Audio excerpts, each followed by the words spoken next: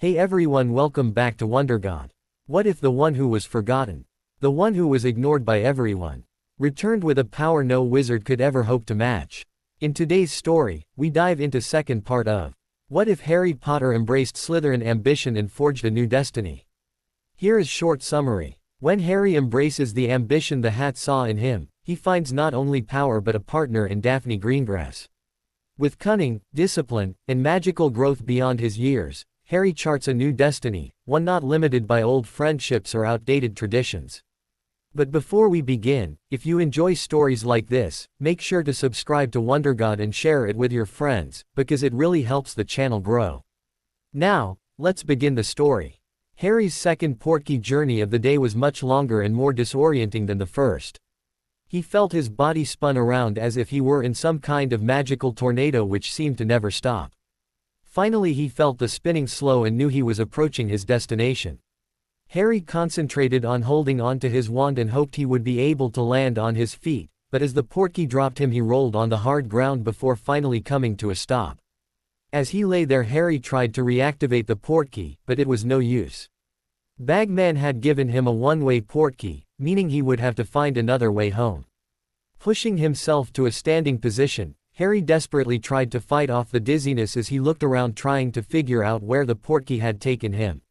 He was in a cemetery, Harry realized at once. He had walked past cemeteries before and knew what they were supposed to look like, but this one seemed completely wrong to him. The headstones marking the graves were mostly old and crumbling, and instead of being arranged in neat rows they had apparently been placed randomly. The grounds were not covered with freshly cut green grass but hard rocks and dirt with only a few sickly weeds sticking up through the ground. None of the graves had flowers placed near them, leading Harry to think that perhaps no one had come here in quite a long time. The sound of footsteps approaching quickly proved that he was wrong. Harry quickly turned towards the direction the footsteps were coming from and saw two figures approaching him, each wearing dark cloaks that covered their faces. One was small, fat, and appeared to be carrying something like a parent would hold a baby. The other was taller, thinner, and his head had the habit of jerking from side to side as if looking for threats. Suddenly Harry felt a painful burning in his scar and he knew without a doubt what, or rather who, was being carried towards him. "Seize him!" A strange, almost inhuman, voice called out from the bundle that the fat man was carrying. The taller man stepped forward with his wand held ready before pulling back the hood of his cloak to reveal his face. "Barty Crouch Jr.," Harry said in recognition as he raised his wand to face the older man. That would mean that the shorter man was almost definitely Peter Pettigrew. "Correct, Mr. Potter. 10 points to Gryffindor," he answered with an insane chuckle. "There'll be no one to come and rescue you now. I suggest you just give up, it will be far less painful that way." "Go to hell, Barty," Harry said as he silently cast a bone-breaking curse at the man who had once impersonated Alistair Moody. Crouch was able to sidestep the spell fairly easily and sent a body-bind curse at Harry, apparently attempting to capture him as he was ordered. Harry brought up a shield which was easily able to absorb the energy of Crouch's curse and then began trying to lure Crouch away from the others. Wormtail seemed to be focused on protecting whatever form Voldemort had taken that was now laying in his arms, but Harry knew he would have to keep an eye on them. Crouch's next spell was, surprisingly, a Stupefy. Harry almost laughed at this because he realized that he held an advantage over his opponent. Crouch, for whatever reason, was trying to subdue him without injuring him. Harry did not have to worry about trying to avoid hurting Crouch, in fact he wanted to do so. Harry sent a series of chained spells at Crouch including a Incendio, a Confundus, a Jelly Legs Jinx, and ended with a spell that produced hurricane force winds. The first two spells missed and Crouch was just barely able to raise a shield against the Jelly Legs Jinx but he was caught completely off guard by Harry's wind spell. Crouch's magical shield was unable to stop the physical force of the wind and he was hurled back several feet and landed painfully on his back. Unlike their first battle, Harry was now casting completely silently and with much more power than he was previously capable of. Crouch began rolling as soon as he hit the ground and was, luckily for him, able to avoid Harry's follow-up curses. He was quickly growing frustrated by his situation and the fact that this mere boy was beating him. With a pained grunt Crouch leapt to his feet and screamed, "Crucio," hoping that he would not only catch his opponent off guard but that his master would not be too angry with him. Harry, however, was prepared for the Death Eater's use of an unforgivable curse and conjured a stone shield to appear in front of him. Crouch's Cruciatus curse struck the wall and shattered it, but in doing so the spell's energy was spent and it died harmlessly. Before the stone pieces could hit the ground, Harry banished them back at Crouch and was happy to hear the man yelp in surprise and pain. "Damn you, Potter!" Crouch roared as he angrily raised his wand again. Harry saw with a brief smile of satisfaction that he had his enemy frustrated and off guard, but unfortunately this had caused Crouch to abandon his earlier plan to capture Harry unharmed. "Reducto!" Crouch shouted, causing Harry to jump to the side in order to avoid the powerful spell. Harry's wand never left Crouch as he avoided the spell, and as soon as he had the chance Harry returned fire. This time he did say the name of the spell out loud because he wanted Crouch to hear what was coming, after all he was the one who had taught it to him. "Inficio!" Harry called as a sickly yellow light erupted from the tip of his wand. Crouch's eyes widened in surprise as he tried to avoid the spell, but he wasn't quick enough and it caught him on the hip. Immediately his cloak began to disintegrate and the skin below bubbled as if it were melting. He was barely able to contain his screams enough to perform the counter curse, which still left behind a nasty-looking wound. "Use my spell against me, will you?" Crouch yelled in rage. "Avada Kedavra!" The killing curse flew towards Harry and he reacted on instinct by conjuring another stone wall to shield himself. This time the impact of the spell turned his shield into dust instead of pebbles like the Cruciatus curse had done. "Barty, you fool!" Voldemort screamed from his spot on the sideline. "I need him alive." "Forgive me, Master," Crouch answered, although his eyes never left Harry. "I shall not fail you again." Harry had briefly glanced over and even from far away could see that Voldemort had been able to take some small physical shape, which meant that he could be destroyed by his touch like Quirrell had been in his first year at Hogwarts. He only needed to get past Crouch and close enough to Voldemort to grab him. "Stupefy!" Crouch called, bringing Harry's attention back to the duel.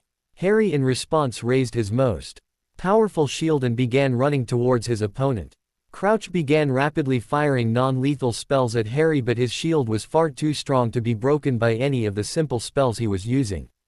Before he knew it, Harry had almost completely closed the distance between them and Crouch hesitated, not sure if Harry was trying to physically or magically attack him. A mere moment before Harry reached Crouch, he dropped his shield and began casting the strongest blasting curse he could manage. By the time he completed the spell, the tip of his wand was inches away from Crouch's chest and the man had no chance at all to do anything to lessen the impact of the curse. The powerful spell sent Crouch flying through the air and across the cemetery. He was only stopped when he hit a large headstone which broke in half from the impact. He was immediately knocked unconscious. Harry watched this happen and felt a small amount of shock. He didn't think he had put that much power into the spell, but apparently it was enough. Harry briefly wondered if Crouch had survived the crash. He hadn't noticed, however, that his charge towards Crouch had brought him alarmingly close to Wormtail and Voldemort. He never even saw the stunner that hit him in the back coming. "Good, Wormtail. Now we can begin," Voldemort said with a chilling laugh. Meanwhile, the panic at Hogwarts had not died down any. The dark mark still hung menacingly in the air, constantly reminding everyone what had happened. Most of the spectators had remained in their seats even though the tournament had ended. Many stayed to discuss whether or not the Dark Lord could or would return, others stayed because they expected something else to happen. Harry's friends attempted to get as much information from their teachers as was possible, but in truth no one seemed to really know what was going on. All they could determine for sure was that Ludo Bagman had been taken into custody and was now being interrogated in Professor Dumbledore's office by the Aurors and the headmaster himself. Bagman's questioning started with an examination of his left arm, where to some surprise they did not find the dark mark. Further inspection revealed signs that Bagman had been under the Imperious Curse very recently and was therefore probably not responsible for his actions. After being awoken and dosed with Veritaserum, he revealed that he could not remember anything he had said on stage after Harry's victory, nor did he know who had placed the Imperious Curse on him or where the portkey had taken Harry. These revelations meant that there was no easy way to find Harry. Unless they got very lucky, it would be up to Harry to find his way home. The first thing Harry noticed when he woke up was that he could not move his arms or legs. His eyes slowly opened and saw that he was tied up and he had no idea where his wand was. He knew he had made a mistake and lost track of Wormtail during his fight with Crouch. He would have kicked himself if he could have moved his legs. Harry tried to think of how he was going to get out of this situation, but so far nothing came to mind. Looking around, Harry saw that Barty Crouch Jr.'s unconscious body was still slumped against the broken headstone where he had fallen. Crouch appeared to still be breathing, indicating he must have survived the impact.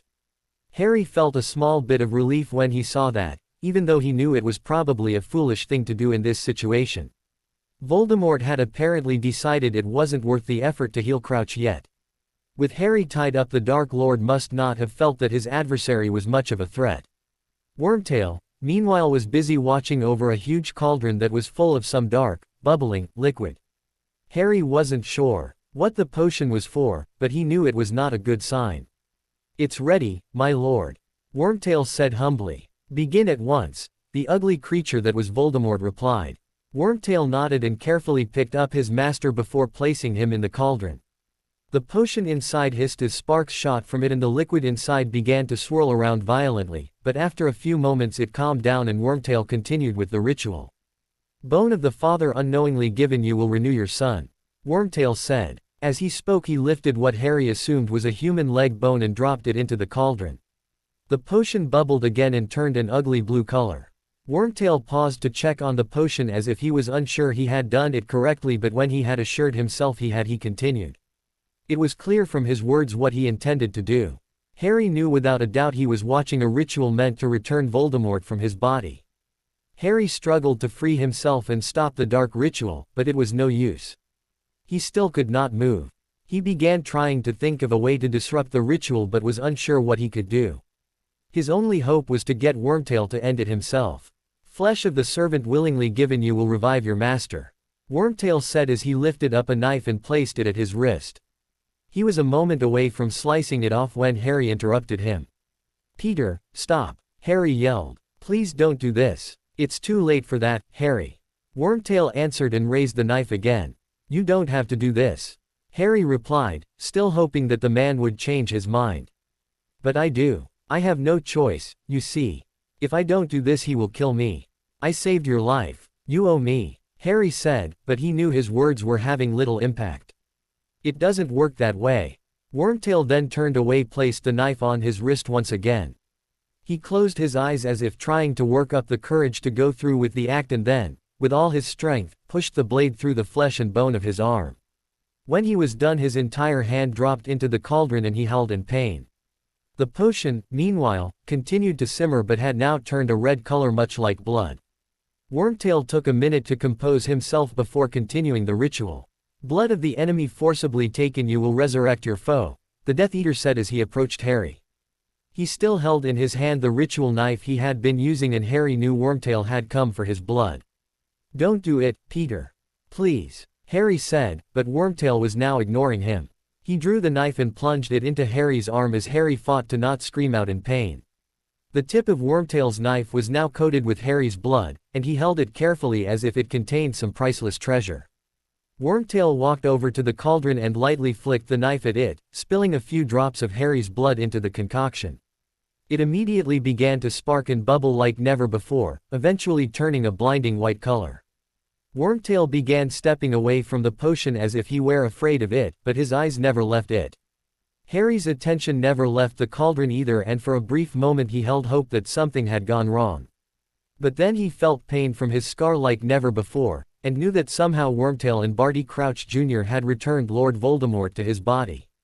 A moment later a dark form began to rise out of the cauldron. It was bald, pale, and covered in a dark cloak. Although its form was human, Harry thought it looked more like some dark creature. The creature held its head in its hands as it rose out of the still bubbling potion. When he was finally free, Voldemort pulled his hands away from his face and to look at them, giving Harry his first clear look at what the Dark Lord had become. Voldemort looked nothing like the teenage version of Tom Riddle Harry had encountered in the Chamber of Secrets. He had been a rather handsome young man with dark hair and pale skin. The monster now standing before Harry had skin that was almost gray and no hair at all. Its face only looked vaguely human, with a flat nose and bright red eyes. The Dark Lord spent a moment examining himself carefully as if looking for flaws in his form before turning to face Harry and sending him a cruel smile. "Come, Wormtail," he commanded. "Yes, master," his servant answered as he scampered towards Voldemort. He then knelt and held out a wand towards his master. "Your wand, my lord." Voldemort reached out and grabbed the wand. As his finger touched it, his twisted face took on an expression of triumph. "Your arm," Voldemort demanded. "Thank you, master," Wormtail exclaimed as he happily held out his stump of an arm. "Your other arm," Voldemort clarified. Wormtail gasped in surprise, but obediently held out his other wand. Even from far away, Harry could see that Wormtail's dark mark was now as black as night and perfectly visible.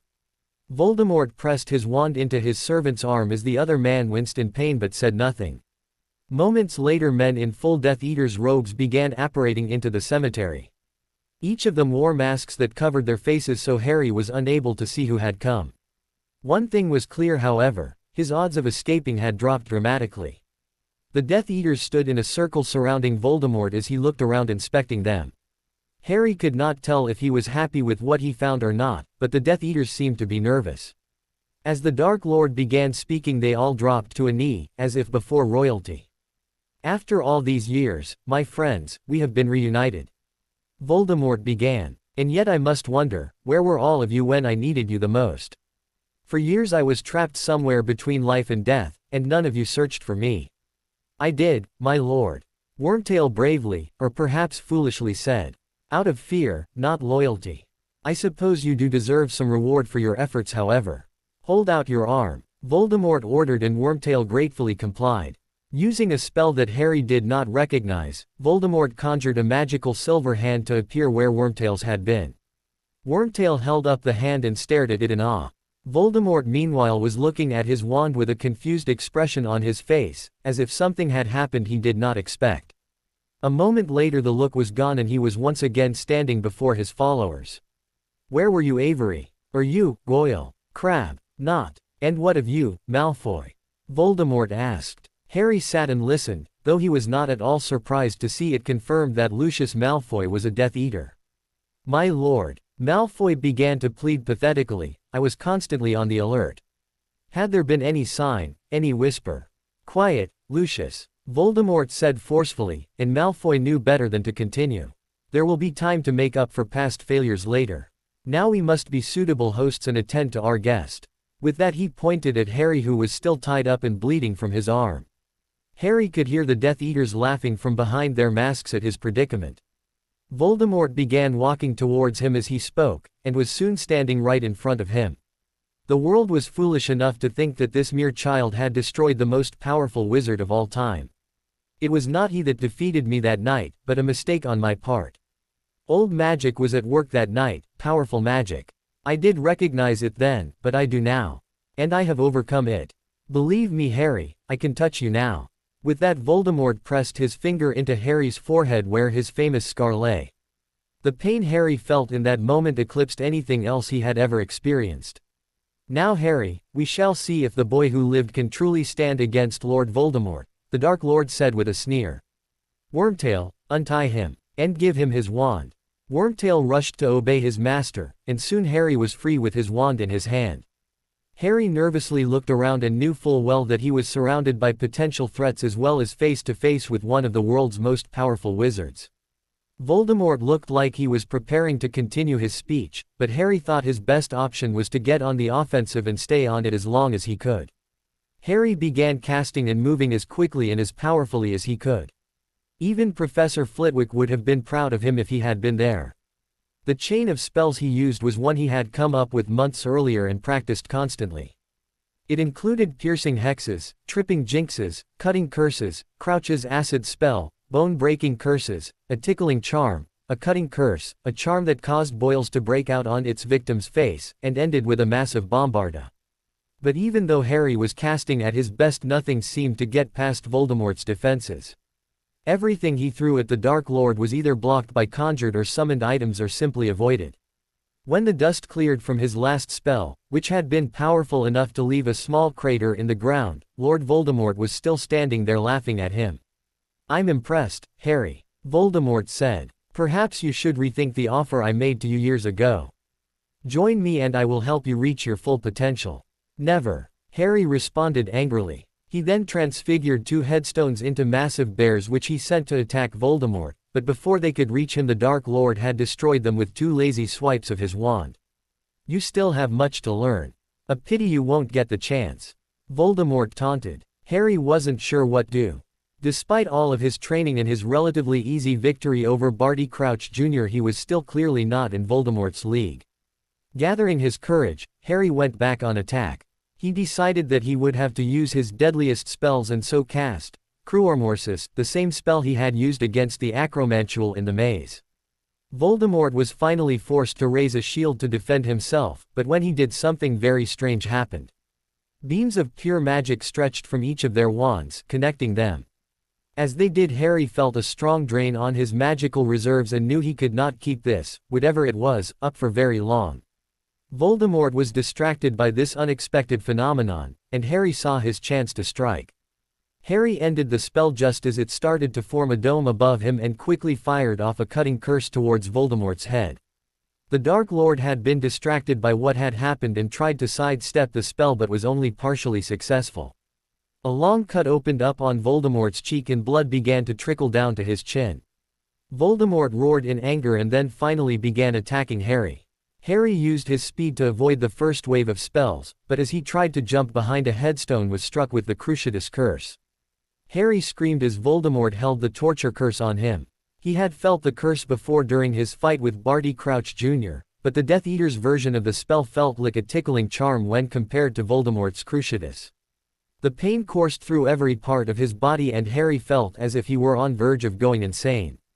A moment later Voldemort lifted the spell and Harry could hear the evil man laughing at his suffering.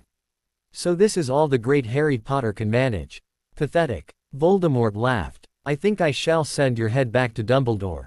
What do you think of that, Harry? No good. Harry gasped. He likes socks. The Dark Lord chuckled at Harry's response and slightly lowered his wand. Harry's trembling fingers closed tightly around his wand which he had almost dropped during his torture at the hands of Lord Voldemort. The Dark Lord took a step back and motioned for Harry to stand up. Get up, Harry. You do want to meet death on your feet, don't you? Voldemort said. Harry had been slowly making his way to a standing position anyway and a moment later was finally able to stand and face the Dark Lord. Harry looked around for some last-minute way to save himself, but could find nothing. He was still completely surrounded and no help was coming. I'm going to die here, Harry thought with sad laugh. His little chuckle soon turned into an audible laugh which had the Death Eaters thinking that perhaps Lord Voldemort's Cruciatus had driven the boy who lived insane after all. You think death is funny, do you? Voldemort asked as he raised his wand towards Harry. Finally Harry stopped laughing and raised his wand to face the Dark Lord.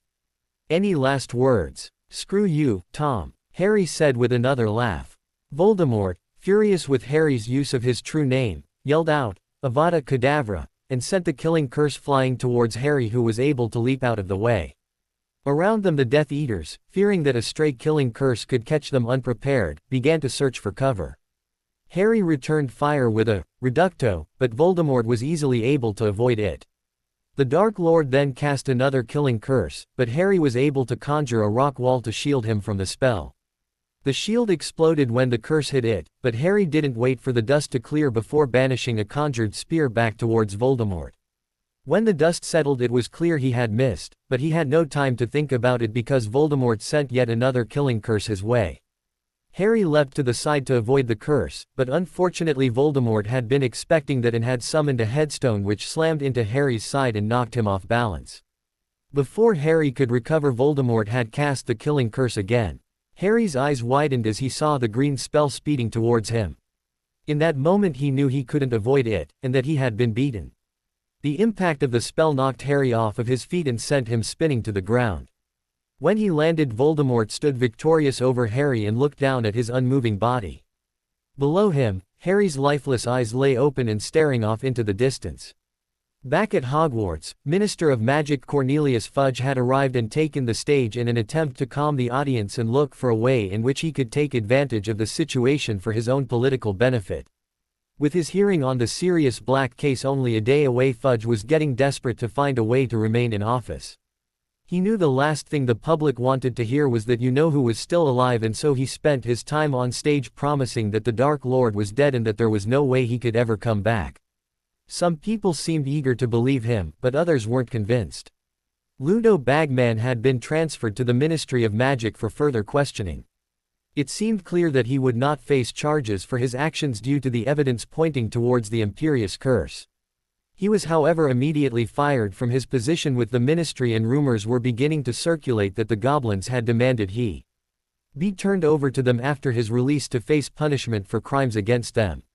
Harry's friends did not give up searching for more information, but unfortunately they continued to find nothing new.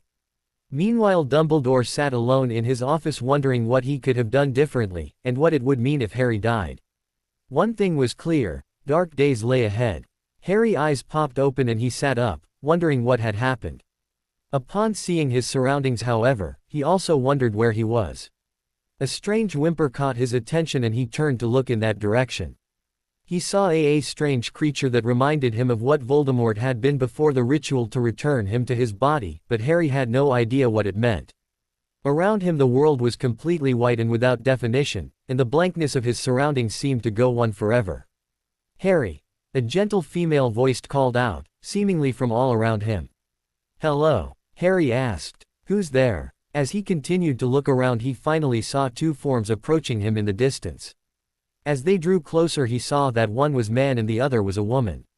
They appeared to be holding hands and slowly walking towards him. After what felt like hours to Harry, they finally got close enough that he could see them clearly. "Mom, Dad," Harry said uncertainly. "Is that really you?" Finally they were close enough for him to be sure, and when he ran to them and allowed them to wrap him into a strong hug. Harry could not help but begin crying as he held on to his parents for the first time he could remember. For a long time they hugged and did not speak, and for that time Harry's questions about what was happening seemed unimportant to him. "It's okay, Harry," his mother reassured him. "It's really us. Well, as real as it can be." "I'm dead, aren't I?" Harry asked. "Does that mean I get to stay here with you?" "You aren't exactly dead, son," his father informed him. "But you aren't exactly alive either. You have a choice, Harry. You can die, or you can go back." "What if I want to stay with you?" Harry replied. The emotions from meeting his parents were still overwhelming. "We have some things to explain to you first," Lily answered. "We love you very much, Harry, but it is important that you go back." "Why?" Harry asked, clearly upset. "Because of Voldemort," James said, and glanced over to the ugly creature that Harry had noticed when he first arrived. "Voldemort has tried to make himself immortal, and that is how." "What is it?" Harry asked, looking over at the creature his dad had pointed at. "It's a piece of his soul," Lily answered. "He accidentally transferred it to you the night we died. It is why your scar hurts whenever he is around. It's called a Horcrux, Harry, and as long as it is still alive Voldemort cannot truly be killed." "But if I die it does too, right?" Harry guessed. "So I can't go back." "That piece will die even if you do go back," James said. "But that isn't the only piece of his soul that needs to be destroyed. He's made others, and it's up to you to find them." "Why me? Why not Dumbledore? He's stronger than I am," Harry replied. "There was a prophecy made before you were born.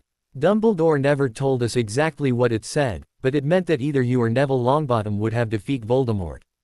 Things have changed since then, and it's clear that it has to be you," Lily said sadly. "But how? He's better than me." "No," James yelled. "He may be stronger, but he is not better than you.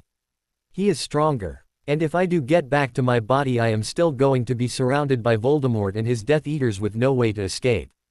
Then, if by some miracle I do escape, I have no idea where to look for his Horcruxes," Harry said in frustration. He simply did not see a way to make it work.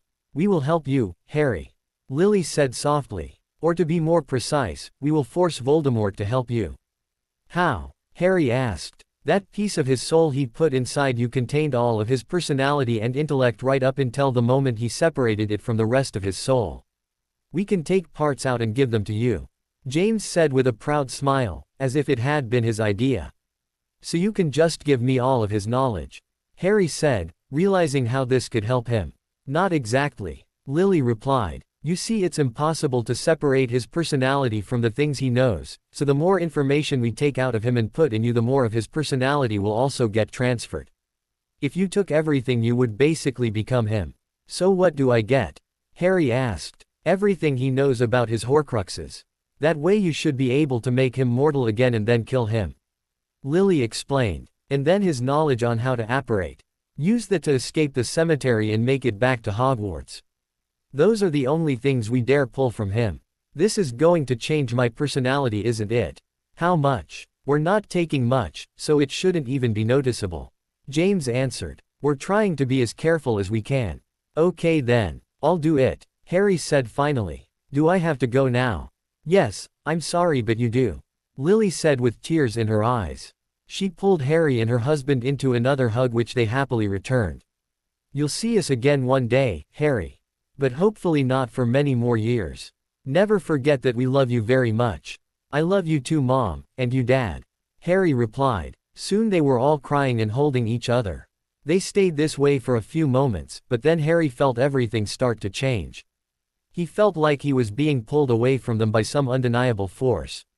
His parents let go of him and began waving goodbye, but his vision was starting to cloud and he could no longer see them clearly. Then everything suddenly went black. The first thing Harry felt when he returned to his body was the dull ache that came as a result from the Cruciatus curse. He knew in that moment that he was alive again. He laid there for a minute listening to Voldemort give a speech about his plans for world domination and hoping no one had seen his eyes close. Harry expected someone to point out at any moment that he was still alive, but all attention was apparently still on Voldemort. Harry finally got the courage to slightly open his eyes and glance around. The Death Eater were all facing away from him and towards the Dark Lord in such a way that only Voldemort could possibly notice that his eyes were open. He noticed with a small amount of surprise that no one had bothered to take his wand out of his hand. Apparently they were convinced he was dead. His parents had told him to apparate out, and when Harry concentrated on the subject he realized he knew almost everything about it. He even knew that he could apparate to a standing position from laying on the ground where he was. Voldemort had studied apparition extensively. Harry wondered what chaos he could cause before leaving when he noticed that Wormtail was standing at the back of the group being ignored by everyone. He had already dropped to the lowest spot on the Death Eater hierarchy. Grinning, a plan quickly came together in his head. Harry watched and waited for his chance. Finally Voldemort ended his speech to the cheers of his loyal followers. In that moment Harry apparated to a standing position right behind Wormtail. No one had even noticed him moving around. Hey Tom, Harry yelled as he grabbed Wormtail's arm. Did anyone ever tell you that you beep at that spell? The Death Eaters turned and stared at him in shock. Voldemort was equally surprised but had the presence of mind to raise his wand at Harry. He was too late though. Before anyone could stop him, Harry had apparated both himself and Wormtail out of the cemetery and back to Hogwarts. Minister Fudge was still on stage talking to the audience. However, when he asked if they had any questions, he had been forced into defending himself regarding the accusations he would face at his hearing the next day. It was an uncomfortable position for him and he was desperate to escape it. I will answer all of these questions tomorrow, Fudge promised. But let me assure you of a few things. Sirius Black is guilty and Peter Pettigrew is dead. As soon as he spoke those words, Harry appeared on the stage with Wormtail, who was still in shock from seeing Harry alive. Harry stunned the traitor as soon as they arrived and then began looking around. Most of the crowd was still in the stands and had burst into applause as soon as he appeared. The dark mark in the sky had faded but was still visible. He's back, Harry said to the Minister of Magic, but Fudge chose to turn his head in disbelief. Angered by this, Harry ripped the sleeve off Wormtail's robes, exposing the dark mark below. Voldemort is back, he yelled, but this time it was loud enough for those in the audience to hear. Soon everyone knew what Harry had claimed and were struggling with whether or not to believe it. Harry was able to watch the Aurors take Wormtail into custody before the exhaustion caught up with him and collapsed right in the middle of the stage. Harry awoke to the all too familiar sensations of lying in a hospital bed in the Hogwarts infirmary. He was still tired, very tired in fact. His eyes were closed and he felt that it would take a massive effort to open them. Even with his eyes closed he could feel that someone was holding his hand and tightly squeezing it. He just hoped it was Daphne. Gathering his strength, Harry turned his head and opened his eyes to look at the person holding his hand. Daphne's eyes were red from crying and the tears had left little tracks falling down her cheeks. Her long hair was a mess and Harry guessed that she had been playing with it as she often did when she was worried or nervous. When Daphne saw Harry move, she practically jumped into the bed with him to assure herself that he was okay. "It's okay, Daphne. I'm okay," Harry told her. "When you disappeared I thought you were going to die," she said softly. Harry decided that moment might not be the best one to tell her that he actually had died, in a way. "I'm right here, still alive," he assured her. She nodded and curled up next to him in the bed with her head on his chest. Harry took the chance to look around the room and saw that Hermione and Neville were seated in chairs against the wall watching. They both had large smiles on their face, happy to see that Harry was awake and okay, but Hermione looked like she had been crying as well. Unfortunately, Harry and Daphne's short conversation had been enough to attract the attention of Madame Pomfrey, who Harry knew would be eager to examine him. "Back again, are you, Mr. Potter?" Madame Pomfrey said gently. "I'm sorry to break this up, Miss Greengrass, but I really must insist that you let me attempt to heal him." Daphne sighed and squeezed Harry one last time before getting off of the bed. Harry had felt his energy slowly returning to him since he woke up and was able to sit up in the bed without a problem. He saw that he was still wearing the same robes he had worn in the final task of the tournament and his battle at the cemetery. They were covered with a mixture of dirt, sweat, and blood, and Harry thought that he probably smelled awful. "How long was I out?" Harry asked, knowing that someone would have changed his clothes if he were in the infirmary for long. "You were brought into the infirmary about a half-hour ago," Madame Pomfrey informed him. "We decided to let you sleep, but now that you are up I am guessing you might want a potion for the pain. You were exposed to the Cruciatus curse, correct?" The others in the room gasped when they heard that Harry had been crucioed yet again. "Yes, ma'am. But it's weird, when Voldemort hit me with the curse it hurt much worse than last time, but now it doesn't hurt as much as the last one did," Harry explained. "Do you know why that is?" "Of course. How much the spell hurts as it is being cast is mainly dependent on the strength of the wizard using the spell, but how fast a person recovers mostly depends on the strength of the victim. If you are more powerful now than you were then, it would only make sense that the recovery will be easier," Madame Pomfrey told him. "Still, I do want you to take these potions and let me know if you are experiencing any other unusual pains." Harry nodded and obediently swallowed the offered potions. The dull ache that the Cruciatus had left behind lifted a little, but Harry could still feel it if he thought about it. "Thanks, Madame Pomfrey. Is there a clean shirt here I could wear?" Harry asked after smelling the robes he was wearing. He guessed that they stank was absolutely correct. "Certainly," the older witch replied before handing him a shirt from a cabinet. Harry expected her to leave and give him some privacy, but evidently she thought it would be a good idea to watch him and see if there were any injuries she had not seen before. Harry lifted the robes off over his head and placed them on the floor beside the bed and then began to lift the shirt he had on underneath it. When it was almost over his face he heard Madame Pomfrey gasp in shock. "Is that what I think it is?" Madame Pomfrey asked, pointing at him. Harry followed her gaze and looked down at his chest. Just below his shoulder was a bright red lightning bolt-shaped wound covered in dried blood. Harry knew, without a doubt, that it would leave a scar behind. Harry's friends had gathered around them and were all now looking at him in shock, knowing full well what a wound shaped like that meant. "I can explain," Harry said, hoping he would be able to ease their worries. "Something we would all like to hear, I'm sure." Professor Dumbledore's voice called out as he entered the room. Not for the first time, Harry wondered how it was that he always was able to make such grand entrances. The headmaster joined the group standing around Harry's bed and looked at his new scar with interest. "I know Voldemort has returned, Harry. But I am curious to know how he accomplished this." Harry looked around the room, noting that he would have told everyone in it what happened eventually, so it was best that he do it once in front of everybody. "The portkey took me to a cemetery. There was a grave there marked, Thomas Riddle, so I guess it was where Voldemort's Muggle family was buried. When I got there Voldemort had taken physical form, but he wasn't human. He looked like some kind of ugly baby demon," Harry explained. "Anyhow, I fought with Barty Crouch Jr. and was able to beat him, but Wormtail hit me with a stunner in the back. When I woke up Wormtail was performing a ritual to give Voldemort his body back." He took his father's bone, his own hand, and my blood to do it. Your blood, you say? Dumbledore asked at once. Yes, Professor. Harry confirmed. Then Voldemort was back. He's hideous now, he doesn't look human anymore. He called his Death Eaters to the cemetery and a big group of them came. Malfoy was there, along with Crabbe and Goyle.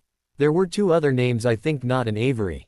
I didn't recognize the others, they were all wearing masks. Those names do not come as a surprise, Harry. Dumbledore said. They all claimed to have been under the Imperious Curse at the end of the First War. Obviously, they were lying. After that he gave Wormtail a magical hand to replace the one he had cut off for the ritual and then told him to untie me so we could duel. Harry said. Then we fought. I tried my hardest but I could barely even touch Voldemort. When he started fighting back I realized there wasn't much I could do to stop him. That's when he hit me with the killing curse. I'm pretty sure I died. Harry looked down at the new scar while the others reacted to the news. Daphne rushed back over to Harry's side and climbed back into bed with him while Hermione began to cry again. Neville looked very confused, meanwhile Dumbledore was nodded as if it all made sense to him. Harry was uncertain whether or not he should explain what happened when he died. He knew it was real and that he didn't just imagine it, but what had happened was very personal to him and he felt uncomfortable sharing it. Dumbledore needs to hear the information I gathered though. Harry thought, but as he did a powerful feeling of distrust towards Dumbledore struck him. Why should he spill his guts to Dumbledore, anyway? After all there was apparently a prophecy that the old man knew about but had never discussed with him. Let him be honest first. Soon though, the distrust seemed to fade away and Harry realized that he would need Dumbledore's help to defeat Voldemort. After I died I appeared somewhere big and white. I don't really know how else to describe it. Harry said. My parents were there. They told me that Voldemort had kept a piece of his soul inside, but that it was dead now. There's also supposed to be prophecy about me that you should know, Professor.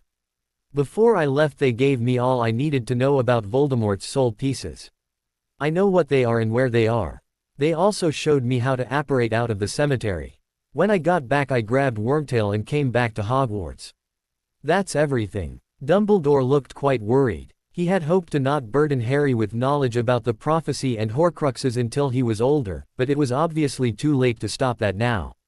On the bright side, if the Horcrux inside him had truly been destroyed, then Voldemort was one step closer to being mortal. Are you sure you want to know the prophecy, Harry? Dumbledore asked. Sometimes it is easier not to know what fate has in store for us. I need to know, Harry demanded. Dumbledore nodded sadly in agreement. The one with power to vanquish the Dark Lord approaches, born to those who have thrice defied him. Born as the 7th month dies and the Dark Lord will mark him as his equal. But he will have power the Dark Lord knows not, and either must die at the hand of the other because neither can live while the other survives. The one with the power to vanquish the Dark Lord will be born as the 7th month dies. That is the complete prophecy, Harry. Dumbledore explained. Voldemort knows the first part of it, and it is for that reason he targeted your family so many years ago. How did he know about the prophecy? Daphne asked, speaking up for the first time in the conversation. She, like the others, had not wanted to miss a single detail of Harry's story. A Death Eater overheard the prophecy as it was being made but was not able to listen to all of it. Dumbledore informed them. What he did not say, and did not plan on telling them, was that the Death Eater in question had been Severus Snape. Mom said that it could have been about Neville, too, Harry said, causing his friend's eyes to widen in shock. Yes, that was initially a possibility. Dumbledore confirmed. But Voldemort has marked you with the scar on your forehead. He ensured that you are the one the prophecy speaks of. Neville visibly relaxed when he heard this. Harry nodded. He already knew there was no way he could escape his destiny. What now, Professor? Harry asked. The war would be starting again now. There was really no time to waste. He would have to start finding and destroying the other Horcruxes as soon as possible. Some would not be too difficult to get to, but there were some he still had no idea how he would reach. In fact, he knew of one he could get rid of before he left school without a great deal of effort. During the first war with Voldemort I was part of a group of people that opposed him. Your parents were a part of it, as were yours, Mr. Longbottom. Dumbledore said with a glance towards Neville. For the past few months I have been contacting them in preparation for a day I hoped would not come to pass, but unfortunately now has. We will reassemble and continue the fight. Harry nodded at Dumbledore's explanation. The professor had not really told him anything he didn't already know or couldn't guess. He also remembered from what Daphne had told him about her family that Dumbledore had approached both her father and grandfather asking them to join his group but had been turned down on both occasions. Would Dumbledore try again? And how would Daphne's father, Daniel Greengrass, react to the leader of the light this time around? Harry didn't know, but thought they would be important questions in the near future. Harry, I do something to request from you, Dumbledore said, bringing Harry's attention back to their conversation. I would like permission to view your memory of tonight's events. Perhaps it will give me some insight into Voldemort's plans. Dumbledore pulled an empty vial out of his robes and presented it to Harry. Okay, sir, Harry said. He had done this before and was therefore familiar with how it was done. Thinking clearly about what had happened today, including everything from the time he first entered the maze to when he reappeared on the stage with Wormtail, Harry pulled the memory out of his head and used his wand to place it in the vial. Dumbledore smiled brightly as he capped the glass tube and placed it back in his robes. Thank you, Harry, Dumbledore said gratefully. I would like to discuss this after I have had a chance to view it and you have had a chance to sleep, if that is acceptable. Harry nodded at the suggestion while Dumbledore's eyes twinkled. Excellent. Then I shall leave you to rest, something that the rest of you might consider doing as well. Tomorrow promised to be an exciting day as well. Good night. With that, Dumbledore turned and walked out of the infirmary. As he left, Harry wondered what Dumbledore might see in the memory that he had missed, but he would just have to wait and find out later. He turned and looked towards his friends to gauge their moods. Neville looked as if the amount of information had overwhelmed him and his mind was working overtime in an attempt to process it all. Daphne was trying her best to keep a brave face on for Harry's benefit, but he knew beneath the surface she was probably scared and worried like he was. Hermione was the hardest to figure out though. She had been shocked, like everyone else, when she heard he had been hit with another Avada Kedavra. But her shock had turned into something else. Harry stared at her for a moment, wondering what it was, and eventually it hit him. Hermione had the same look on her face that she got when she thought she did poorly on a test, although her case she almost always did better than she thought. Hermione, Harry said softly, are you okay? Me. Hermione replied in surprise. Of course. But what about you? You died tonight, Harry. And we were here, doing nothing. There was nothing you could do, Hermione. Harry assured her. You know that. No, I suppose there wasn't. Hermione agreed. You need your rest, Harry. I'll come see you tomorrow, okay? It'd be nice if they let me out of here tonight, but I guess there's no chance of that happening, is there? Harry said with a sad smile. No, probably not. Hermione answered. Good night, everyone. Hermione turned and walked out of the room with a look of determination on her face that Harry couldn't explain. Once again he regretted letting their friendship be overlooked the past few weeks. Once they had been so close he could tell what she was thinking just from the look on her face, but now he had no idea what was going on inside her head. I guess I'll go, too, Neville announced. I'm glad you're okay, Harry. Oh, and congrats on winning the tournament. Yeah, I guess that did kind of get overlooked, Harry said with a laugh. Thanks, Neville. Neville nodded and turned to leave the room, leaving Harry and Daphne alone. She was still sitting on the bed next to him holding his hand. Daphne, what's wrong? I don't remember giving you permission to die, Harry Potter, she said finally. A tear she had been holding back began to fall from her eyes as she looked at Harry. His story had obviously affected her differently than it had the others.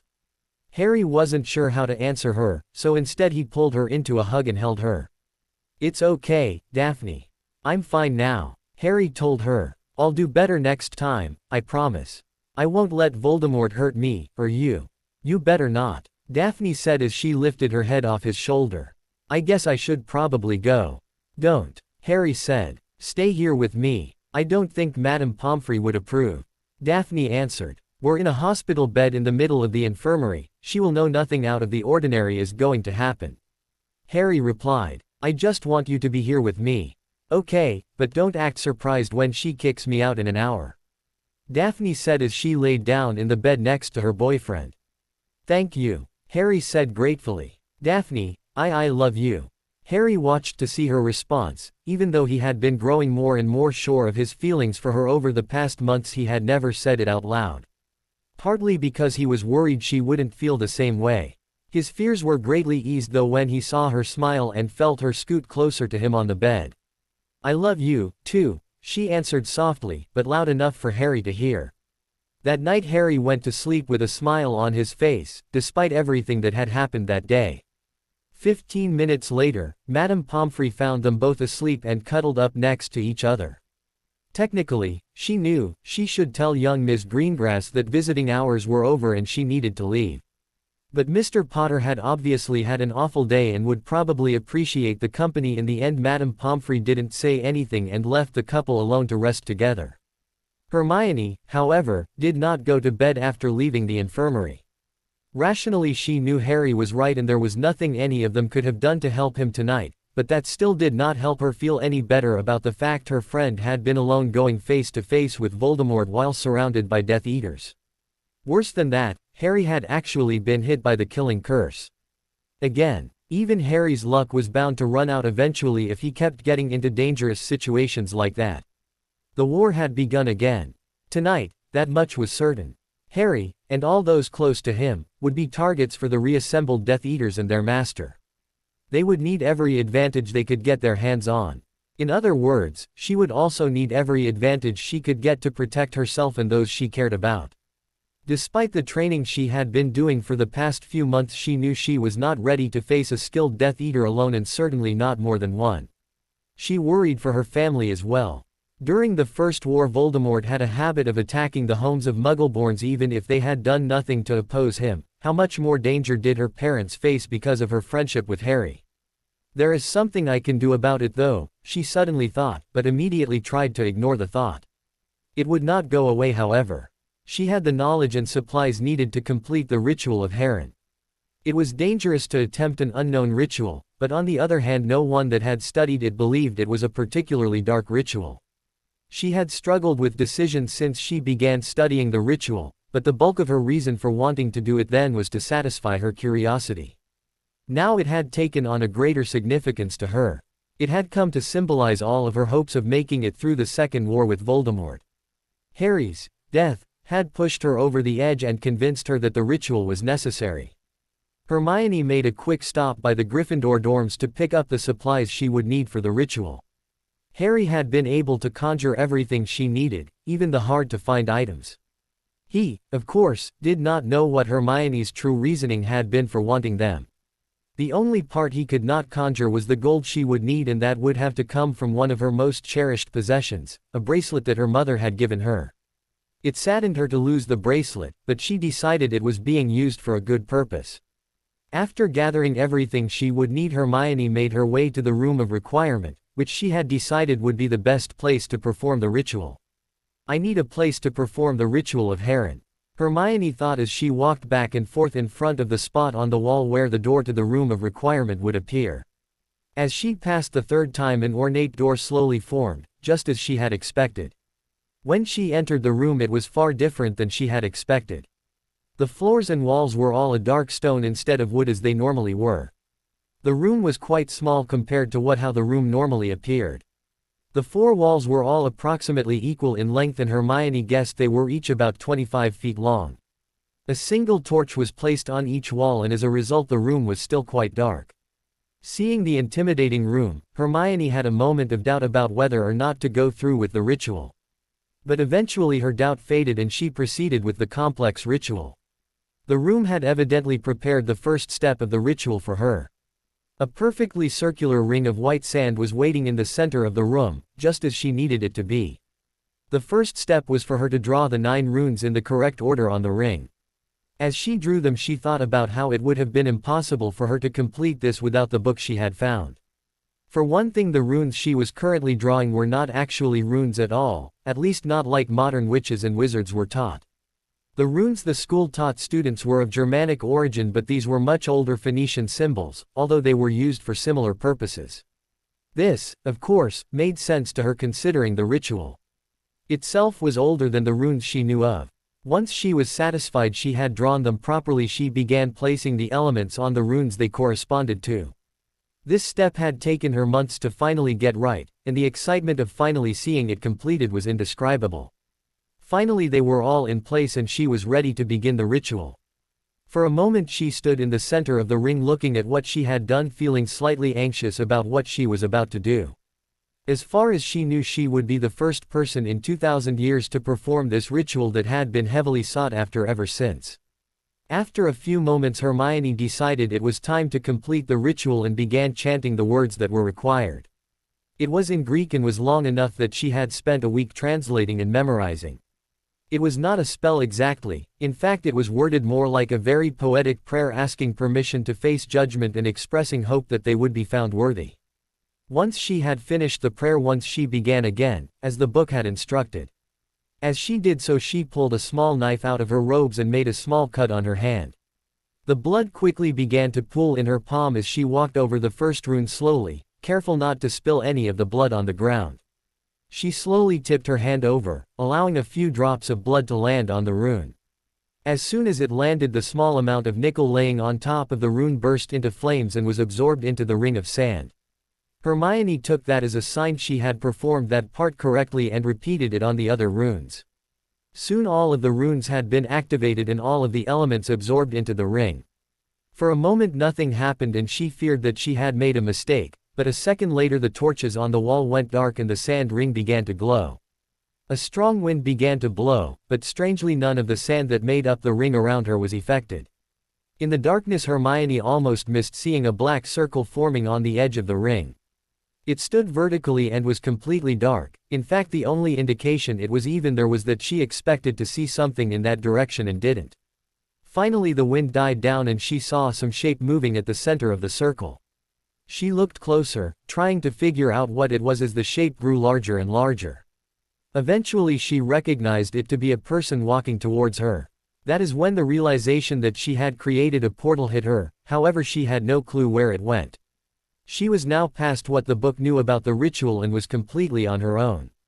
She eventually saw that the person approaching her was a woman with bright green hair dressed in black and brown robes of a design different than any she had ever seen. The woman looked to be in her early 20s, although there was no way for her to tell if how the woman looked was actually an indication of her true age. Soon the woman was at the edge of the portal watching Hermione, but she did not step out of the portal and into the room. "Who are you, child?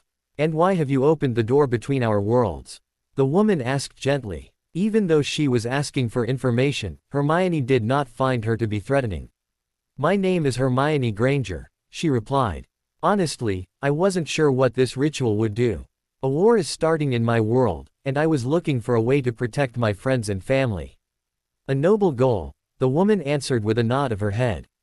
"And you speak honestly, but not completely. There is more to your decision than you admit. You also wish to prove yourself and accomplish something that few others have." "That's true," Hermione admitted, surprised that the woman knew so much about her. She wondered if her mind was being read somehow during the conversation. "May I ask who you are?" "You may ask, but I may not say," she answered with a smile. "I have been many things in my life, but at the moment you may think of me as a gatekeeper. I have seen your mind and am willing to help you. But my help, and the help of those in my world, does not come without cost. Are you willing to pay the price?" "What is the price?" Hermione asked uncertainly. "For that matter, what is the benefit?" "Come, I shall explain on the other side," the woman said. "You may return here at any time if you wish, but if you do agree to our terms there will be no turning back. I will only ask once. If you say no the gateway will close and you will never be able to activate it again. Will you come?" Hermione said nothing for a minute, trying to decide what to do. Although the woman seemed trustworthy there was really no way to tell. Finally she decided she had come too far to just turn back now and said, "Yes. I'll come." She then stepped through the portal and the two of them began walking through to the other side. As Hermione was walking through the portal, Severus Snape was walking into Professor Dumbledore's office trying to conceal the slight limp he walked with. The headmaster had eagerly been awaiting his return. "Severus, are you injured? Please sit," Dumbledore said as he watched his potions professor and personal spy walk in. "I will be fine," Snape assured him as he sat down in a chair opposite from Dumbledore. Despite his assurances that he would be fine, Snape looked like he had suffered during the night. The Dark Lord was not pleased with my delay in rejoining him, although after explained that I did it in order to not reveal my loyalties he relented. You've seen him then? Dumbledore asked. What is his condition? The ritual to return him to his body has left him weak. He required several strengthening potions before I left. Snape explained. It will take some time for him to marshal his forces and return to the position of power he once held. Now is the time to go on the offensive, Albus. He will never again be as exposed as he is now. I see. Dumbledore replied as he gently stroked his beard. I promise to consider your advice, however I am not convinced now is the time to strike. Damn it, Albus. Why? Snape demanded to know. It has not escaped my attention that you have been reactivating the Order of the Phoenix the last few months. Surely you can muster the forces necessary to deal with the Death Eaters and face the Dark Lord yourself. You, more than anyone else, should know that it is not my lot in life to defeat Voldemort. Dumbledore reminded him. That bloody prophecy again. I rue the day that Fraud Trelawney made it. Snape replied with disgust. I'll admit Potter has improved this year, but he is still no match for the Dark Lord and I don't think he ever will be. Meanwhile people will die, myself possibly included. We will do our best to prevent that, Severus. Dumbledore answered, although Snape did not seem to be impressed by the response. For now I must ask that you continue your duties as they are. Please know that no one appreciates your efforts more than I do. I promise I will continue to look for alternate ways to destroy Voldemort. Very well, Snape said. If that is all I shall be leaving. Good night. With that Snape turned and left, wondering once again how he had allowed himself to get stuck in the middle of this mess. The next morning Harry was surprised to see Daphne still asleep in the hospital bed with him. Despite what he had said the night before, he really did think that Madame Pomfrey would come and make her leave at some point during the night. Harry tried not to move too much so that he wouldn't wake his girlfriend, but he could sense that she was slowly waking up as well. A few minutes later Madame Pomfrey walked through the door and Harry felt a slight moment of panic worrying about what she would say about Daphne still being there, but then he realized she had probably checked on him at least once during the night and would have already known. Good morning, Mr. Potter. I need you to take this potion and then you are free to go, the nurse said softly, but the sound was enough to wake Daphne. What's going on? She asked groggily before sitting up in the bed and rubbing her eyes a little. Her eyes widened in surprise when she saw Madame Pomfrey looking at them. Madame Pomfrey, I swear this isn't what you think. But the older witch just laughed at Daphne's reaction. You mean you didn't just spend the night in bed with your boyfriend? Pomfrey asked with a playful smile. Well yes, but, Daphne, Harry interrupted. It's okay. She would have kicked you out if she was really worried about it. True. But don't either of you think I am making a habit of it. Madame Pomfrey replied. And I would prefer it if you, Mr. Potter, would try and quit your habit of ending up in my care so frequently. I'll try, Harry answered, knowing that with his luck he would just be glad to stay out of the infirmary for the few days remaining in the school year. Madame Pomfrey seemed to sense this as well but just shrugged and handed him the potion she had mentioned. Harry looked at it curiously before deciding it was another pain potion and then downed the entire potion in one great swallow. It, like most potions he had been forced to take in this room, tasted horrible. So that's it. It is. You can go now, have a good day you too. Madame Pomfrey said before walking away to continue her morning routine. Harry rolled out of bed and stretched a little. He felt much better than he had last night, and his energy seemed to have mostly returned to him. All things considered, he felt better than anyone who had been hit with any two unforgivables the day before had any right to feel. So what are you going to do today? Daphne asked from the bed. Fudge's hearing will be broadcast on the wireless starting in a few hours and I was thinking we could listen to it. Harry suggested. It should be very entertaining. Good idea. Daphne agreed. Funny how no one knows how much you had to do with it. I think I prefer it that way. Harry replied. I need to go get cleaned up, but can you meet me in front of the kitchens in about a half hour? I guess so. Daphne answered. Why? I was thinking we could pick up some food and then I could take you somewhere special. Harry said with a mischievous smile on his face. Just be sure to wear some clothes you don't mind getting dirty. What are you planning? Daphne asked suspiciously. You'll see, just trust me. Harry said. Daphne eventually shrugged and agreed, knowing that Harry would be stubborn and not tell her what he had planned. After a key goodbye, they went their separate ways to get ready for the day. Harry did not spend much time in the Gryffindor Tower that morning, and neither of them stopped by the Great Hall, and as a result they both failed to notice that Hermione was nowhere to be found. About an hour later, Harry and Daphne finally were able to leave the kitchens. As soon as Dobby discovered that Harry was there, the little elf had insisted that they sit and allow him to serve them a full breakfast. It wasn't what Harry had in mind, but he found it difficult to say no and disappoint the devoted elf. The moment Harry started eating, he knew would have to thank Dobby for insisting, because his hunger came back with a vengeance. He realized he had not eaten since lunch the previous day and afterwards had a very strenuous day. Dobby was quite pleased to see Master Harry enjoying his food so much and was happy to keep bringing more of it. Eventually Harry could eat no more and the couple left, after many promises to Dobby that they would return. "So will you tell me where we're going now?" Daphne asked. "The second floor," Harry answered, still obviously enjoying not telling his girlfriend everything. Daphne sighed in frustration, but by now her curiosity had gotten the better of her and she followed Harry anyway. It was not until they reached a girl's bathroom on the second floor that she realized what they were doing. "Harry," Daphne said loudly, "why are you taking me to the Chamber of Secrets? There's something down there I am going to need," Harry explained as he walked over the sinks in the middle of the room. Luckily for them, Myrtle had chosen to haunt another bathroom that day and they were able to avoid the somewhat annoying ghost. Daphne had heard Harry's story about his experience during their second year, but he had never showed her the Chamber of Secrets before. To the best of her knowledge, no one had been back there since Harry killed the basilisk and saved Ginny Weasley. She watched with a great amount of interest as Harry hissed something in Parseltongue to the faucet and the sinks began to move, revealing a passageway. Harry hissed again and stairs formed leading down into the Chamber of Secrets. "Do you still want to come?" Harry asked from the top of the stairs. "Of course," Daphne answered and walked down the stairs in front of him as if to prove she wasn't afraid. Harry laughed and followed her down into the dark tunnels. When they were both safely at the bottom, Harry looked around, trying to remember which way he had went 2 years before. "Well, the smell hasn't improved," Harry said as he looked around, eliciting a small laugh from Daphne. "We'll go that way," Harry finally said, pointing towards one of several similar-looking tunnels. "Are you sure?" Daphne asked. "These tunnels are all sort of connected.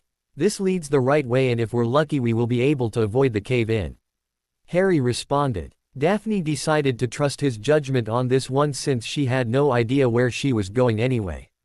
For the next 15 minutes they walked through the tunnels, occasionally turning and entering a new passage.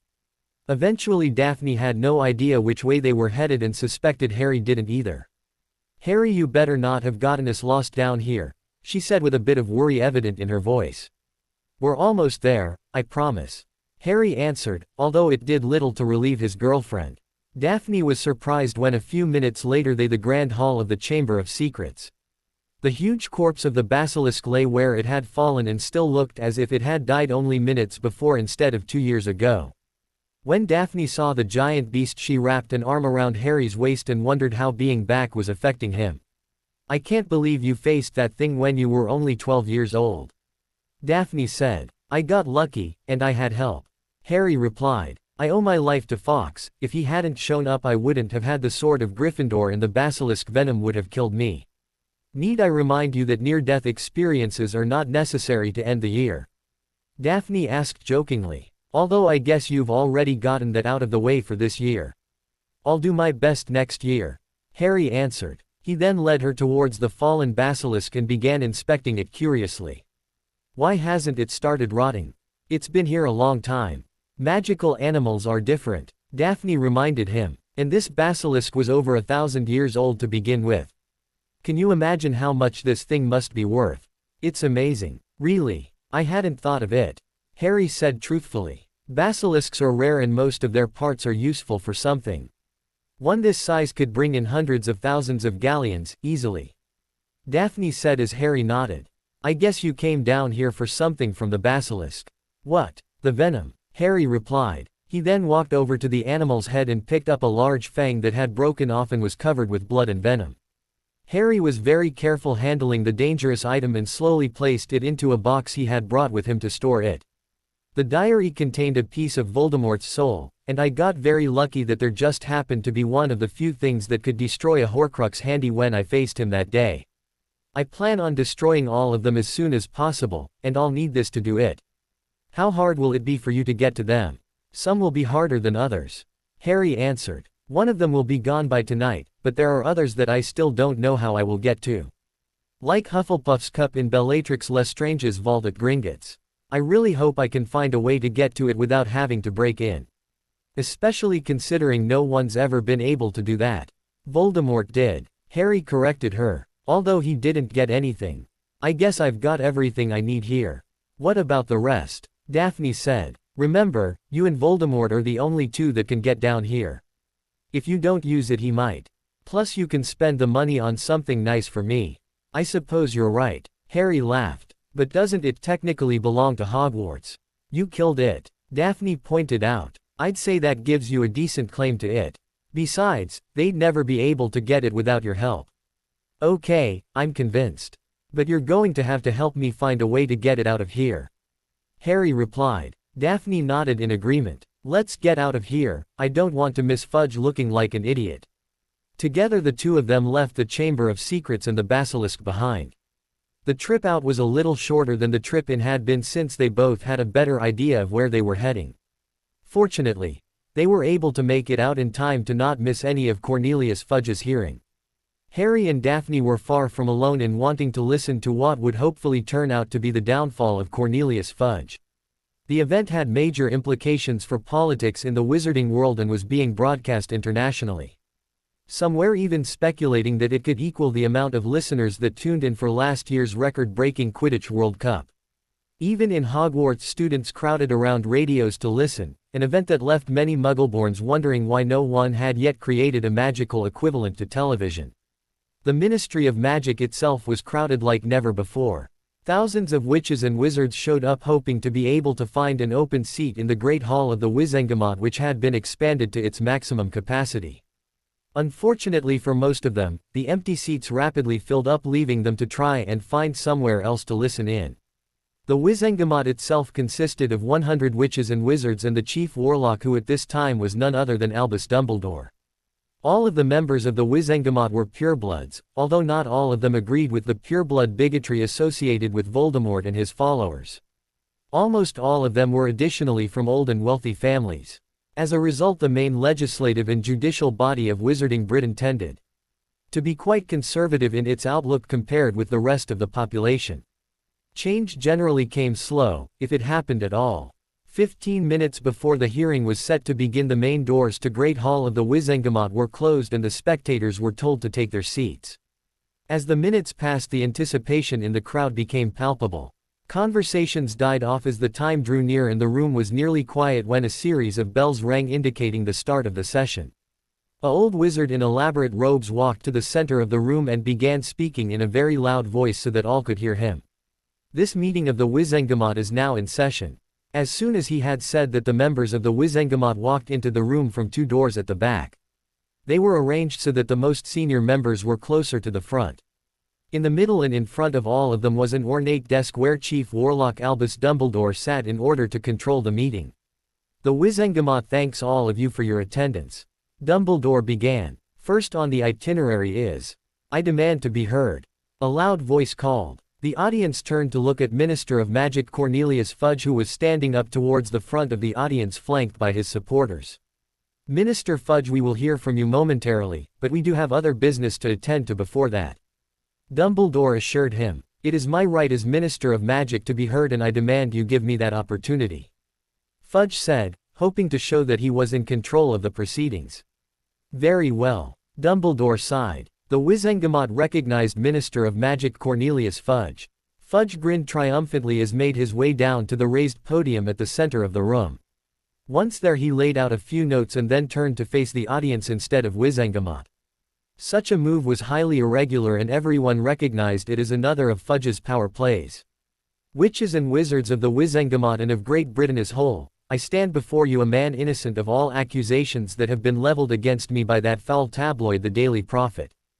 Fudge began. My political enemies have spread rumors and lies about me for their own gain. But you, the good people of this great land, know that I am an honest wizard who has worked to create a brighter future for all of us. There is still work to be done, that we all know, and I am the man to do it. Now, as I'm sure you are by now aware, there are some amongst us who have begun spreading rumors that he who must not be named has returned. Lies. You know who is dead and can never return. The reason for these ridiculous accusations is that certain people, who sit in this very room but I shall not name, believe that their chances of assuming my position as Minister of Magic will improve if they can fool the public into believing the Dark Lord has returned. Do not be fooled by their lies. I was surprised as all of you when it was discovered that Peter Pettigrew was still alive, but do not assume that this means Sirius Black is innocent. For all we know, they both could have conspired to hand the Potters over to you-know-who. Furthermore, the accusations that I hid evidence to keep Black in jail are groundless. That fact will made clear here today. All I ask is that you question what the Wizengamot tells you. Do not forget they have their own agendas. Thank you. With that, Minister Fudge retook his seat while those that supported him applauded as loudly as they could. At best his supporters made up a quarter of the audience, and it was clear that he was going to have a difficult time convincing them. Dumbledore allowed their applause to go on for a few moments before banging his gavel on the desk to quiet them. The first item on our agenda is one that I regret to say is not on your schedules because it was added just this morning. Dumbledore said as the crowd began to whisper, wondering what it could be. Aurors, if you would be so kind as to bring in the accused, we shall begin. A door on the side of the room opened and a group of 10 Aurors walked in, surrounding a man in prison clothes and chains in his hands and feet. The audience gasped in shock as they realized who it was that had been brought in. Peter Pettigrew, you are accused of being a Death Eater and 2 counts of murder. How do you plead? Dumbledore asked from the center of the room. Chief Warlock, a member of the Wizengamot, interrupted. She was a short, fat woman who looked rather like a toad. Yes, Madam Umbridge, Dumbledore responded. This is highly irregular. Umbridge protested. I move that the trial of Peter Pettigrew be pushed back to a later date so that he has time to prepare his defense. He was, after all, only captured last night. I second that motion. Another member of the Wizengamot shouted. Very well, Dumbledore said. The motion has been forwarded and seconded. Members of the Wizengamot, all those in favor of postponing the trial of Peter Pettigrew, please raise your hands. Quite a few people raised their hands, but it was less than a third of them. All opposed to postponing said trial. The rest of the Wizengamot, a clear majority, raised their hands to this. The opposed have it. The trial of Peter Pettigrew will continue as planned. Now, Mr. Pettigrew, how do you plead to the charges? Innocent. Wormtail yelled at once. I was placed under the Imperious Curse and was not responsible for my actions. We shall see. Dumbledore responded skeptically. Aurors, administer Veritaserum to the accused. At this, Wormtail began to panic, knowing that he would have no chance of being found innocent if he were questioned under the powerful Truth Serum. He struggled against the Aurors, an action that only made him look more guilty, but in the end was unable to stop them from dosing him with Veritaserum. The potion had a calming effect on him and he slumped back in his chair awaiting questions from the Wizengamot. What is your name? Dumbledore asked. Peter Pettigrew. But some call me Wormtail, the Death Eater answered. Was Sirius Black the Potter's secret keeper in October of 1981? No, I was. Wormtail responded. His admission created quite a commotion in the audience and Dumbledore was forced to use his gavel to quiet them once again. Has Sirius Black ever been a Death Eater? No, he was always loyal to James. Did you reveal the location of the Potter's residence to Voldemort? Dumbledore asked, as one the audience seemed to lean forward in anticipation of the response. Yes. Are you a Death Eater? Yes. Is Voldemort alive? Yes. Not even Dumbledore could easily contain the chaos that followed. Members of the Wizengamot and audience all began shouting at each other, some in fright from what they heard, some in disbelief, and some secretly in anger because their master's return had been announced before he was ready for it to be. Aurors were forced to remove some members of the audience that could not control themselves, and in the end it took more than 10 minutes for calm to return to the room so that the questioning could continue. How did Voldemort return? Dumbledore asked. The audience, and most members of the Wizengamot, shuddered at the mention of the Dark Lord's name even more than they had minutes before when they believed him dead. Last night I performed a dark ritual to restore him to his body. That is why we kidnapped Harry Potter. Wormtail explained. We've heard enough. A member of the Wizengamot said loudly. He was from one of the darker families believed to have connections to Voldemort during the First War, and some watching were smart enough to see he had likely had other reasons for wanting to end the questioning. Let us decide his guilt or innocence now. I vote guilty. I agree. Guilty. Another member of the Wizengamot replied. He was from a light family but was outraged from what he had heard so far. Between the groups that wanted to shut Pettigrew up and those that would like nothing more than to have him receive the Dementor's key right that moment, they had a majority and were able to call for a verdict to be decided at once. All those in favor of finding the defendant guilty? Dumbledore asked, to which every hand in the Wizengamot was raised. Even those that supported Voldemort knew it was foolish to fight this. All in favor of finding the defendant innocent. No hands were raised this time. Peter Pettigrew, you have been found guilty. You will be taken to Azkaban where you will await sentencing.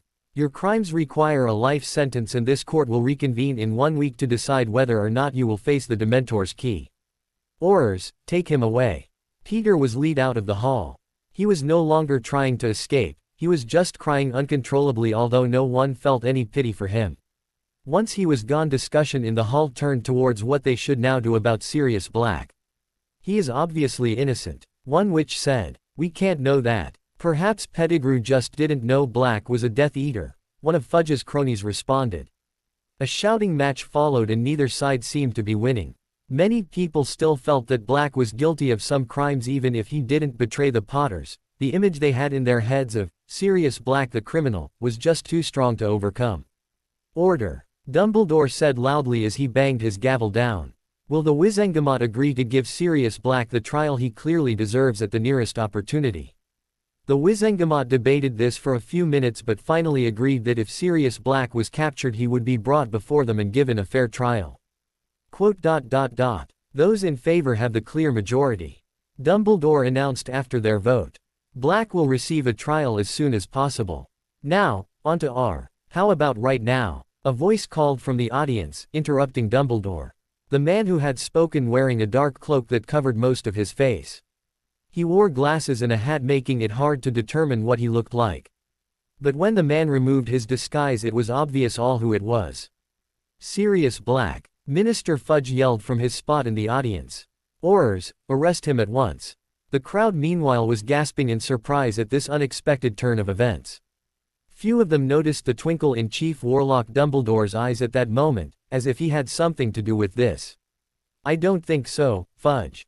Sirius yelled back. I was just promised a chance to clear my name, as soon as possible.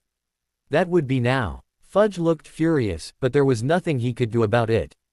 Without being called, Sirius walked down and took a seat at the podium in the center of the room and awaited the questions from the Wizengamot. The Wizengamot mostly looked at him in shock while Sirius simply smiled and waited for them to proceed. Aurors, please administer Veritaserum to Mr. Black.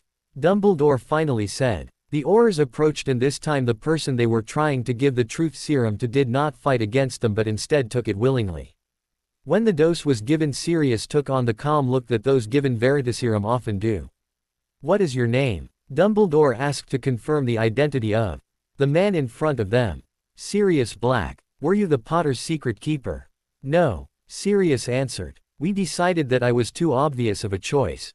Who was the secret keeper? Dumbledore asked, although he and everyone else already knew the answer. Peter Pettigrew. Are you now, or were you ever a supporter of Voldemort? No, never. Sirius answered. Were you responsible for the deaths of a dozen Muggles on the day it was believed that Peter Pettigrew had died? No, Peter did that. Wizards and witches of the Wizengamot, have you any further questions before we reach a decision? Dumbledore asked. Meanwhile Fudge's supporters were panicking, they could see no way for them to keep their key ally in power. But they were reluctant to stop trying. I do. Madame Umbridge said as she rose from her seat. Sirius Black, are you guilty of any other crimes the Wizengamot should know about? I escaped Azkaban, which I assume is a crime. Sirius responded. And I am an unregistered animagus. That is all. Umbridge sat down unhappily, clearly she had been hoping for something worse with which she could then attack him with. In that case you will be required to register with the Ministry of Magic and pay a fine. Dumbledore instructed him. There is, in fact, no law against escaping from Azkaban because it was not believed to be possible. If the Wizengamot is ready, we shall now vote on the matter. Those who find the defendant guilty of murder, please raise your hand. No one raised their hand, not even the staunchest ally of Fudge. Those who find him innocent. Once again everyone raised their hand, although some did so reluctantly. Sirius Black, you have been found innocent. You have our deepest apologies for what has been done to you and are now free to go. Dumbledore said with a poorly concealed smile. Sirius, who was just getting over the effects of the Veritaserum, jumped out of his seat, gave a victorious shout. The audience began to applaud the now free man, and Sirius, ever the showman, leapt on top of the nearest table and took an exaggerated bow. Once again it took several minutes and many more bangs from Dumbledore's gavel before they were ready to proceed. Our last issue of the day concerns the inquiry into whether or not Minister of Magic Cornelius Fudge was aware of Sirius Black's innocence before he was imprisoned. Dumbledore began. The Wizengamot welcomes Minister Fudge and thanks him for his attendance. Minister, I believe you had an opening statement. Fudge slowly made his way down to the podium again. Once there he began to look over his notes but quickly realized the rest of the day's revelations had rendered them useless. For an uncomfortably long period of time Fudge merely stood there silently as the crowd waited for him to begin. Thank you, Chief Warlock and the rest of the Wizengamot, for this opportunity to vindicate myself. Fudge began. I must once again state that I am innocent of all charges. If there is any evidence that suggests otherwise, I would like to see it as well to determine what kind of trickery it is. I wish to also add that with the return of you-know-who, now is not the time to be making drastic changes in our political system. I will strongly oppose the Dark Lord and all those who support him, you have my word on that. What Fudge seemed to not understand is that the audience remembered him denying that Voldemort had returned earlier in the day and that his word wasn't worth very much. Fudge's statement appeared to be over because he left the podium after that and sat down. Does the Wizengamot have any witnesses it wishes to call in the matter? Dumbledore asked. As the Chief Warlock asked his question, Fudge began to smile as if there was something he knew that no one else did. Yes, Chief Warlock. Amelia Bones, Director of the Department of Magical Law Enforcement and member of the Wizengamot, answered. We call former Auror Wesley Harris. A few moments later a middle-aged wizard walked into the room and towards the podium. As he did, Minister Fudge jumped out of his seat as if he wished to object to something but in the end said nothing and sat back down looking very unhappy. His eyes darted up towards the Wizengamot and he began glaring angrily, but it was unclear who he was looking at. Mr. Harris, I believe you have a memory you wish to share with us. Dumbledore asked politely. Yes, sir. Harris answered. I actually have two. The one concerning Sirius Black first, if you don't mind. Dumbledore replied. Harris nodded and a modified pensieve was brought to him. It would allow the memory to be projected for everyone to see. Harris carefully drew the memory out and placed it in the pensieve. Moments later the memory began playing and it showed exactly what the Daily Prophet had reported it did. Fudge and Crouch Sr. both knew that Sirius Black was innocent and conspired to send him to Azkaban anyway in order to protect their own political careers. When the short memory ended, the crowd began to boo and jeer loudly at the Minister of Magic, who had the decency to lower his head a little in shame at his actions. Silence. Dumbledore called out, ordering the audience to control themselves. The second memory, please. Harris nodded and pulled out another memory which he carefully placed in the pensieve. Unlike the last time, no one knew what to expect from this memory as it began to play. The memory showed Harris, looking almost identical to what he now did, sitting in a nondescript office. He appeared to be confused as to why he was there. Minutes later the door to the office opened and a short woman dressed entirely in pink walked in. The crowd gasped in surprise when they realized it was Dolores Umbridge, the very same supporter of Minister Fudge and member of the Wizengamot who had already spoken out several times in today's session. The toad-like woman walked towards Harris as he looked up at her with a surprised look on his face. Who are you? Where's my guard? Harris asked. Oh, that doesn't matter. Umbridge replied. I'm here to talk about your filthy lies about Minister Fudge. They aren't lies. Harris insisted. Of course they are. Umbridge said. You know, lying is a very bad thing. Bad for those who do it, and for their families. You buy. Harris shouted angrily, how dare you threaten my family? I don't remember ever threatening your family. Umbridge replied, I am sure they will be just fine once we reach an agreement here today. What do you want? Harris asked, still obviously seething in rage. To never hear from you again. You must not repeat those terrible lies about the minister. Umbridge said haughtily. There may even be some financial benefit, assuming you refuse to speak before the Wizengamot. But not until after. Fine, Harris answered. Just leave me and my family alone. Excellent, Umbridge responded. Don't forget what you promised here, I won't. With that Umbridge left the room and the memory ended. The Wizengamot was left in an uproar with members yelling at Umbridge for her crimes while she professed her innocence. Aurors were forced to surround her for her own protection, although many of them were also hoping to be able to incarcerate her. Aurors, please take Madame Umbridge into custody on charges of witness intimidation. Dumbledore said sadly. We will schedule the trial itself at a later date. Now, back to the matter of Minister Fudge. Some of you have spoken out in favor of also arresting him, but I do not have the authority to arrest a sitting Minister of Magic. I call for a vote to remove Minister Fudge. Elphias Doge, an old friend of Dumbledore and longtime member of the Wizengamot, yelled. Several others shouted out their agreement towards the idea. The removal of the Minister of Magic would require a 2/3 majority. Does the Wizengamot wish to proceed? Dumbledore reminded them. Their approval was unmistakable. In that case the vote will be cast. Minister Fudge, do you have anything to say before we vote? I was completely unaware of Madame Umbridge's actions, and my next act as Minister of Magic will be to fire her from her position within the ministry. Fudge offered, but even he knew it was not enough. I'm sure. Dumbledore answered skeptically, causing many in the audience to laugh. All those in favor of removing Cornelius Fudge from his position as Minister of Magic. This time the vote was very close since they needed a 2/3 majority. Fudge had many dark families and his own group of hangers-on supporting him, and the outcome was very uncertain. A count began to see how many had voted to remove Fudge, and in the end the number was written down on a piece of parchment and handed to Chief Warlock Dumbledore. Those who support removing Minister Fudge have amassed 68 votes, which is more than the required majority. Dumbledore announced. Fudge, who had been standing in anticipation of the announcement, dropped back in his chair in disappointment.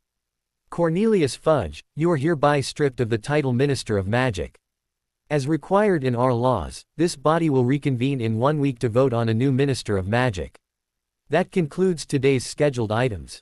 Is there anything else before we adjourn? Yes, an older witch said as she stood up. Aurors, now that he is no longer Minister of Magic, I ask that you arrest Cornelius Fudge. The Aurors looked towards Dumbledore for confirmation, and he nodded slightly. Fudge barely reacted as the Aurors approached him, lifted him out of his chair. The shock of the moment was so powerful that even when his wand was taken from him, Fudge did not say anything. It was a sight that those in attendance would never forget. If that is all, this session of the Wizengamot is ended. Dumbledore announced. Immediately the crowd, no longer required to keep quiet, began discussing the day's events, much like witches and wizards everywhere were also doing. It would go down as one of the most strange and eventful days in the history of the Wizengamot. Dumbledore, who had secretly orchestrated most of it, left the room with a large smile and twinkle in his eye.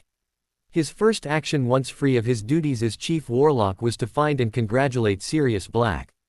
Back in Hogwarts, Harry had practically been jumping up and down in excitement ever since Peter Pettigrew was found guilty of being a Death Eater and for aiding in the murder of his parents. By the time Sirius made his surprise appearance and was subsequently cleared of the major charges against him, Daphne thought she would have to physically restrain him from running to the edge of the wards and using his newfound ability to apparate in order to see his godfather. In the end she was forced to convince Harry that Sirius was probably as eager to see him as he was to see Sirius, so he should just wait. Harry reluctantly agreed and sat back down. They had chosen to listen to the unfolding political drama outside on Daphne's portable magical radio. It was a bright, sunny day which at the moment matched Harry's mood. Do you think Dumbledore will let him come here? Harry wondered aloud. Maybe I won't even have to go live with the Dursleys at all this year. That'd be great, Harry. Daphne said with a smile at her excited boyfriend. She knew how much he disliked the idea of returning to his relatives, and despite his assurances that he would be fine if he had to go back, she was beginning to suspect conditions there were worse than he let on. You know, it's amazing how efficient the Wizengamot was today. That never happens. I guess they were just feeling the pressure of so many people watching them. Probably so. I just wish Dumbledore had made Wormtail keep talking. He couldn't have. Daphne replied, knowing that Harry was unaware of how the Wizengamot worked. They voted to sentence him right then, and even as Chief Warlock he doesn't have the authority to override a majority vote from the full Wizengamot. They can question him later, but unfortunately not as many people will hear it.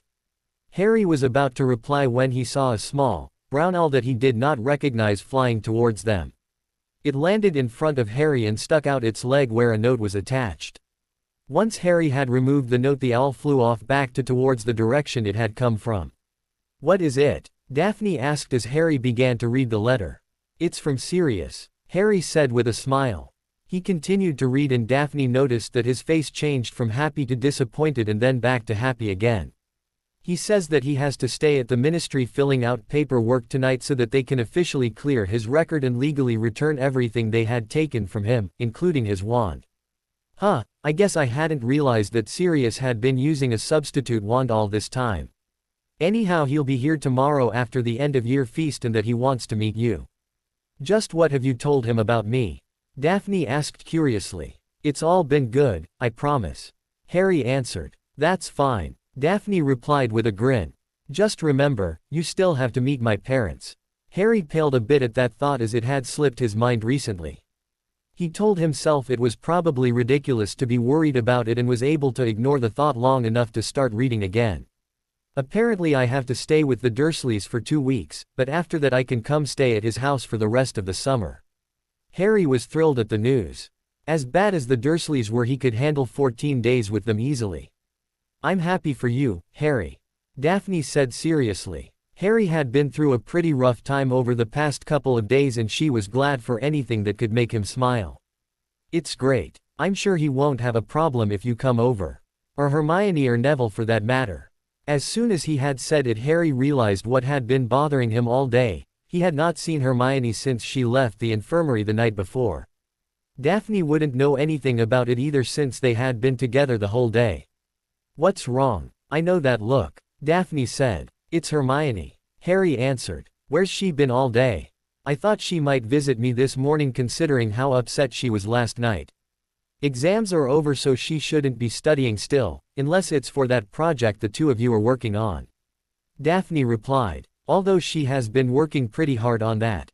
I bet that's what she's doing. Harry agreed with a nod. She hates not being able to use magic over the summer and always wants to do a few things at the last minute before the year ends. She'll probably be in the room of requirement, which is convenient for us because we have a little chore to do while we're there. Let me guess, it involves that basilisk fang you picked up this morning. Exactly, Harry answered. So, you want to go drag Hermione kicking and screaming away from her project so she can enjoy the last few hours at Hogwarts? Sure, why not? Daphne answered as she extended her hand towards Harry, who helped her up. As they walked through the castle, they both took the time to watch their classmates. As usual, many of them were excited to be going back home for the summer and a bit sad to be leaving their friends, but under all of those expected emotions there was obviously a tenseness that was not at all common. The least affected by this were, oddly enough, the Muggleborns, who probably didn't really know what it meant that Lord Voldemort had returned. The purebloods, on the other hand, knew exactly what it meant and it showed in their uneasiness. The Slytherins were the oddest mix of all, though. Some of them, in almost all cases children of Death Eaters, appeared to be quite happy with the news. Others, usually children of dark families which had not supported Voldemort, were obviously terrified. Daphne understood what they were going through but was able to present an unworried face. She mentally noted that she would have to go check on Astoria to see how she was handling the news. Daphne expected that her little sister would be acting like it was no big deal, but the younger witch would know what it meant for their family underneath the carefree attitude. After their long walk through the castle, Harry and Daphne finally made it to the 7th floor. They were not at all surprised to see that there was a door already in the hallway across from the painting of Barnabas the Barmy.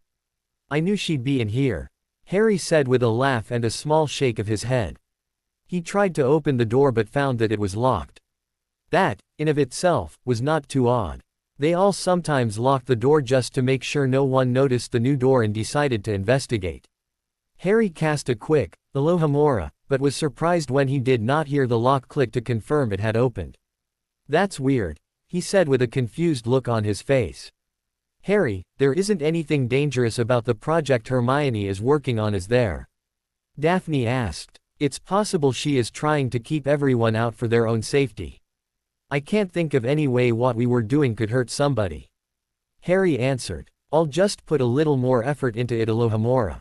Harry cast a powerful version of the spell and it was able to overcome Hermione's locking charms. As they entered the room they knew something very strange had happened there. The portal, and Hermione with it, had disappeared but the room remained as it was otherwise. The runes on the ring of sand in the center of the room still glowed eerily and the torches on the dark stone walls were still dark. What is this place? Harry asked as a feeling of fear for his friend began to overtake him. What happened here? It's a ritual room, but not like any I have ever seen before. Daphne answered. She noticed an old, worn book laying on the ground away from the ring and walked over to take a look. The writing was difficult for her to understand and what she could read seemed to be written in cryptic riddles and random nonsense. She doubted anyone could figure out what the author meant by it all, assuming he wasn't crazy to begin with. But even so she felt certain that the book held the secret to determining what had happened. Look, over there, Harry said, pointing to another corner in the room. He walked towards it and picked up a stack of parchment and began reading. They're notes on something. It's Hermione's handwriting. Daphne left her spot by the book to look over the notes with Harry. I've found it, Daphne said with a surprised gasp. The ritual of Heron, it's supposed to be a myth though. Or at the very least impossible.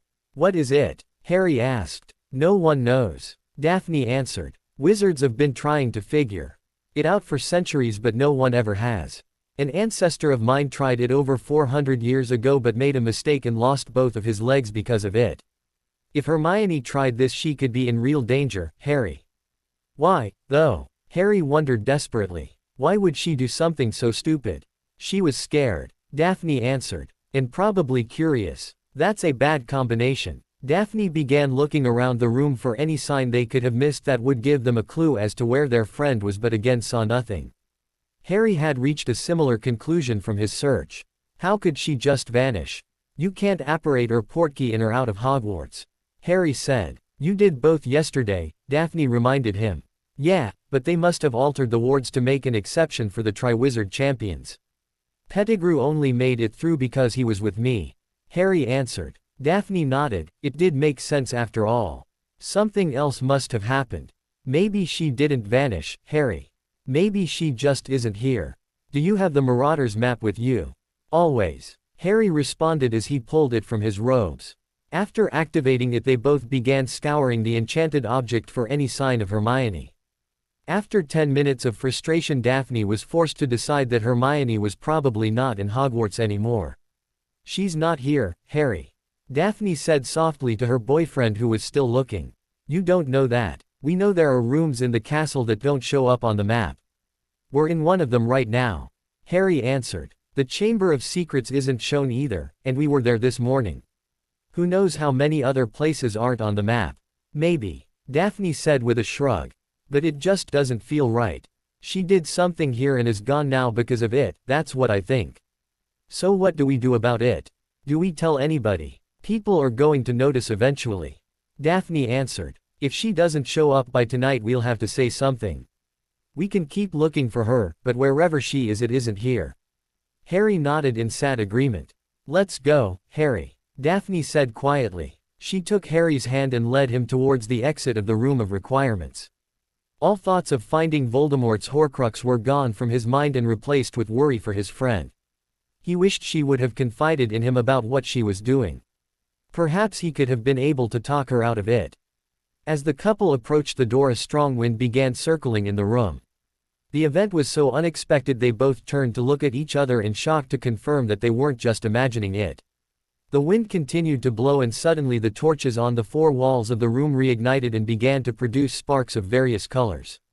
In the center of the room the sand ring burst into flames and burned brightly for a few moments before the fire suddenly disappeared, but they both noticed that the flames were intense enough to turn the sand into glass. In the middle of the now glass ring a small black ball had formed. It seemed to be pulsing as if it were alive and was slowly growing. As it grew, sparks of energy that looked like lightning bolts began to wrap around the black sphere. Only moments later the sphere had grown to about 8 feet tall, and there it stopped. Gradually the energy faded away, allowing Daphne and Harry to get a better look at what had formed. The sphere had somehow flattened itself out and was now more disc-shaped. The center of the black disc was swirling with colors, but Harry could not make out what shape they would take. A moment later the images formed, and to Harry's shock he saw Hermione talking to a taller woman with bright green hair. Although he could see their mouths moving, he could not hear anything they were saying. Finally Hermione nodded at something the woman said and stepped out of the disc. "Harry, Daphne," Hermione said in surprise at seeing her two friends. "What are you doing here? What have you done, Hermione?" Daphne asked seriously. "What is this?" "I'll explain everything," Hermione answered. So this must be Harry Potter," the green-haired woman said from the other side of the portal, interrupting Hermione. "Perhaps one day we shall meet again. That would be interesting, wouldn't it? Remember my words, gatekeeper. You must never forget your promise." With that the woman waved her hand and cast a wandless spell that caused two thin, silver bracelets to appear on each of Hermione's wrists. "It is done. Farewell." The woman turned and began walking away, and as she did the portal began to shrink until it finally disappeared. When it was gone the room appeared to have gone completely back to normal. Hermione raised her hands to look at the bands that had appeared on her wrists and was caught off guard when Harry rushed over to her and pulled her into a hug. "Hermione," Harry said in relief, "we were worried about you." "Sorry, Harry," Hermione answered, returning the hug. "How long was I gone?" "You don't know," Daphne said suspiciously. She was not ready to trust Hermione right away after seeing what had happened. "Time passes differently where I was," Hermione replied. "For me, it's been almost 4 days. No one had seen you since you left the infirmary last night," Harry informed her. "That was almost 20 hours ago. Where did you go?" "I can't tell you exactly what or where it is, that's one of the rules," Hermione began. "But I've spent the last few months trying to solve this riddle, and last week I finally did." "The ritual of Heron," Daphne said in understanding. "Exactly," Hermione answered in surprise, but then realized she had left her notes lying on the floor. "I'm sorry I didn't tell you, Harry. I know I should have. But at first I really wasn't going to do it, I just wanted to figure out how to do it because no one ever had. Then Voldemort came back and I found out that you had died. I panicked, and I did something I know was risky and foolish." "You didn't know what the ritual was going to do, did you?" Harry asked. "No," Hermione answered, lowering her head a little in shame. "I had reason to think it wasn't very dark, but beyond that I didn't know. Last night, for you at least, I came here after I left you two in the infirmary. I just couldn't get the thought that this was the only way to protect my friends and family out of my head. So I set everything up and went through with it. Apparently the only purpose of the ritual was to open the connection between our world and another, like you just saw, and allow the person who performed the ritual to go through the gateway." "Who was the woman?" Daphne asked. "I must not speak her name, nor the names of anyone I met on the other side. That is another one of the rules. They believe if a person on this side knew a person on that side's name it might give them a certain amount of power over them," Hermione explained. "They have worked hard to keep their world a secret from us, and I won't betray them." "So what did she want from you?" Harry asked. "She was able to read my mind and determine my motives for opening the portal. She saw everything I knew about Voldemort and the war and eventually decided to offer me the chance to go with her to the other side. I couldn't have made it through without her because she is currently the gatekeeper on that side," Hermione said. "What do you mean, gatekeeper?" Daphne asked. "I'll get to that," Hermione promised. "The people on the other side are all from different worlds, or perhaps dimensions or realities. I'm not quite sure how it works, to be honest. Not all of them are human, but most seem quite intelligent. She offered me the help of her people to aid in my struggle." "At what cost?" Daphne asked, knowing that nothing good ever came so easily. Hermione frowned somewhat at the question, and Daphne knew the cost would be high. That's the hard part to explain. Hermione started. I was offered the chance to become the gatekeeper on this side, which would allow me to open a portal like the one you just saw. Through the open portal I could summon help from someone on the other side when it was most needed, but only one at a time, and opening a new portal is said to be quite difficult. But in order to do that I had to bind my soul to that world. What? Harry shouted. You sold your soul for a little bit of help that we don't even know will matter. No, Hermione yelled back. I did not sell my soul. I merely rented it out for a little while. As she said it, Hermione knew her explanation sounded weak. For how long? Daphne asked. I honestly don't know what happens when a person dies. Hermione said. I know Dumbledore said death is the next great adventure, so I doubt even he knows. But I had to agree that when I die in this world I would have to be reborn in theirs to serve others as they had served me. Everyone in that world was at one point like I am now. For 1,000 years I will be bound like that, and then will be given the choice to stay or go off into the next great adventure. Until then I am instructed to grow stronger so that I might better serve others. So for their help in ending your war you had to pledge to fight other people's wars for 1,000 years. Daphne said. Magic does love irony, doesn't it? What were you thinking? Harry asked. It's not worth it. It might be. Hermione responded. This war will be tough, you know it as well as I do. This was my way to help you make it through. I'm sorry I didn't tell you about what I was doing, but if it even gives either of you a fractionally better chance at surviving it will be worth it to me. But it's your soul, Hermione.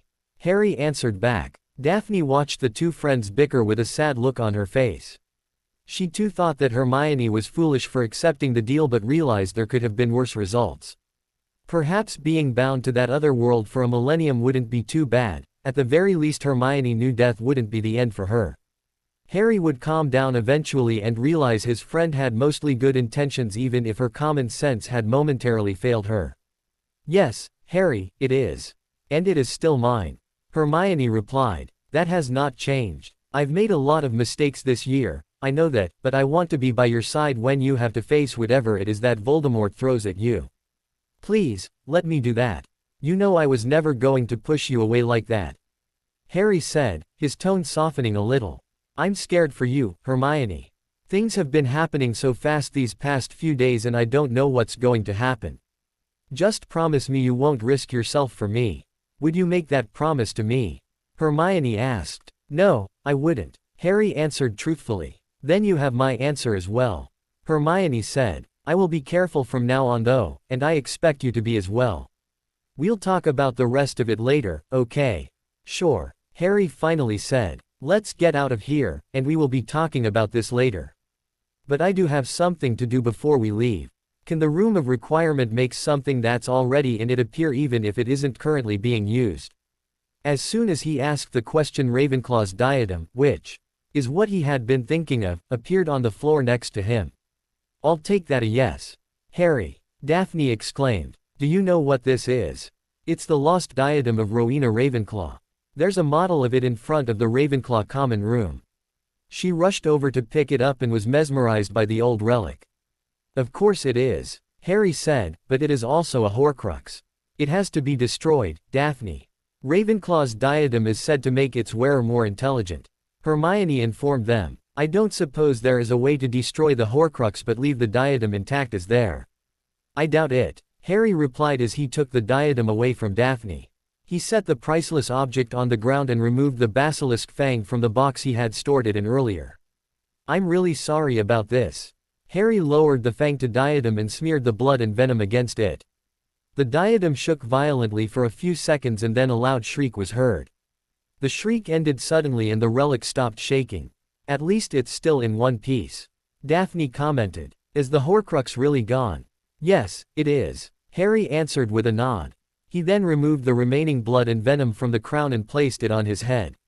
Hermione and Daphne looked at him and wondered what would happen. Well, I don't feel any smarter. Looks like I broke it. What a pity, Hermione said disappointedly. It would have been nice to have for our owls next year. Harry and Daphne immediately began laughing at Hermione's serious suggestion. Leave it to Hermione to first consider the academic benefits of the relic even before thinking of how else it could help them in the war. 3 down, 4 left to go, Harry said with a smile. Then Voldemort will be mortal again and we can finally end this. Sure, all we'll have to do then is kill one of the most powerful dark wizards ever. Daphne said. Piece of cake, really. Maybe we won't even have to do it. We could get lucky and he could get run over by a bus. Harry said jokingly. That's how I'd like to see him go.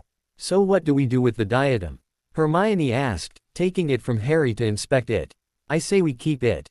Harry suggested. Maybe we can fix it, and even if not at least we can give it a better home than in here. The others seemed to agree with him, which surprised him a little. He had thought that Hermione would insist on turning it over to Dumbledore since it did once belong to one of the founders, but she had not said a word. Harry assumed she was just trying not to fight with him after all they had just been through and was glad for it. He never really questioned why he didn't feel the need to give the headmaster the diadem when he might have before, he just felt strongly it would be better off with him. The three friends left the room of requirement as Harry and Daphne began to explain everything that had happened in the Wizengamot while Hermione was away. She was, of course, incredibly happy for Harry and Sirius and promised she would try to come see him during the summer if it was at all possible. They were all worried about how the summer would progress now that Voldemort had returned, but each seemed determined not to let that force them into hiding. Harry's excitement about being able to live with his godfather was somewhat contagious, and soon both Hermione and Daphne were trying their best to look at the future optimistically. Elsewhere in the castle, Draco Malfoy sat alone pondering his future. The Dark Lord had returned, and because of it his family were now mere servants instead of the masters they deserved to be. Others, like Crabbe and Goyle, were happy with the Dark Lord's return, but that was only because their families were useless without him anyway. The Malfoys, on the other hand, had grown enormously in terms of both wealth and prestige since Voldemort's fall from power. The most his father could ever hope for was to be second in command of the Dark Lord's forces, and that was not a given either. Now everything his father had built was in jeopardy. His inheritance and future was in jeopardy. Draco knew his father would always support the Dark Lord and that he would have to as well if he wanted to live.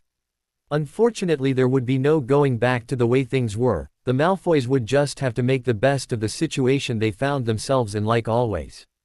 The only bright spot he could see is that hopefully with all of this going on his father would forget his promise to punish him for having to swear to support Potter. Finally Draco sighed and tried to push all such unpleasant thoughts from his mind. After all, there really wasn't anything he could do about his lot in life, was there? The next day was the last full day at Hogwarts for all of its students. Early the following morning the Hogwarts Express would leave Hogsmeade headed for King's Cross Station and summer would officially begin. As was often the case, most people in the castle spent their time trying to gather up all of their possessions and force them back into their trunks for the journey home. What time remained after that was spent with friends discussing the year that had passed and what their plans for the time before they returned would be. Lunch in the Great Hall was louder than normal and it seemed, at least for those few precious moments, most of them had forgotten the revelations of the previous day and the fact that their world had just become much more dangerous. Neville, over here, Harry called from his seat at the table. Daphne was sitting to his right and Hermione across from him, as usually happened when Daphne decided to abandon the Slytherin table to sit with the Gryffindors. Neville's head turned to where he had heard Harry talking and smiled at his friends before rushing over. "Hey guys," Neville said while sitting down. "Guess what I got on my potions exam?" "You got an O, didn't you?" Harry asked. "Nope, I got a T," Neville answered, but he was still smiling. "A troll," Hermione said, surprised. "But Neville, that's the worst grade possible." "I know," Neville replied. "Professor Snape said my potion was too good and that I must have cheated, so he gave me a T. Professor McGonagall said she would talk to him and get him to give me the grade 1 deserve." "That's great, Neville," Daphne told him. "Looks like all of your hard work paid off then. It turns out that Harry is a lot better teacher than Snape ever was." Neville responded with a laugh. "Although it helps that Harry doesn't glare at me waiting for me to make a mistake every time we're trying to learn something. All I need to do is work on scowling at people and then maybe I can just replace the greasy git." Harry joked. "Hey Neville, when are you going to get your new wand?" "Hopefully in the next few weeks, but since we can't use magic in the summer I guess it doesn't really matter." "Why? If you can wait 2 weeks I could come with you," Harry suggested. It'll be a good way to celebrate my release from the Dursleys. Sure. Neville happily agreed. Would you two like to come?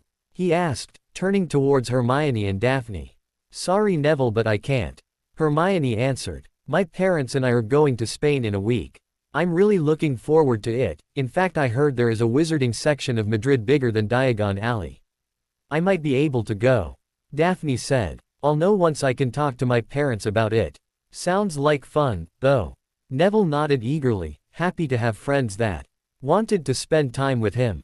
His first few years at Hogwarts had been somewhat lonely, but he felt that things had really changed for the better this year. He would also gladly welcome an excuse to leave his house during the summer, where the only people around were his loving but odd grandmother and his great-uncles, who had always treated him somewhat cruelly, especially when they thought he might be a squib. I promised Hagrid I would come see him before I left, Harry said as he pushed his chair back from the table. I've got to hurry because Dumbledore wanted to talk to me, too. Any of you want to come with me? Eventually it was decided that Hermione would accompany Harry to meet their half-giant friend, while Daphne made sure her sister Astoria was ready to leave and Neville checked on his plants in the greenhouses one last time. They were all a little sad to see the year end, but were enjoying the time they had left as much as they could. A few hours later, Harry reluctantly left Hagrid's hut and headed back into the castle to meet with Professor Dumbledore. Unknown to him, a very intense conversation was underway involving the headmaster and his spy amongst the Death Eaters, Severus Snape. Dumbledore sat calmly behind his desk listening to his anxious potions professor report on the latest goings-on with Voldemort. The Dark Lord continues to request strengthening potions, Snape said. It's quite odd. I was allowed to study the ritual used to restore his body, and by my calculations any lingering negative effects should have worn off by now. Is it possible a mistake was made? Dumbledore asked hopefully. Perhaps, but not likely.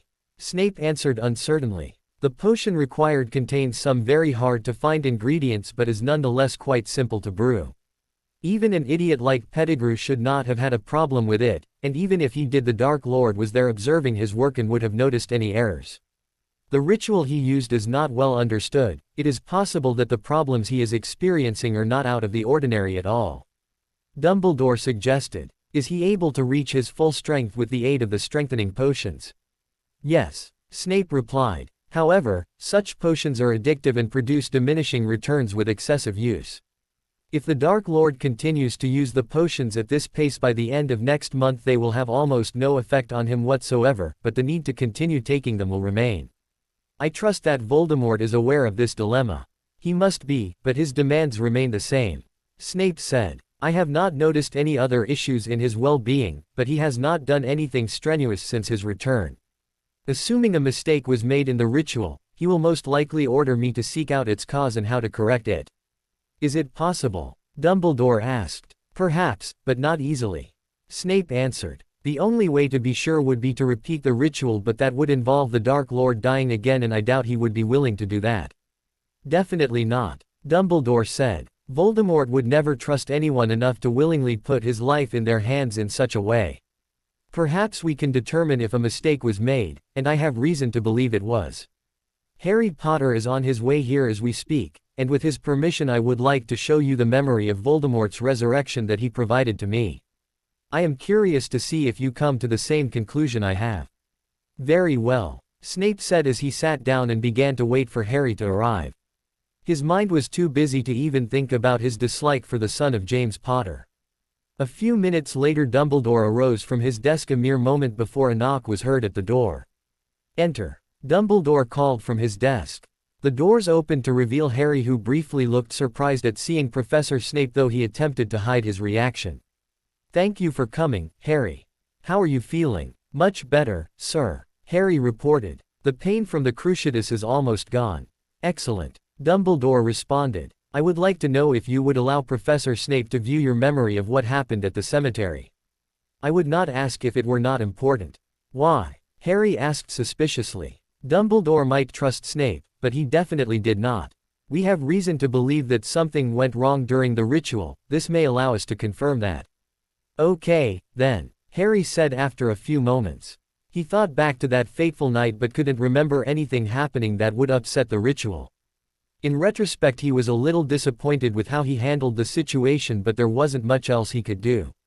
The three of them approached Dumbledore's pensieve where the memory had already been prepared for viewing. "You don't have to view this again if you don't want to, Harry," Dumbledore said. "No, it's okay," Harry assured him. "Let's go." With that, they leaned closer and felt their consciousnesses being transported into the memory. Harry saw that his past self was already tied up in preparation for the ritual. Once again he saw Wormtail place Voldemort into the cauldron and add the bone of the father, while he struggled to free himself. Snape was watching with a great deal of fascination while Dumbledore, who had already viewed the memory, watched how the others reacted. "Flesh of the servant willingly given you will revive your master." "Peter, stop," Harry yelled. "Please don't do this. It's too late for that, Harry." Wormtail answered and raised the knife again. "You don't have to do this," Harry replied, still hoping that the man would change his mind. "But I do. I have no choice, you see. If I don't do this he will kill me. I saved your life. You owe me," Harry said, but he knew his words were having little impact. "It doesn't work that way." Wormtail then turned away, placed the knife on his wrist once again. He closed his eyes as if trying to work up the courage to go through with the act and then, with all his strength, pushed the blade through the flesh and bone of his arm. When he was done, his entire hand dropped into the cauldron and he howled in pain. Soon after, the memory ended and the viewers exited the pensieve. When they were all sat back down, Dumbledore looked at Snape and signaled for him to voice his thoughts on what he had just seen. "It was Pettigrew's fault after all," Snape finally declared. Dumbledore smiled and nodded at the comment while Harry looked at them both in confusion. He had not noticed Wormtail making an obvious mistake, but then again he was not familiar with the ritual, so maybe there was something there he did not see. "What did he do wrong?" Harry finally asked. "The final ingredients of the potion require not only bone, flesh, and blood, but that they be taken unknowingly, willingly, and forcefully," Dumbledore explained. "What did Pettigrew say just before he severed his hand? That he had no choice, Voldemort would kill him if he didn't do it," Harry said in realization. "Exactly," Dumbledore said happily. His statement indicates that he was acting under duress, not willingly as the ritual had required. "So Wormtail never could have performed it correctly?" Harry asked. "I believe in fact that he could have," Dumbledore answered. "What mattered is the emotion he was feeling as he placed his flesh into the cauldron.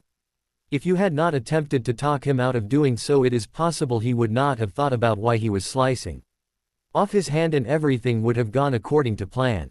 It seems you inadvertently seriously weakened Voldemort." "Weakened?" Harry said disbelievingly. "He didn't seem weak when we fought." "Silly child," Snape said, interrupting the conversation. "Do you truly believe that the Dark Lord needed to be at full strength to defeat you? The Potter arrogance shows itself again. Severus is, unfortunately, correct. Even in his weakened state, Voldemort is still likely the most powerful wizard in the world," Dumbledore said sadly. "But not more powerful than you, right?"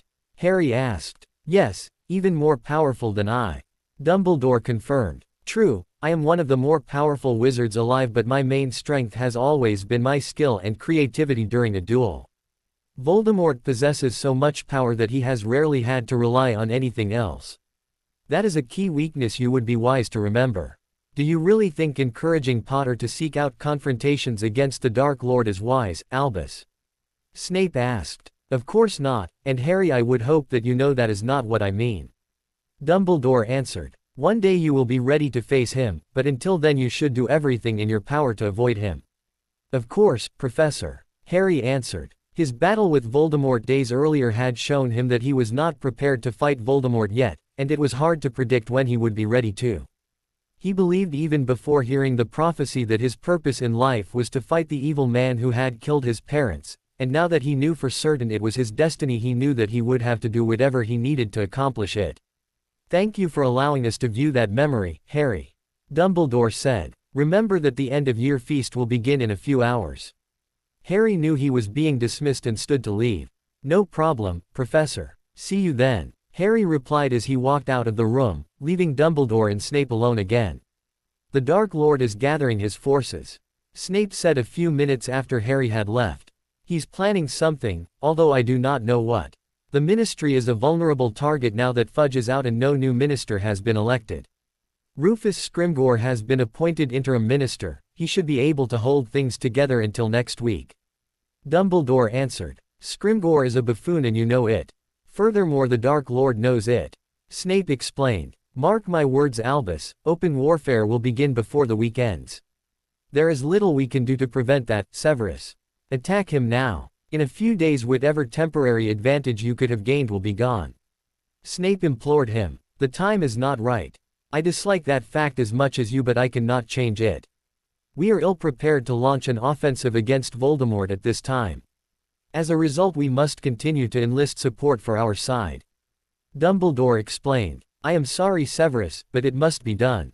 Very well, but I stand by my warning. Snape said in frustration. Dumbledore nodded in acknowledgement as Snape rose out of his chair and left the office. Dumbledore could sense his spy's worries but believed that he was doing the right thing. There would be a time for offense later, but now was not that time.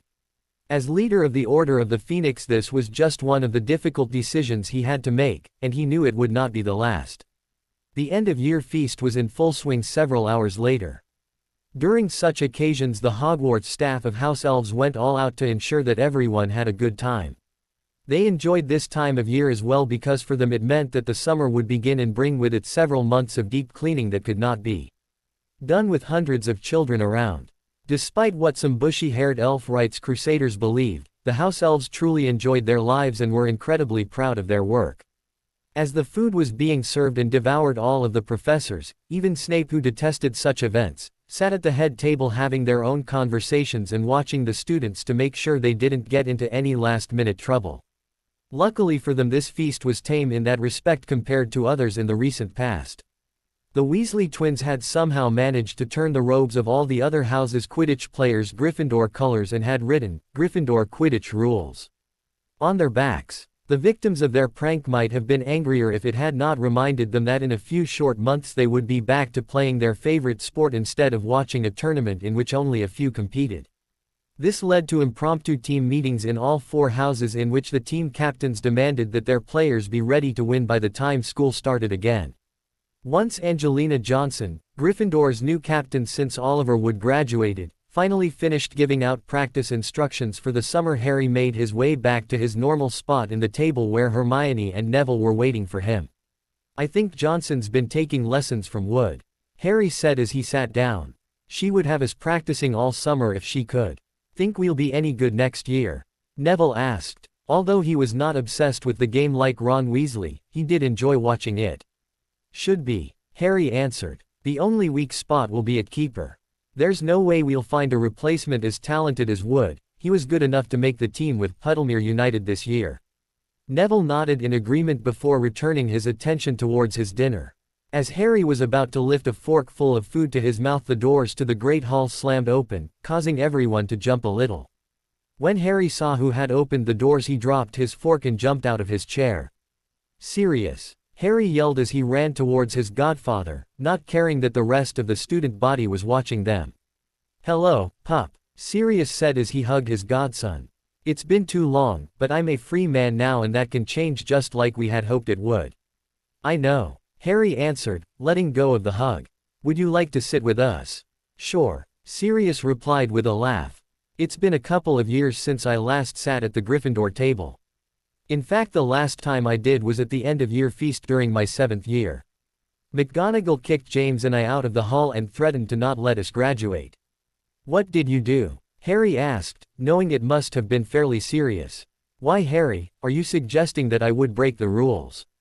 Nonsense. Sirius laughed as they began heading back towards the table. It could have been anyone that confounded Snape into thinking his robes were on fire after all. McGonagall never even bothered to check our wands, just assumed it was us. So who did it? Moony. And he got away with it, too. Last prank of the year was on us, I suppose. Sirius answered as they sat down. The rest of the Gryffindors were looking at them oddly. It was out of ordinary for an adult to be sitting at their table. Sirius seemed oblivious to their stares and proceeded to help himself to some of the food that was available. I've missed Hogwarts cooking, he said between bites. A little better than what they serve in Azkaban? Harry asked. You have no idea, Sirius replied with a grin. That was enough to make me want to escape by itself. Harry laughed and then noticed that Dumbledore was staring at them strangely from the head table while McGonagall was laughing at something. Sirius, did you tell Dumbledore you were going to show up early? Of course not. Where would the fun in that be? Sirius answered. The two continued to happily talk for the rest of the meal and Harry was beginning to look forward to spending his summer with Sirius even more. The two had had very few opportunities to talk face to face since Sirius went on the run again after Harry had discovered his innocence. Although they had gotten along perfectly so far, a small part of Harry wondered what it would be like when they did live in the same house. Harry's thoughts on the subject were interrupted when Professor Dumbledore rose from his chair and began to signal for everyone to quiet down so he could give his usual speech. Another year has passed at Hogwarts. Dumbledore began, and I must first thank all of you for the graciousness and hospitality you showed our guests from Durmstrang and Beauxbatons. I am truly proud of all of you. The Triwizard Tournament was an unexpected event for all of you, but you managed to handle the changes admirably. Let us also applaud both of our champions, Cedric Diggory of Hufflepuff. Cedric stood up and waved as everyone, including the Slytherins, clapped for him. And the winner of the Triwizard Tournament, Harry Potter of Gryffindor. Harry smiled and stood like Cedric had done while the student body applauded his achievement. Their reaction to him was about the same as towards Cedric, except the Slytherins refused to clap for him at all. But as the year ends, we must also acknowledge the changes that have happened as well. As you have heard by now, Lord Voldemort has returned. Most of the students, and some of the professors, gasped at Dumbledore's use of the name Voldemort. Hogwarts remains the safest place in the world, and while you are here you should have no fear of Voldemort. But while you are gone you must be aware of your surroundings at all times. Many good witches and wizards have lost their lives because they were not paying attention to what they were doing. Constant vigilance. Professor Moody yelled from the other end of the table, prompting a few people to nervously laugh. Indeed. Dumbledore agreed. If you do find yourselves in trouble, seek help from Aurors if possible or any trustworthy adults that may be in the area. I wish to see all of you again in September, so please heed my warnings. There is a war brewing in our world, one that has lain dormant for the past 13 years but has now returned. Good must answer the challenge of evil if our way of life is to persevere. One day you will all be asked to take your place and join the fight, but for now it is important that you dedicate yourselves to learning and focus on protecting yourselves and those you love. For some of you this is your last year at Hogwarts and you are now faced with the decision of what to do with your lives. I urge you to seek out where you can best serve our society, because we need you now more than ever. Harsh times surely lay ahead, and I wish you all the best of luck in whatever you plan on doing. It has been a pleasure teaching you these past 7 years and watching you grow into fine young witches and wizards. Rely on each other, and we will make it through these troubling times. Dumbledore raised his cup at this point to make a toast. To you, the Hogwarts class of 1995. Everyone applauded again at this point, but many of them were a bit disturbed with the tone that Dumbledore's speech had taken. The students were all too young to remember what it had been like during Voldemort's reign of power and were clearly unsure of what his rebirth meant for them. But still they clapped politely, or excitedly in the case of the 7th years, and went on with their meal as if nothing out of the ordinary had happened. Hey Sirius, Harry said a few minutes later, where are we going to be staying this summer? Don't worry about that, Harry. Sirius assured him. The Blacks are an old family and owned a few homes that, since I am the last of the Blacks, are now mine. We'll be staying in one of them, the house I grew up in actually. It wasn't the happiest place but it will do. It can't be any worse than the Dursleys. Harry commented. No, not anymore. Sirius laughed. You know I met your Aunt Petunia once. She called me a freak and ran out of the room. Sounds exactly like her. Harry agreed. That is pretty much how she acts around me, too. I tried to convince Dumbledore not to make you go back there at all this summer. Sirius explained, but he wouldn't back down. Next year will be different, even if the old goat disagrees. It's okay Sirius, really. I can handle the Dursleys. Harry assured his godfather. Of course you can, Sirius answered. The feast was beginning to end as people left the Great Hall and headed out for one last night of fun in the castle. So, I still want to meet this girlfriend of yours. You're not trying to hide me from her, are you? Maybe I am, Harry replied jokingly. She's still sitting at the Slytherin table with her little sister. Let's go and I'll introduce you. They both stood up and walked over to the other table where they received a mixture of glares and confused looks from the students. 2 seats across from the Greengrass girls were open, so Harry and Sirius sat down. Daphne, Astoria, I'd like you to meet my godfather Sirius Black. Sirius, this is Daphne and Astoria. A pleasure to meet you both. Sirius said with a small bow of his head. Funny, you don't look like someone who spent a decade in Azkaban. Astoria replied. Astoria, that's rude. Daphne commented with a small sigh. No, it's okay. Sirius assured her with a grin as he looked back at the younger girl. I've had a year out and am feeling much better now. If you'd like, we can all take a field trip there this summer so I can reminisce. I'll even bring the chocolate. No thanks, Astoria said instantly. She doubted the man was serious, but his eyes held a mischievous look that made her uncertain about that.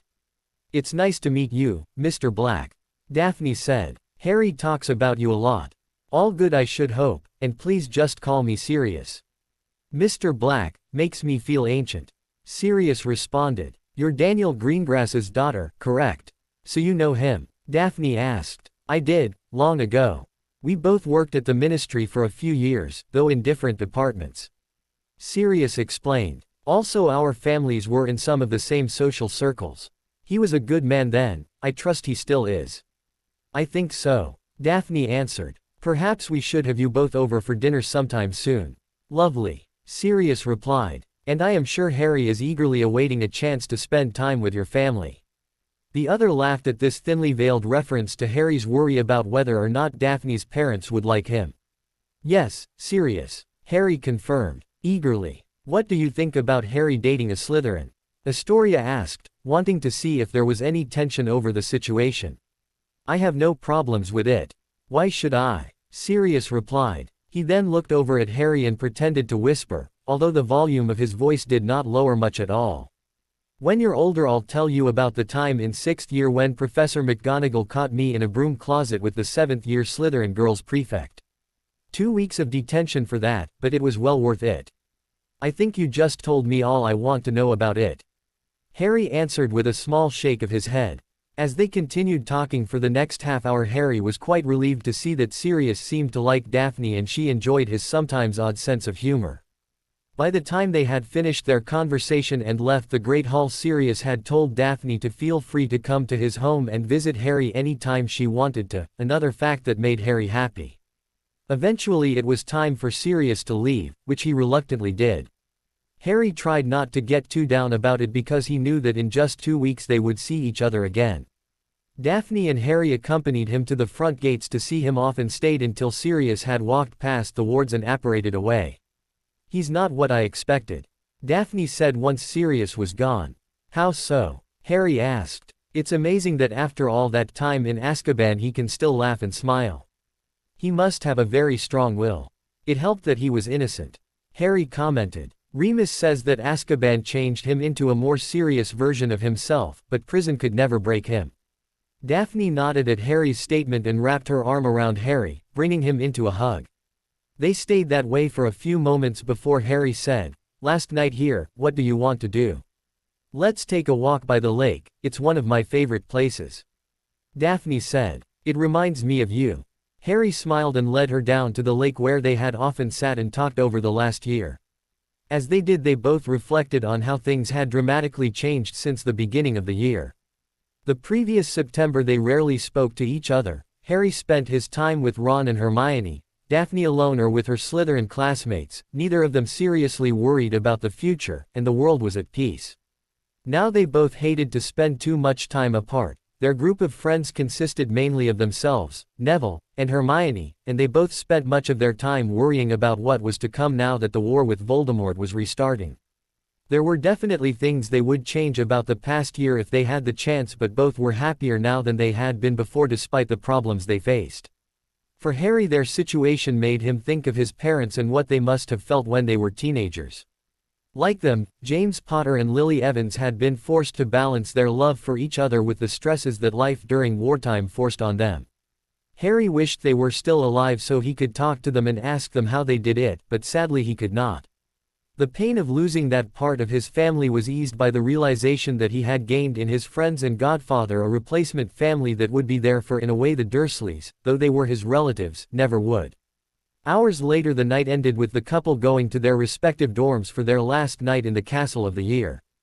Tomorrow morning they would leave the safety of Hogwarts and be forced to face a wizarding world that had been vastly changed in the past few days and the uncertainty that went with it. They both hoped they would be able to protect the other during this new challenge. "Get in the car, boy. I can feel those freaks staring at me," Uncle Vernon demanded as Harry approached his relatives. Harry sighed in frustration while he loaded his belongings into the trunk before getting into the back seat where Dudley was shoving a candy bar into his mouth. His aunt in the front seat meanwhile was apparently trying to ignore the fact that he existed at all. When everything was put up and Harry had closed the car door, Vernon sped off away from King's Cross Station and all of the freakishness it contained. Neither Harry or Sirius was happy about the fact that Dumbledore was sending him back to the Dursleys at all this summer, but at the moment there was little they could do. Sirius was in the process of becoming his guardian, at least as far as the magical world was concerned, but his request was taking longer than it should have due to the massive changes going on in the Ministry of Magic. So, for now, Dumbledore had the power to force him back into his relative's home, but even he knew that he could not keep Sirius and his godson apart for too long. Dumbledore insisted that he was only acting in Harry's best interest and that Number 4 Privet Drive offered him far better protection than anywhere else, but Harry had a hard time believing that. Harry didn't believe Dumbledore had any idea what life with the Dursleys had been like for him, or if he did know then the headmaster had just been ignoring it. Either way, Harry was still stuck with his relatives for the next 2 weeks and he wasn't happy about it. As the car and its passengers made their way out of London and towards Little Whinging, Harry was glad for the silence that came with his relatives ignoring him. He thought about the train ride out of Hogwarts that had been in some ways less eventful than others. Malfoy almost always made it a point to come find him on the train and try and insult him for one reason or another, but this time he hadn't seen the Slytherin at all.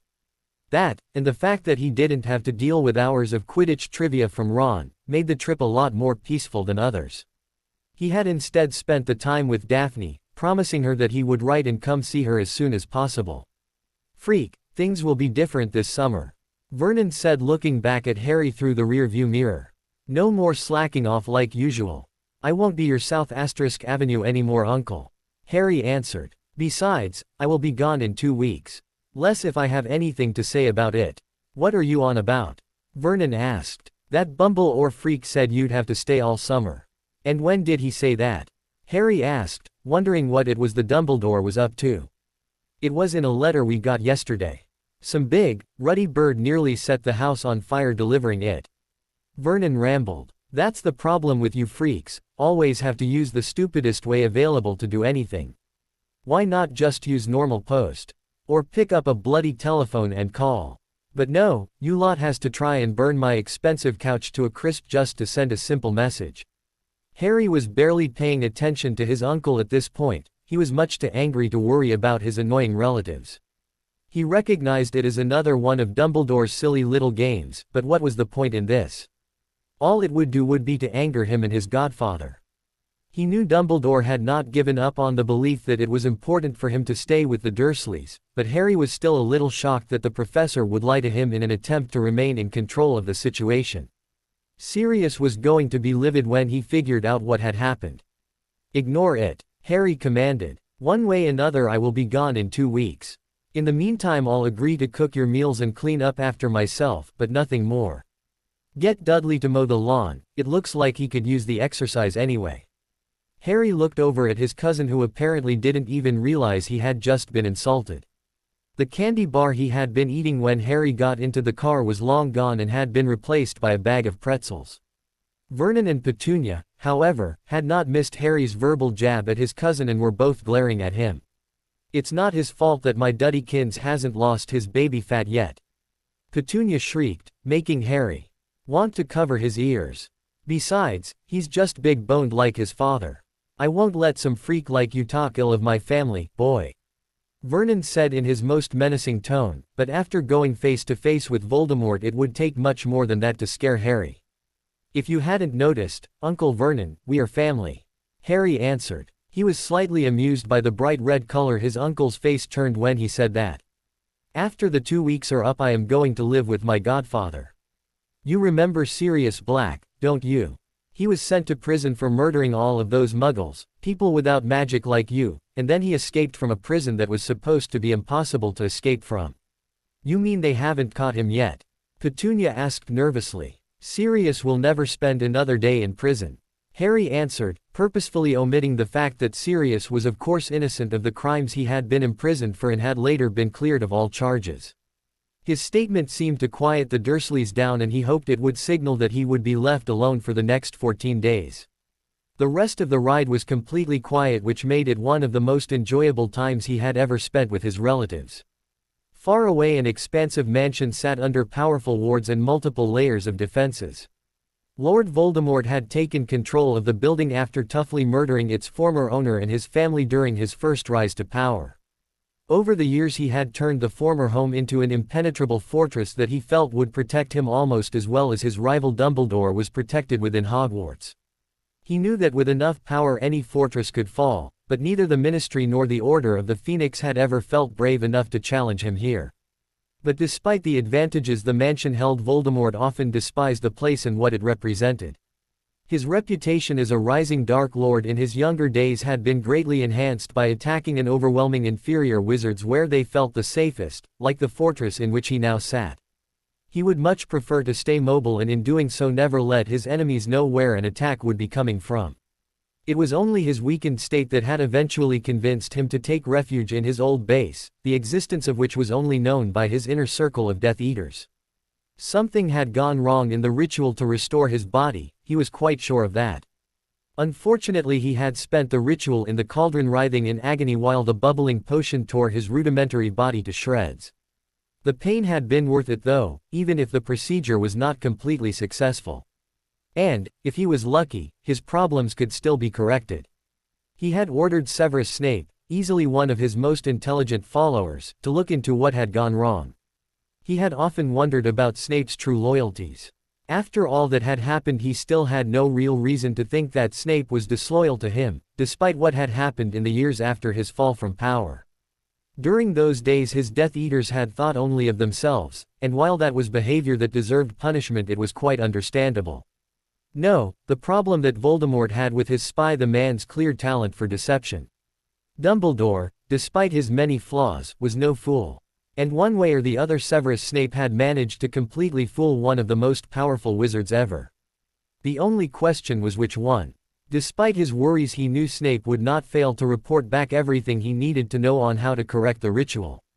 The only problem they faced was that only 2 people had witnessed the ritual and neither of them were available to him. Barty Crouch Jr. had been knocked unconscious prior to the ritual and was only awoken the next day after long hours of healing and multiple potions. The fact that he was alive at all was somewhat of a miracle. Peter Pettigrew, or Wormtail as he was growing fond of calling him, had been captured and was being held in Azkaban. The man was a stupid and weak wizard and under normal circumstances Voldemort would not even consider trying to free him, but these were not normal times. The other witness was Harry Potter, the so-called boy who lived. "Damn you, Potter," Voldemort said to the empty room. If anyone had been around to hear it they would have been quite disturbed by the way the Dark Lord cursed his enemy. How had Potter lived through a second killing curse, Voldemort wondered. It simply did not make any sense. Was it truly impossible for him to kill the boy? It must have something to do with that prophecy, the Dark Lord realized.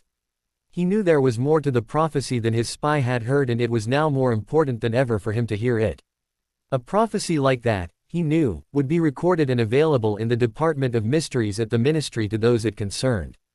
Perhaps he could lure Harry Potter into the Hall of Prophecies and have him retrieve the prophecy for him before the boy who lived finally died at the hands of Lord Voldemort. But then again, if the prophecy did say he could not kill the boy, it would be better for him to not involve the child. Besides, the plan was overly elaborate and full of chances for it to fail. He was not hiding from the world, so there was no reason for him not to just bash his way into the Ministry and take the prophecy himself. But first there were other things to do. Planning must begin at once. Harry had only been at the Dursleys one day and he was already desperate to leave. Surprisingly his main problem wasn't his relatives treating him poorly, His mention of Sirius Black seemed to have frightened them away from that for now. No, Harry's problem was boredom. His days had been so busy in the year that had just ended he had never really taken the time to appreciate how full his days were. Between school work, sleep, time with friends, training for the tournament, eating, and time with Daphne, just about every minute of his day had been accounted for. Now he couldn't practice magic, his friends weren't around, the tournament was over, and he had no books worth reading. The one thing that held his interest was the portable wizard's radio that Daphne had given him before they left Hogwarts so that he could keep up with what was going on. Harry had never really paid much attention to the radio before but was already quite intrigued by the device and the programs that were available on it. Many of the channels were filled with music that sounded much like its Muggle counterparts. In fact, it was clear that some bands were heavily influenced by Muggle popular music and were trying to recreate that sound but with lyrics appropriate for wizards. Other channels, the ones that Harry was more interested in, featured non-musical programs that included news programs and educational series. Most of the talk he had heard so far centered on discussing who would replace Cornelius Fudge as Minister of Magic. Rufus Scrimgeour, who had been appointed interim minister, was the early favorite with Amelia Bones a close second. Both were seen as fine choices to lead the ministry now that you know who had returned. The return of Voldemort was the other popular topic, although they never used the name Voldemort. Some refused to believe that the Dark Lord was back and pointed to the fact that there had thus far been no attacks as proof for their point of view. Others argued that Pettigrew could not have lied during his testimony due to the Veritaserum, so it must be the truth and they should do everything in their power to prepare. Although Harry agreed with this side of the debate, the side that seemed to have the most supporters was the one that decided to take a wait-and-see attitude. He wondered if they realized they were doing exactly what Voldemort would have wanted them to do. Eventually Harry grew frustrated with the radio arguments and turned the device off and went to sleep. The first day at the Dursleys was nearly over and he had made it through fairly easy. He only hoped the next 13 would be so easy. It was 2 days later that Harry realized his house was being watched. Number 4 Privet Drive sat in sprawling suburban neighborhood full of children, so it was not odd to see people walk past on the sidewalk. In fact, their house was not too far from a small park that many kids spent their days at, including Dudley, who enjoyed tormenting the younger children and smoking cigarettes in the park with his friends. Harry had been in the kitchen looking out the window while washing dishes on a Wednesday afternoon when he first noticed anything was odd. Over the years Harry had grown to enjoy cooking, and after spending most of the year at Hogwarts, where the house elves would literally throw a wizard out of the kitchen if they asked to prepare themselves something, it was nice to be able to embrace his hobby again, so he didn't really mind the fact that he was feeding the Dursleys as well. It was after lunch that he first noticed an attractive, young woman walking past the house. She was dressed normally, at least as far as teenage fashions were concerned, in jeans and a t-shirt. Her hair had been dyed a dark red color that was almost maroon. As she passed, she took a brief look at the house but didn't stop walking. Harry had almost forgotten about her when another girl walked past 10 minutes later, headed in the opposite direction. She too wore jeans but also a denim jacket with a strange variety of pins and buttons on it. Her hair was short and pink and her face was slightly rounder than the other girls had been. Still, Harry thought they looked similar, as if they might be sisters. Another 10 minutes passed and a different girl walked past the house headed the same way the first girl had. This one was of a similar height and build to the first two but wore shorts and a tank top and had long hair put up into a ponytail. She, just like the others, looked at the house as she passed by but kept on walking. He had gotten a good look at her face and was struck by the feeling that she looked familiar, but he could not remember where he had seen her before. As she walked away, Harry noticed that her shirt had a large logo on it saying, "Weird Sisters," which also seemed familiar to him. He had to think about it for several minutes before he realized that it was the name of a popular band, more precisely a popular band popular with students at Hogwarts and made up entirely of witches. But the question remained, who were these witches? What did they want from him? Did Dumbledore send them, or Voldemort? He knew that there were allegedly powerful protections over the house that would prevent anyone who wished him harm from finding him, and if true, that would suggest they were not a threat. Still, Harry wasn't sure. He knew they had passed every 10 minutes, and if that was going to continue to be true, he had less than 5 until their next pass and they would probably be coming from the same direction as the second witch. Harry decided to take the matter into his own hands and ran outside to hide behind a bush so he could observe the next person who passed by. As always, he had his wand with him and was holding it tightly in his right hand as he waited. Exactly as he expected, a young woman similar in looks to the 3 previous witches passed by the house a few minutes later. This one had bright blue hair and was, strangely, wearing exactly the same thing the first witch had worn. As she passed the house they glanced up at it, but unlike the others she stopped. She was looking right at the kitchen window where Harry had been standing just minutes earlier, and he knew for certain she was looking for him. Harry sat in the bushes for a moment longer trying to figure out what he wanted to do. The witch, and he was quite sure now that is what she was, had her wand sticking out of the back pocket of her jeans. Harry briefly remembered Mad Eye Moody yelling at the class about how that was an awful idea, but tried to put that out of his mind as he prepared to leap from the bushes. "Don't move," Harry yelled as he rushed out of his hiding spot. The witch turned in surprise at his sudden appearance, but before she could react Harry had yanked her wand out of her pocket and was pointing both wands at her. "Who are you? Why are you watching me?"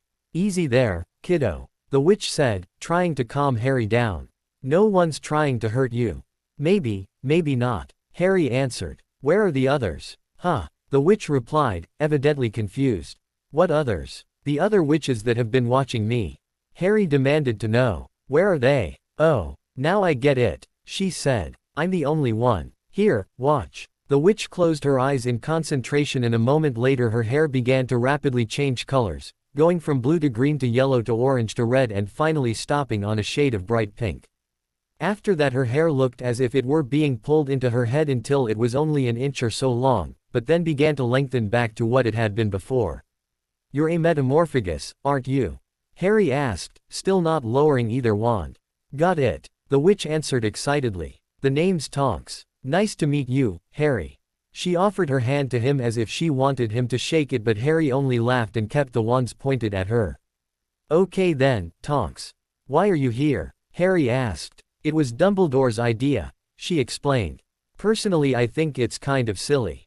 They tell you, come join our super secret anti-you-know-who army. And what did they make you do when you agree? Watch a 14-year-old, that's what. I'm a trained Auror, there's got to be better things for me to do than this." "Almost 15, Harry said a little defensively. "So Dumbledore has the Order of the Phoenix watching me. Didn't know you knew about that," Tonks replied. "But yeah, he does. We've met before, you know. I was one of the Aurors that came to find you after you saved those kids from the Dementors. And actually we were both at Hogwarts together for a year, but 7th-year Hufflepuffs don't generally hang out with 1st-year Gryffindors. I remember now, you had pink hair that day," Harry said as Tonks nodded. He finally lowered the wands and handed Tonks back to her.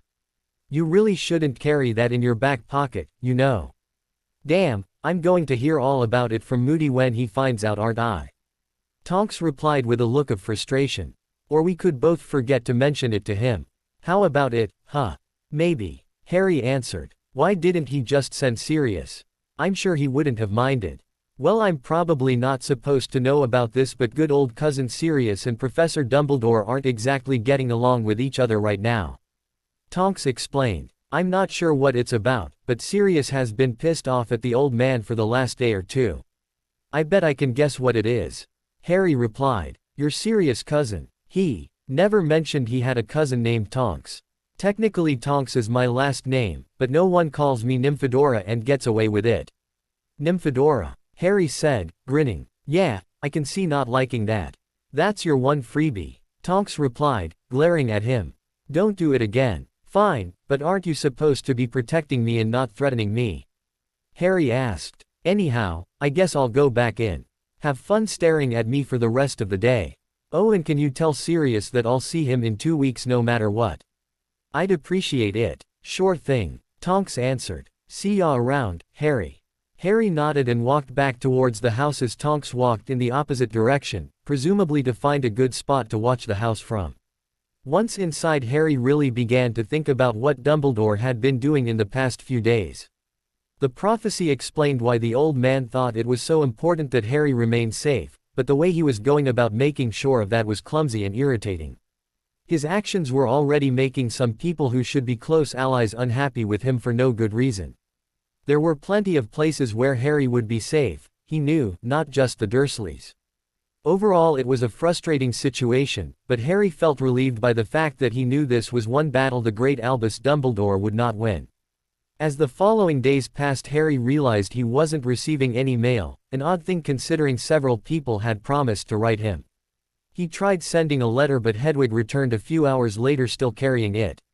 Harry felt certain that Dumbledore was somehow behind this, even if he didn't know how or why.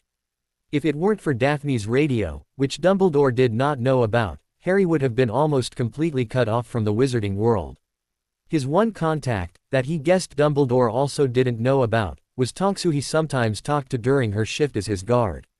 Apparently Harry was not supposed to know she was there, and so she had neglected to report that Harry had caught her the first day she was watching him.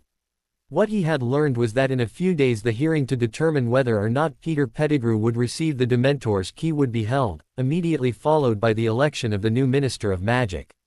In that contest Rufus Scrimgeour was expected to win, barring any major scandal in the next few days. Most of the commentators Harry had heard over the radio spoke positively of the man, but Harry knew better than anyone that the media was not always trustworthy. Much more interesting was Wormtail's hearing. His questioning had been interrupted during his brief trial the previous week, but this time around Chief Warlock Albus Dumbledore would control the proceedings and be able to ask all of the questions he wanted to with the aid of Veritaserum. Speculation was rampant as to who would be revealed as a follower of you-know-who and what other information the man could provide. Harry thought the situation was a little funny and wondered if the Malfoys were busy trying to get out of the country. He eagerly looked forward to the day when Lucius Malfoy would face judgment and only hoped he would be there to watch. Wormtail was in hell. Or, at least, he thought he was. He simply could not imagine a place worse than Azkaban prison. He had been in a panic when the Aurors had dragged him into his cell and left him alone in the cold, bare room. For a few brief moments he thought that perhaps it wouldn't be as bad as everyone said it would be, and indeed for those first few minutes he thought he would be able to make it through without any problems at all.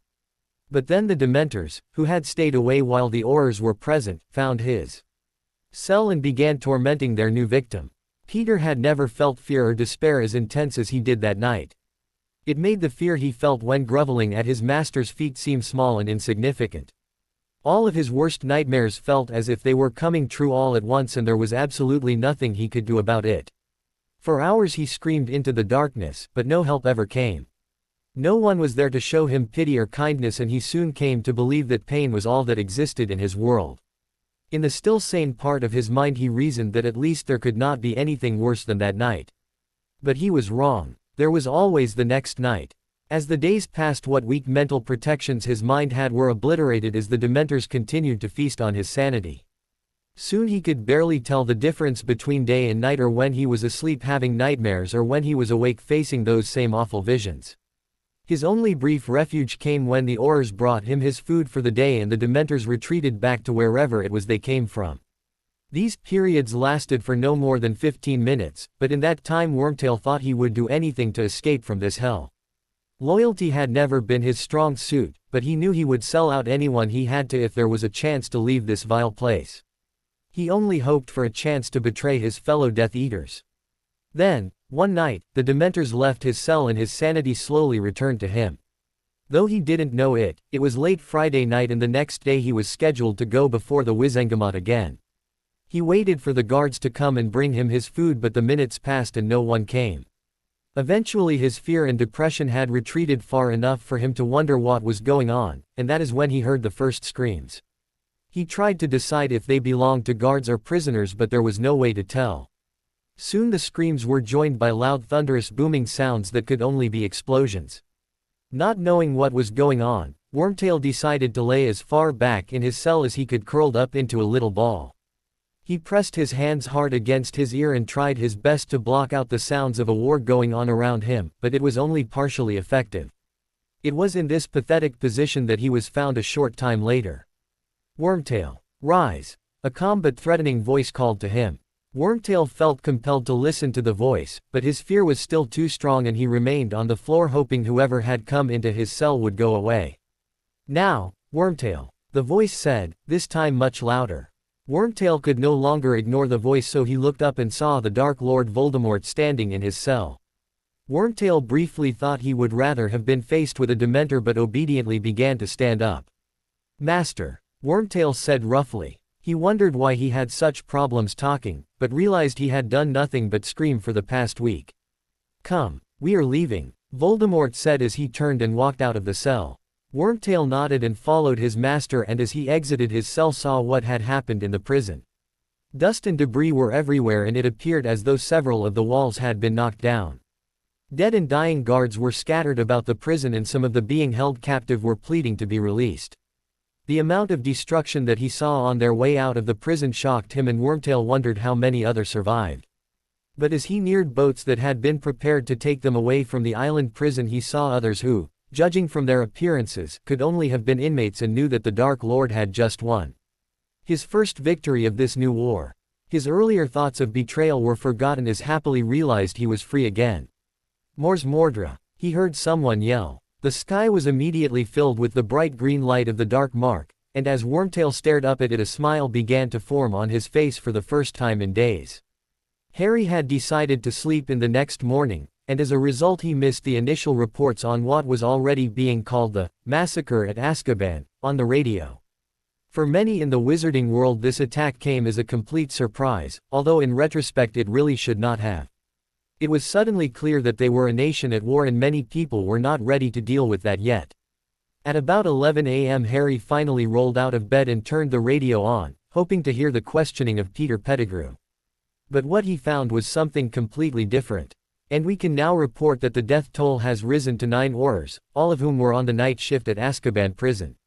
No names have yet been released out of respect for their families. Our sources tell us that there are typically 15 Aurors assigned to the prison at that time of day, but we have not been given final word on how many were there last night.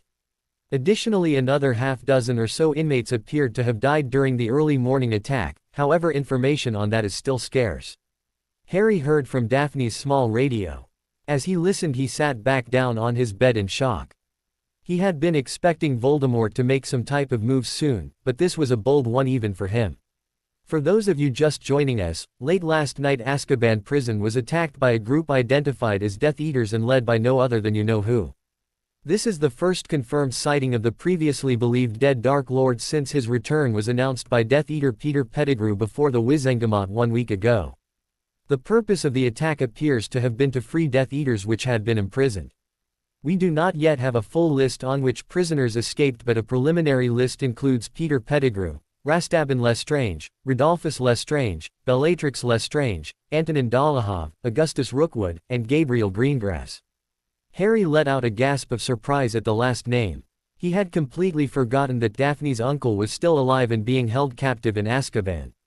He did remember that the man had been a loyal Death Eater for several years before Voldemort's fall in 1981, and that he was imprisoned after a foolish attack on the Ministry in an attempt to uncover more information on his master's whereabouts.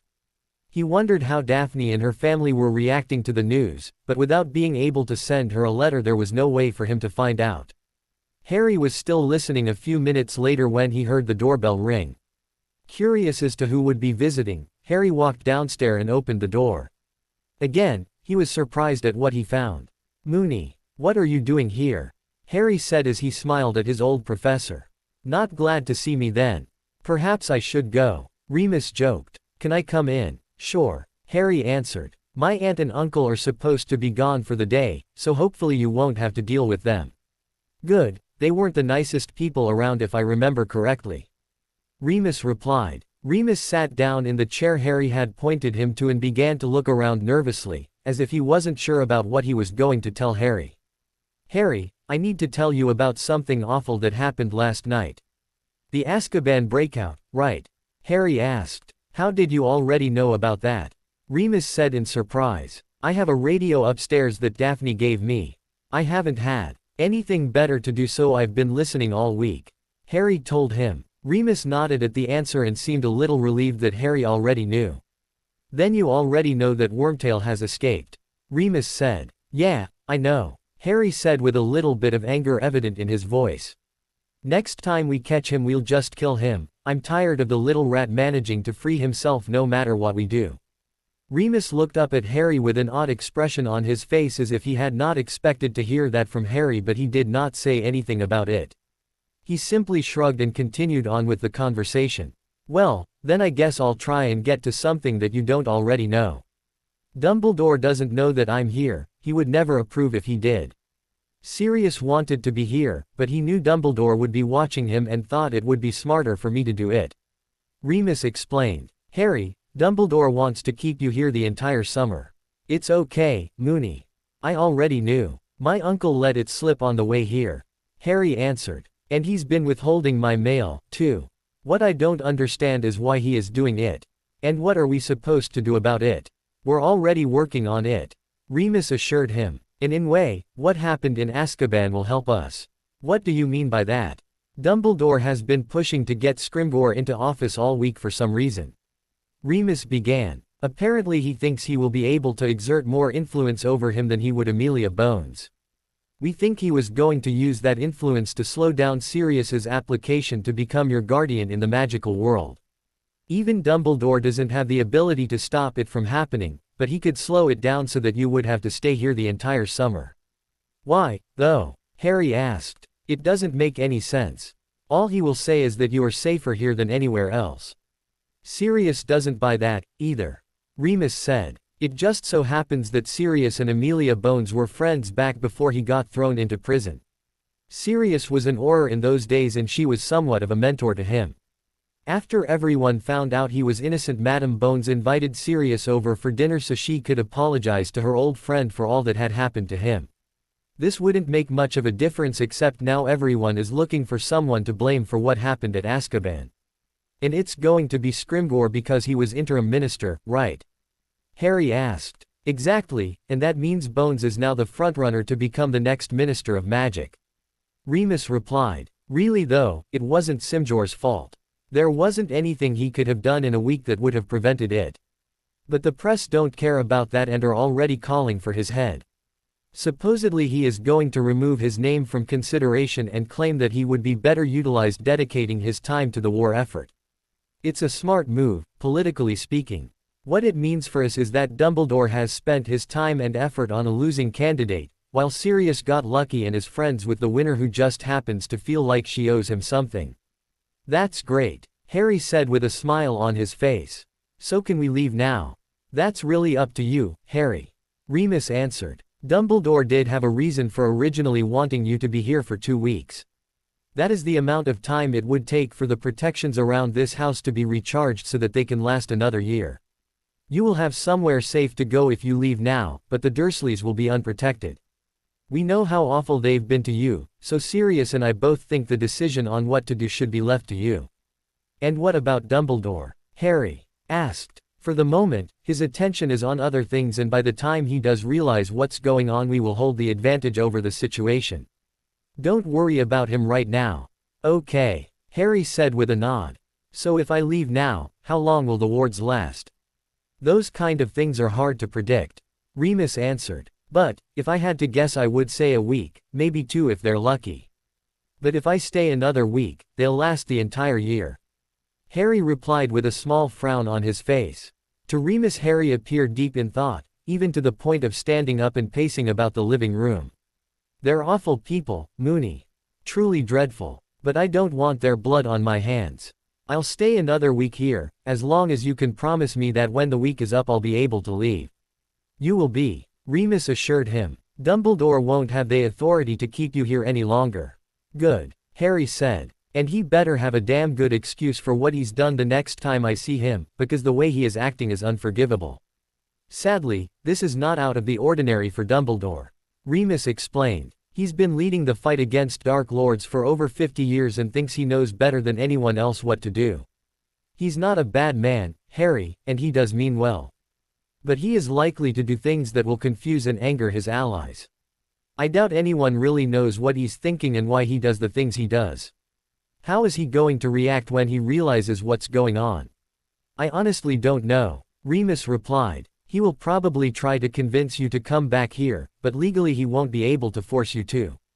Now I guess I better go.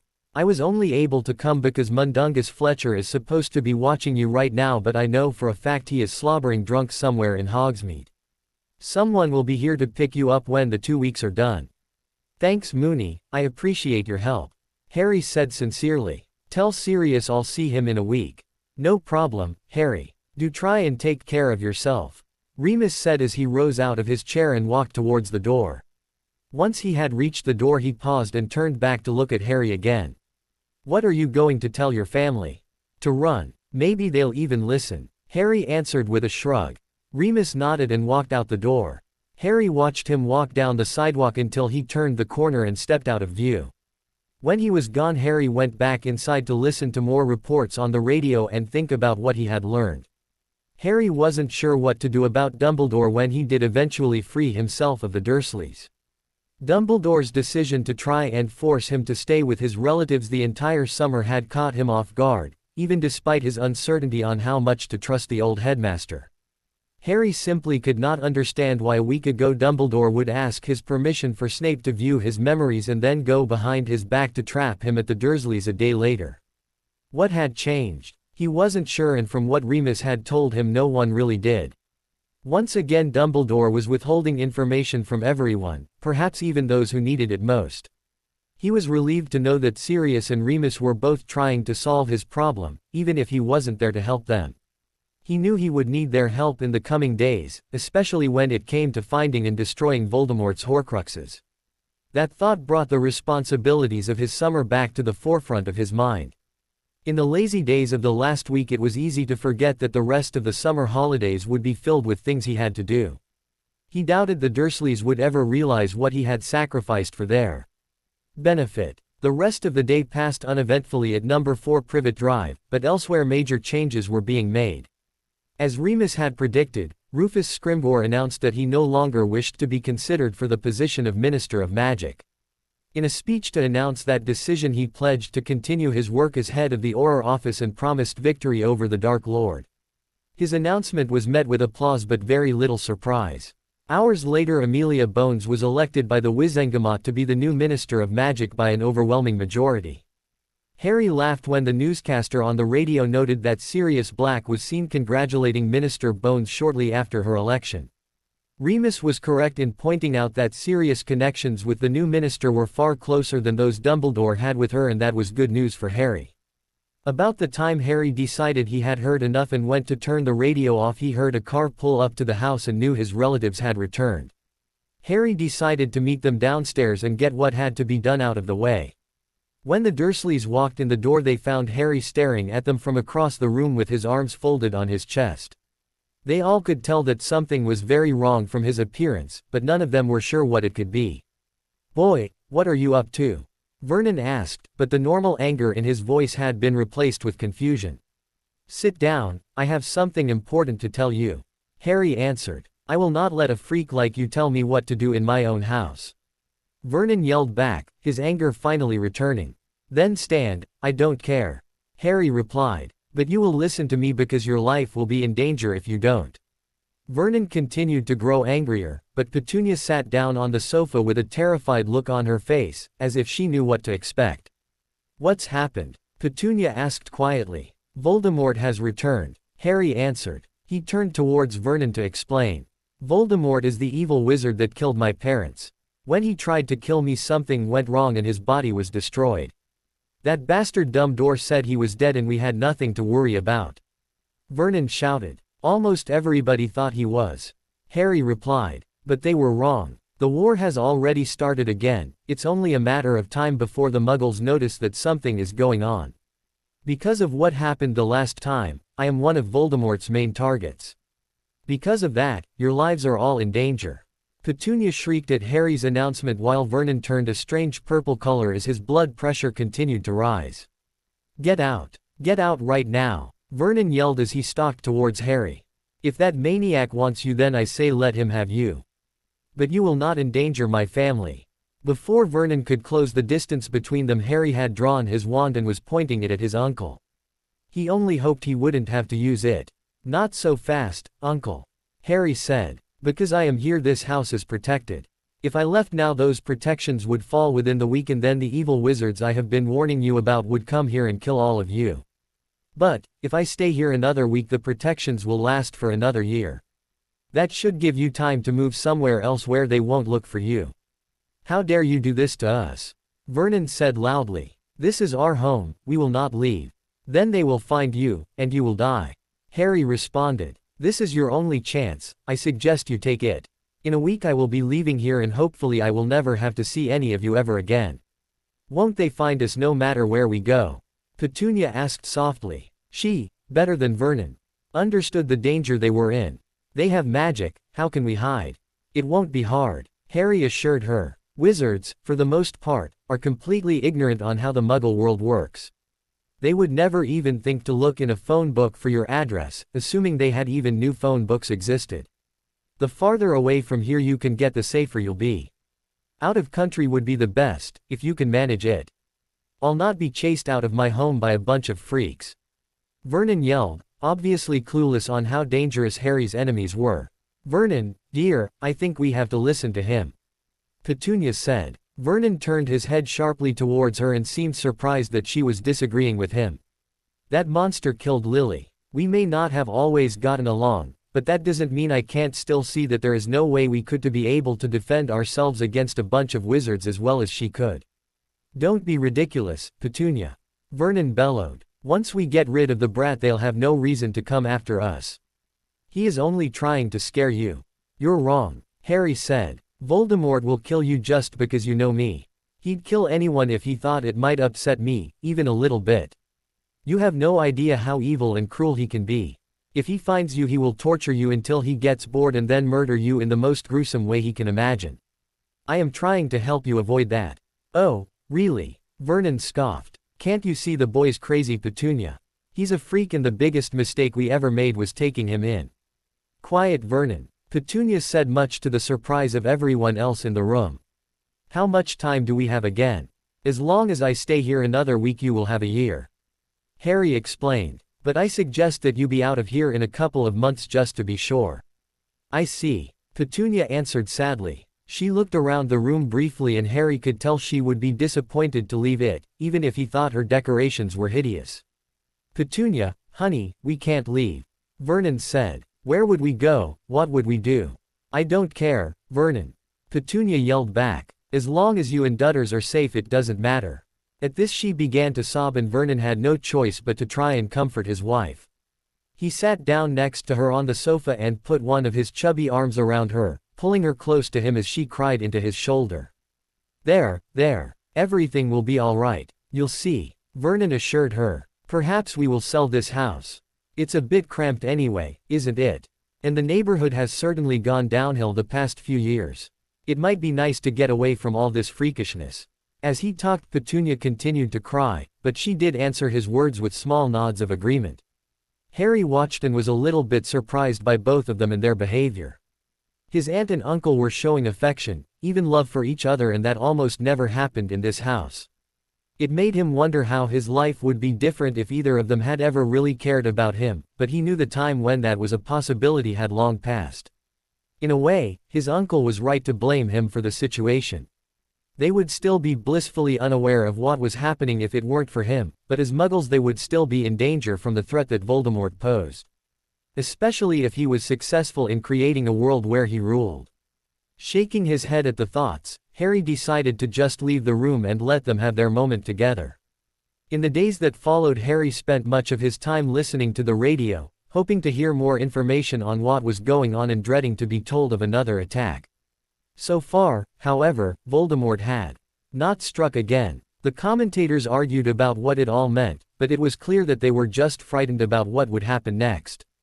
The Ministry of Magic, now under the leadership of Amelia Bones, announced that they were increasing funding to the Aurors effective immediately so that they could hire and train new recruits to help in the war effort. Unfortunately, some people were still reluctant to admit that they were in a war at all and insisted that now that the Dark Lord had his followers back, he might just leave them alone. Harry, of course, knew this was rubbish. For the most part, the week was uneventful. The Dursleys seemed even more annoyed than ever by his presence, but clearly wanted him gone more than they wanted to fight with him. That suited Harry just fine and he was happy to avoid them as much as possible. He often thought how happy he was that he did not have to stay much longer at the house. Finally Harry's last day at number 4 Privet Drive came. He woke early that morning and gathered his things, making sure not to leave anything he wanted behind because he knew he would never return to the house. By the time he began hauling his trunk down the stairs it was only a little past 7 a.m., meaning that Vernon should have already left for work but everyone else should be asleep. Harry was therefore quite surprised to see his aunt sitting at the kitchen table drinking a cup of coffee. "Sit down, Harry, please," Petunia said when she saw Harry moving his trunk towards the front door. Harry frowned at her for a moment, unsure of what she wanted, but finally decided to humor her and sit down. "I should be out of here in a few hours, Aunt Petunia," Harry said, thinking that might be what she wanted to know. Petunia merely nodded and took another sip of her coffee. "You don't like us very much, do you?" Petunia asked after a few moments. Harry started to say something, but Petunia waved her hand as if to silence him. "I suppose we've never given you a reason to, maybe I owe you an apology for that. We never wanted you, Harry, but that's no secret. It's also no excuse for what we put you through. Why are you saying this to me?" Harry asked. "Why now? Is it just to make yourself feel better?" "Because I feel guilty," Petunia said, raising her voice for the first time. "Because I know that if something had happened to Vernon and I and your parents had to take Dudley and they would have raised him as their own son, magical or not. That's probably the nicest thing I've ever heard you say about my parents." Harry replied sarcastically. You're right. It probably was." Petunia agreed. "Another thing I hope you'll be able to forgive me for. I don't know that I'll ever be able to forgive you, Aunt Petunia. Or the rest of your family," Harry answered honestly. "But I am trying to save your lives, isn't that enough? Just promise me we'll be safe." Petunia pleaded with him. "I can't do that," Harry replied. "I wish I could, but I just can't. It might be safer for you if I don't even know where you're going, to be honest. I'll try and send you some way to contact me, if you really need to. Once I can use magic again I can charm something to be able to alert me if you're in danger." "You would do that for us?" Petunia asked uncertainly. "I suppose so," Harry answered just as uncertainly. "Hopefully this war will be over soon, and then we won't have to think about each other anymore." "Will it be over soon?" "Maybe. I know how to end it, and if the prophecy is right I'm the only one who can," Harry explained, not bothering to tell her the details of what he meant. "But it could be years until we finally bring Voldemort down. There's no way to tell." Petunia nodded and sipped at her cooling coffee again. Harry thought that she looked a little calmer now than she did at the start of their conversation, but the terror was still there just under the surface. Harry knew he had done all he could, and was willing to do, for them. If they listened to his advice they would probably survive, if they didn't they would likely die. There really wasn't any more to it than that. "I'm going to wait outside. Goodbye, Aunt Petunia." Harry walked out of the kitchen and towards the door as his aunt also got out of her chair and watched him leave. He had already moved his trunk outside and was about to close the door when he heard his aunt speak again. "Goodbye, Harry. I'm sorry I never loved you," Petunia said softly, but loud enough for Harry to hear. Harry froze at the words, uncertain on how to respond, but in the end just nodded and closed the door without saying anything. That, he hoped, would be the last time he ever had to see his aunt. Harry pulled his trunk to the end of the sidewalk and sat on top of it while trying to clear his head of the conversation he had just had. He had never really understood the Dursleys and doubted now that he ever would. That, however, was not something he would ever lose sleep over. He had no idea when someone would be coming to get him or where he could find Sirius, so even with his ability to apparate Harry felt a little trapped. Technically there should be someone from the Order of the Phoenix watching him, but he knew that was not always the case. The minutes slowly passed and soon Harry was beginning to worry that he would be sitting outside all day waiting. It was over an hour later when Harry finally saw someone he recognized walking down the sidewalk towards the house. "Sirius," Harry called as he jumped up and ran towards his godfather. "I said I'd be here, didn't I?" Sirius asked. "I see you're all packed, ready to go then." "Absolutely," Harry answered. As they turned to go get Harry's things they heard a soft popping noise that both of them recognized as the sound associated with apparition. In a fraction of a second both of them had their wands out and pointed towards the source of the noise, only to lower them a second later. "Hello Albus, something I can help you with?" Sirius asked with a hint of anger evident in his voice. Professor Dumbledore stood in front of them with a disappointed look on his face, meanwhile Harry was glaring at the man angrily. "Harry, I apologize for deceiving you, but you must understand staying here really is in your best interest," Dumbledore said, ignoring Sirius.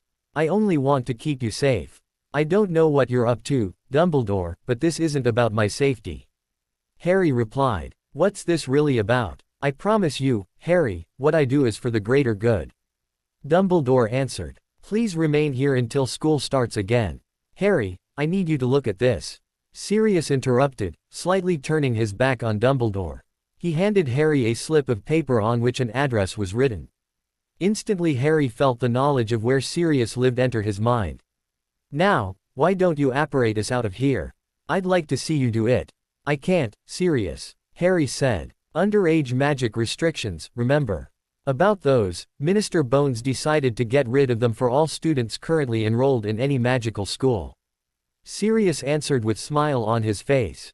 "You can use magic as much as you want with no worries. It's nice to be a friend and advisor to the minister, isn't it?" "Sirius, you know Harry needs to stay here," Dumbledore said loudly, but Harry and Sirius were still ignoring him. "That's brilliant," Harry said excitedly. "Let's go." Harry placed one hand on Sirius and the other on his trunk, and before Dumbledore could say anything else they disappeared, leaving the old headmaster standing in the Muggle neighborhood alone. He sighed and shook his head, wondering how he had allowed things to slip so far out of his control, before he also disappeared in the same manner Harry had. When Harry and Sirius arrived at their destination, Harry found himself staring at a long row of houses that looked almost identical to each other. He looked up and down the row, wondering which one belonged to Sirius until finally his godfather spoke. "Think about the piece of paper I showed you, Harry," Sirius advised him. Harry nodded and remembered the address that had been written down. As soon as he did, he saw that two of the homes appeared to be moving apart to make way for another house that had been sandwiched between them. "That's amazing," Harry said with a goofy grin on his face. Even after years of living in the magical world, he had still not lost the joy of seeing something new and unexpected. "This belongs to you then?" "That's right," Sirius answered with a nod. "This is the house I grew up in. Welcome number 12 Grimmauld Place, home of the Blacks." Sirius led Harry up to the door but stopped once he had placed his hand on the doorknob and turned towards Harry. "I do have to tell you something before we go in. The Weasleys are inside. Why aren't they at the Burrow?" Harry asked curiously, but without any anger in his voice. Although his friendship with Ron had fallen apart, he still liked the rest of the Weasley family, especially the twins. "This is also the headquarters of the Order of the Phoenix," Sirius explained. "Arthur and Molly are members, and she offered to help clean up. Until about a month ago no one had lived here since my mother died, which was many years ago. Magical houses develop unique problems when they're left alone for that long, especially in a house like this." "Like what?" Harry asked. "My family enjoyed a vast collection of dark objects, many of which attract dark creatures," Sirius said. "The hard part about cleaning this house isn't the dirt and grime, it's the dangerous objects and creatures that are lurking inside of it.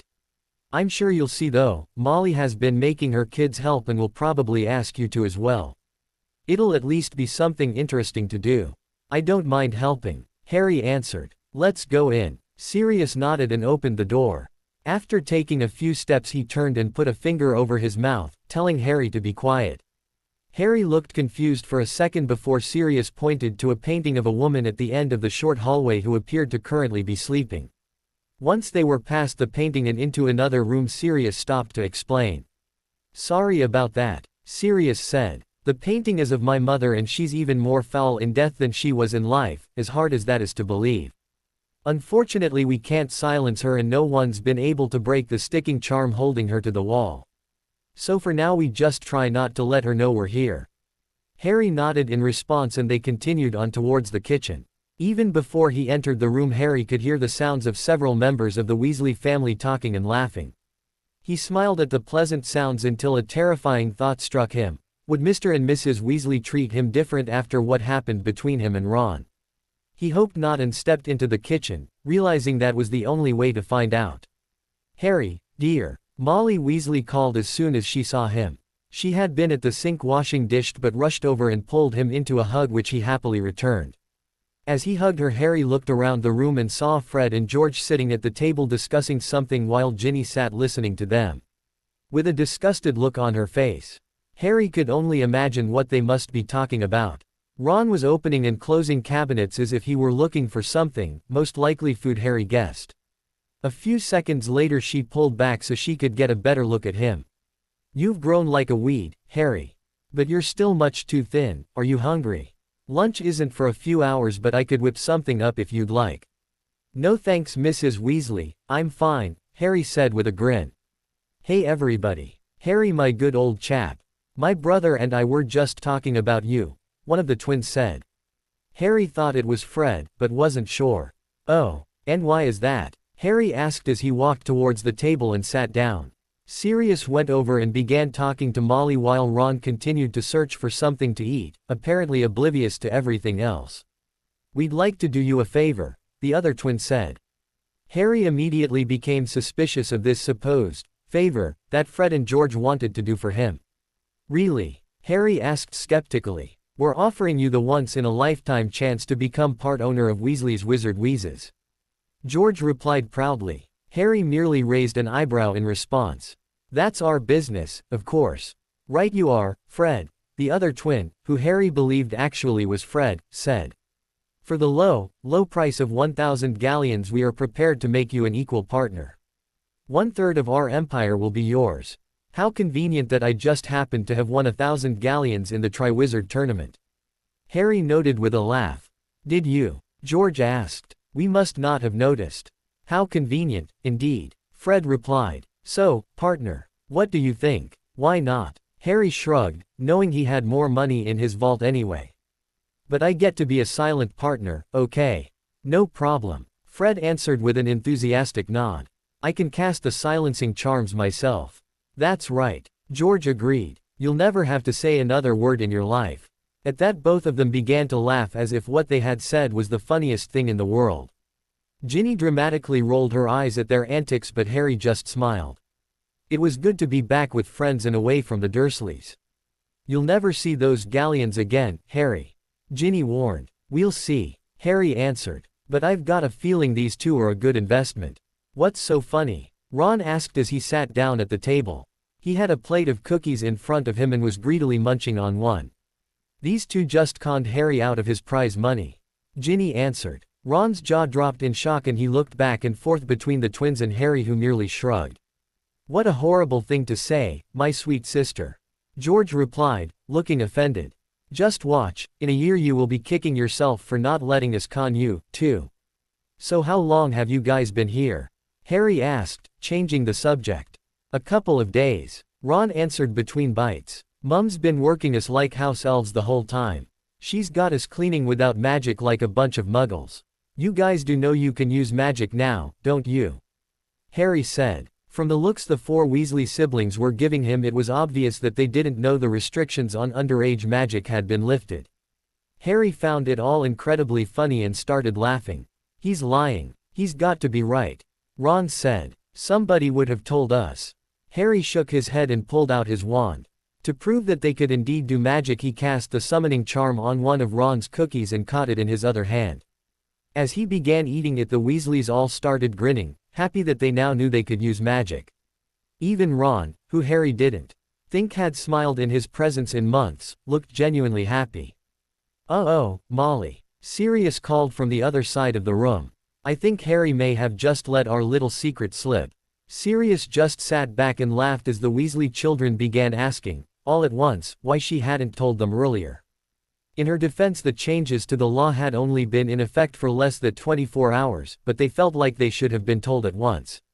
Harry laughed as well, knowing that Sirius had expected this result from his comment.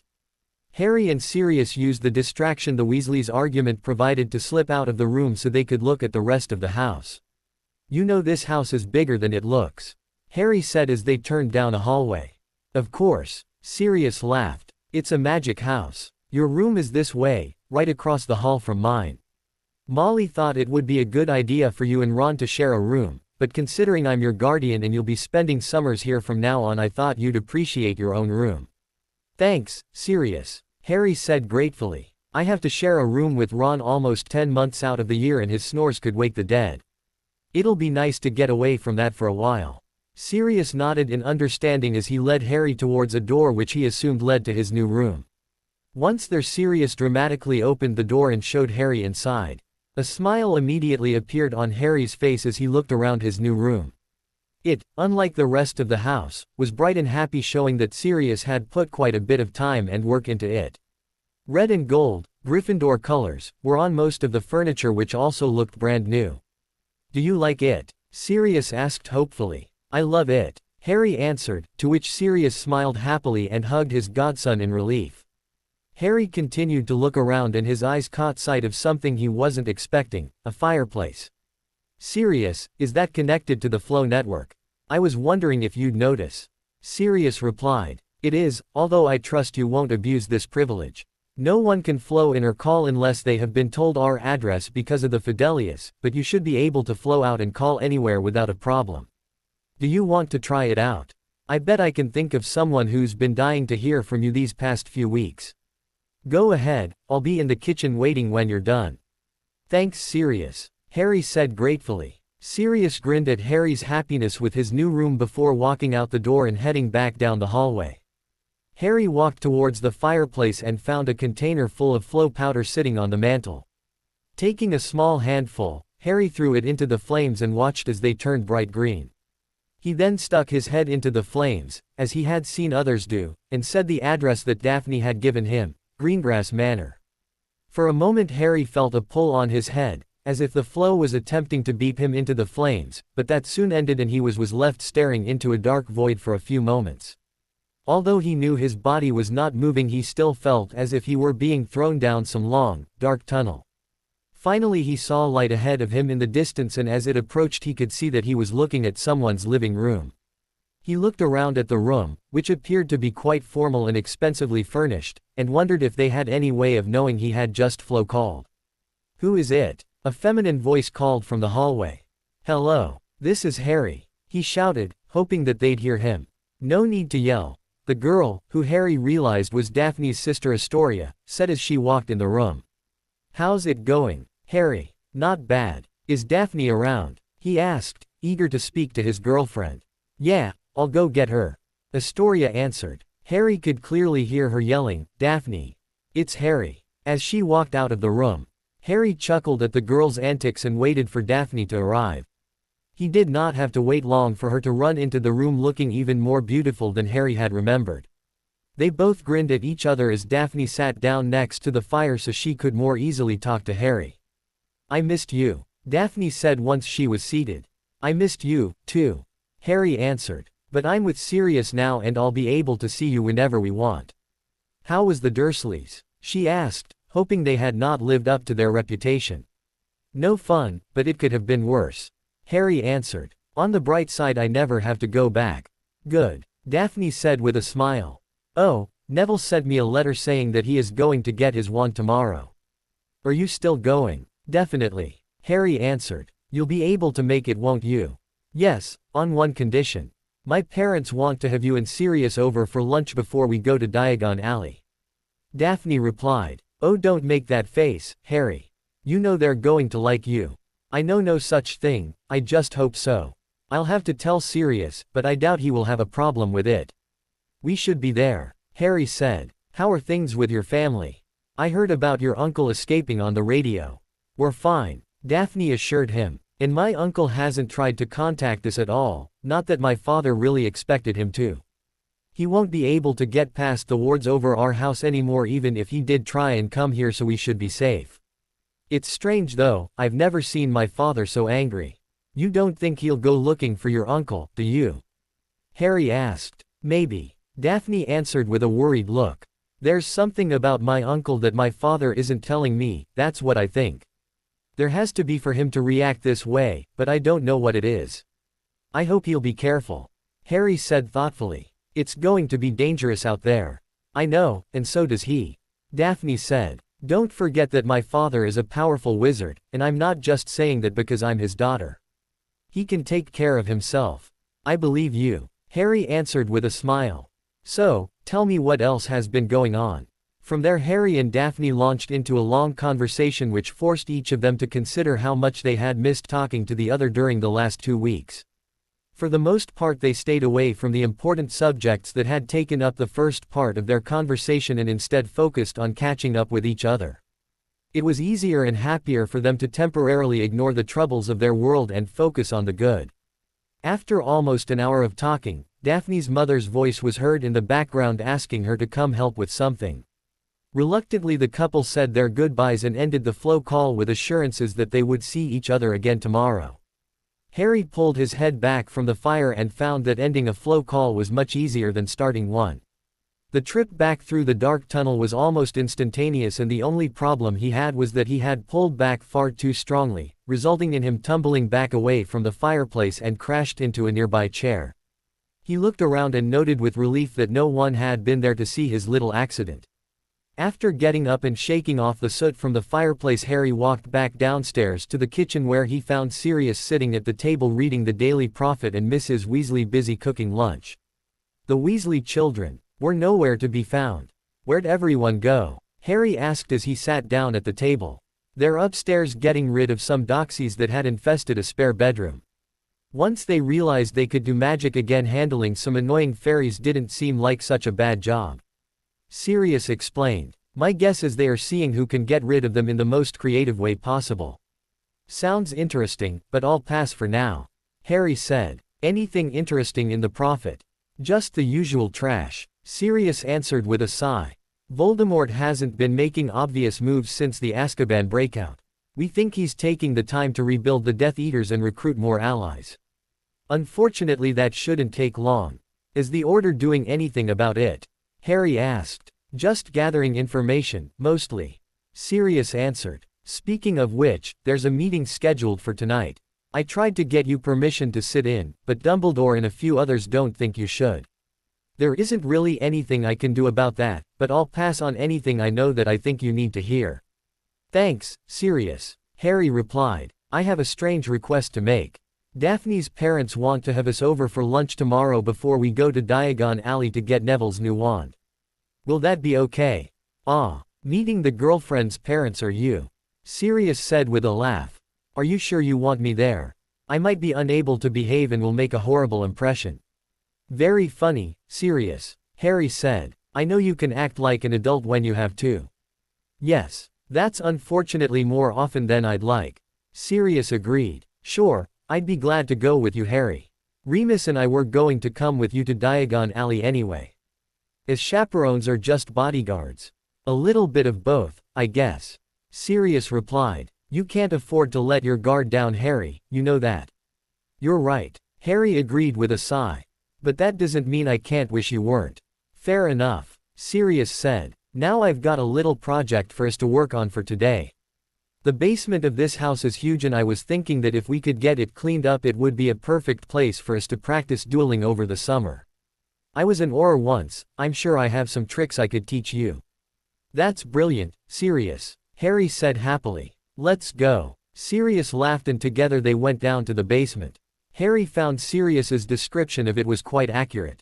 With its large, open floor plan and high ceiling it would be perfect for their intended use if they could ever get it clean. Unfortunately it appeared that 100 years worth of junk had been thrown in the space and it all had to be sorted before moving it. Harry knew that even with magic it would take several days to finish the task, but the reward at the end would be well worth it. He couldn't wait to face Sirius and hopefully beat his godfather in a duel. Hours later people began arriving at the house for the Order of the Phoenix meeting. Many of them, such as Tonks and some of the professors from his school, Harry recognized but most he did not. He, along with the Weasley children, were told to wait upstairs during the meeting and warned not to come downstairs unless their lives were in danger. Ron and Ginny grumbled unhappily about it, but Fred and George immediately began discussing ways to listen in without going downstairs. Harry felt confident that within a few weeks they would have figured out some way to learn what was being talked about, but for now they were out of luck. The meeting lasted over an hour and at one point Harry swore he could hear Sirius yelling from all the way upstairs, although he had no idea what Sirius was so angry about. Despite their earlier protests, Harry and the others managed to stay upstairs the entire time. It was easier for Harry because he knew Sirius would tell him anything he needed to know anyway, but by the end Ron was on the verge of running down the stairs. "All you're going to do is get yourself in trouble, Ronnykins," George said teasingly. "You've got to be smart about this, not just run off without a plan." "Oh yeah," Ron replied. "If you're so smart, what's your plan?" "You'll see," Fred answered with a smile. "You two never tell me what you're doing," Ron said unhappily. "I only find out about what you're doing when you prank me." "This prank isn't for you, little brother," Fred assured him. "Although, now that you mention it, it has been a while since we've pranked you." "Very true, Fred," George agreed. "We'll fix that. Maybe not tonight, or tomorrow, or even the next day. But we'll be coming for you, Ron. Count on it." Ron angrily left the room after George's vague threat and the twins immediately started laughing at his reaction. Harry silently watched the conversation between the siblings and tried to stifle the laugh that was trying to work its way out. He and Ron had not spoken to each other much since his arrival at the house, but Harry hoped that they would be able to get along and maybe even start to repair some of the damage that had been done to their relationship over the last year. He wanted Ron to his friend again, but he knew that would be impossible if Ron wouldn't grow up a little. "We're done," Sirius announced as he walked up the stairs with Remus following close behind him. "Weasleys, your mother wants you all downstairs." The Weasley children nodded and walked out of the room, leaving Harry, Sirius, and Remus alone. "So, what happened?" Harry asked. "Not here, we don't have much time left," Remus answered. "Follow me." Harry wondered what was going on but followed them, wondering if there was any danger. They walked up another set of stairs to the third floor and then to the end of the hallway. When Remus opened the door, Harry saw that a large steel cage that looked like a prison cell had been built inside. "What's going on?" Harry asked. "It's the full moon, Harry," Remus explained. "I have to be locked up. Even with the Wolfsbane potion I will feel safer knowing I can't get to you." "I'm sorry, Moony," Harry replied. "I didn't even realize that was today." Remus nodded and walked into the cage. As the door closed, a loud click was heard signaling that the door was indeed locked. Remus made sure to carefully hand his wand and coat over to Sirius before sitting down in the middle of the cage. "It's not a problem," Remus said. "Thank you, Padfoot, for setting this up for me. We're brothers, Moony. Of course I'd do this for you," Sirius replied. "How much longer?" "I'm not sure," Remus answered. "But soon." "Moony," Harry interrupted. "Does it hurt when you transform?" "Yes, it does," Remus replied from inside the cage. He scratched his chin as if thinking about how he wanted to answer. "But the Wolfsbane helps. So does having Padfoot around. When he and your father were finally able to complete their animagus transformations and spend the nights with me when I was a werewolf, it was one of the happiest moments of my life. I wish I could do that for you," Harry said sincerely. "I know you do, and I appreciate it all the same," Remus said with a smile. Then suddenly his smile turned into a grimace and he raised his hands to his head as if he were in pain. "Padfoot, check the lock." Sirius ran over and pulled on the lock, but it was secure. "It's good, Moony. Don't worry," Sirius assured his friend. Remus nodded a little, but then the transformation overtook him. Remus moaned in pain as his body started to change shape and coarse hair sprouted all over his body. He dropped to the ground and Harry watched in fascination as his hands slowly became paws and his face elongated into a snout. Soon the painful transformation was complete and a large ferocious-looking werewolf was sitting in the cage where only moments before his normal-looking former professor and friend had been. Moony sniffed at the air and seemed to glare at Harry and Sirius but did not make any move to attack them. The Wolfsbane potion was working as intended.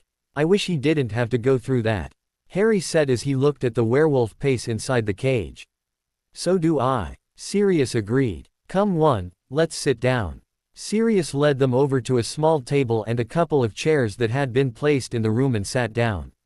"How was the meeting?" Harry asked finally. "Boring for the most part. Snape was being a jerk, as usual," Sirius answered. "There was one thing that I thought you should hear now before you find out tomorrow. Dumbledore found out we were having lunch at the Greengrasses tomorrow. And let me guess. Harry interrupted. He doesn't think we should go. No, not that, Sirius answered. He wants me to offer Daniel Greengrass a place in the Order of the Phoenix, like he had done in the last war so long ago. Harry's jaw dropped open in shock, he had not been expecting that. What do you think he'll say? I have no idea, Harry answered honestly. I get the impression he doesn't like Dumbledore very much.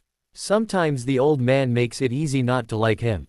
Sirius replied. I'm going to make the offer anyway. It'll be up to him to decide what to do. Harry nodded, thinking that probably was the best way to approach it. Suddenly Moony howled and Harry's attention was brought back to him. Sirius, how did he become a werewolf? What happened? Harry asked. Sirius sighed a little before answering. He was just a little kid when it happened, not even old enough to go to Hogwarts. Sirius answered. His father had somehow insulted a werewolf named Fenrir Greyback, and as revenge Greyback made sure he was near the Lupin's house on the next full moon. When night came he changed and attacked.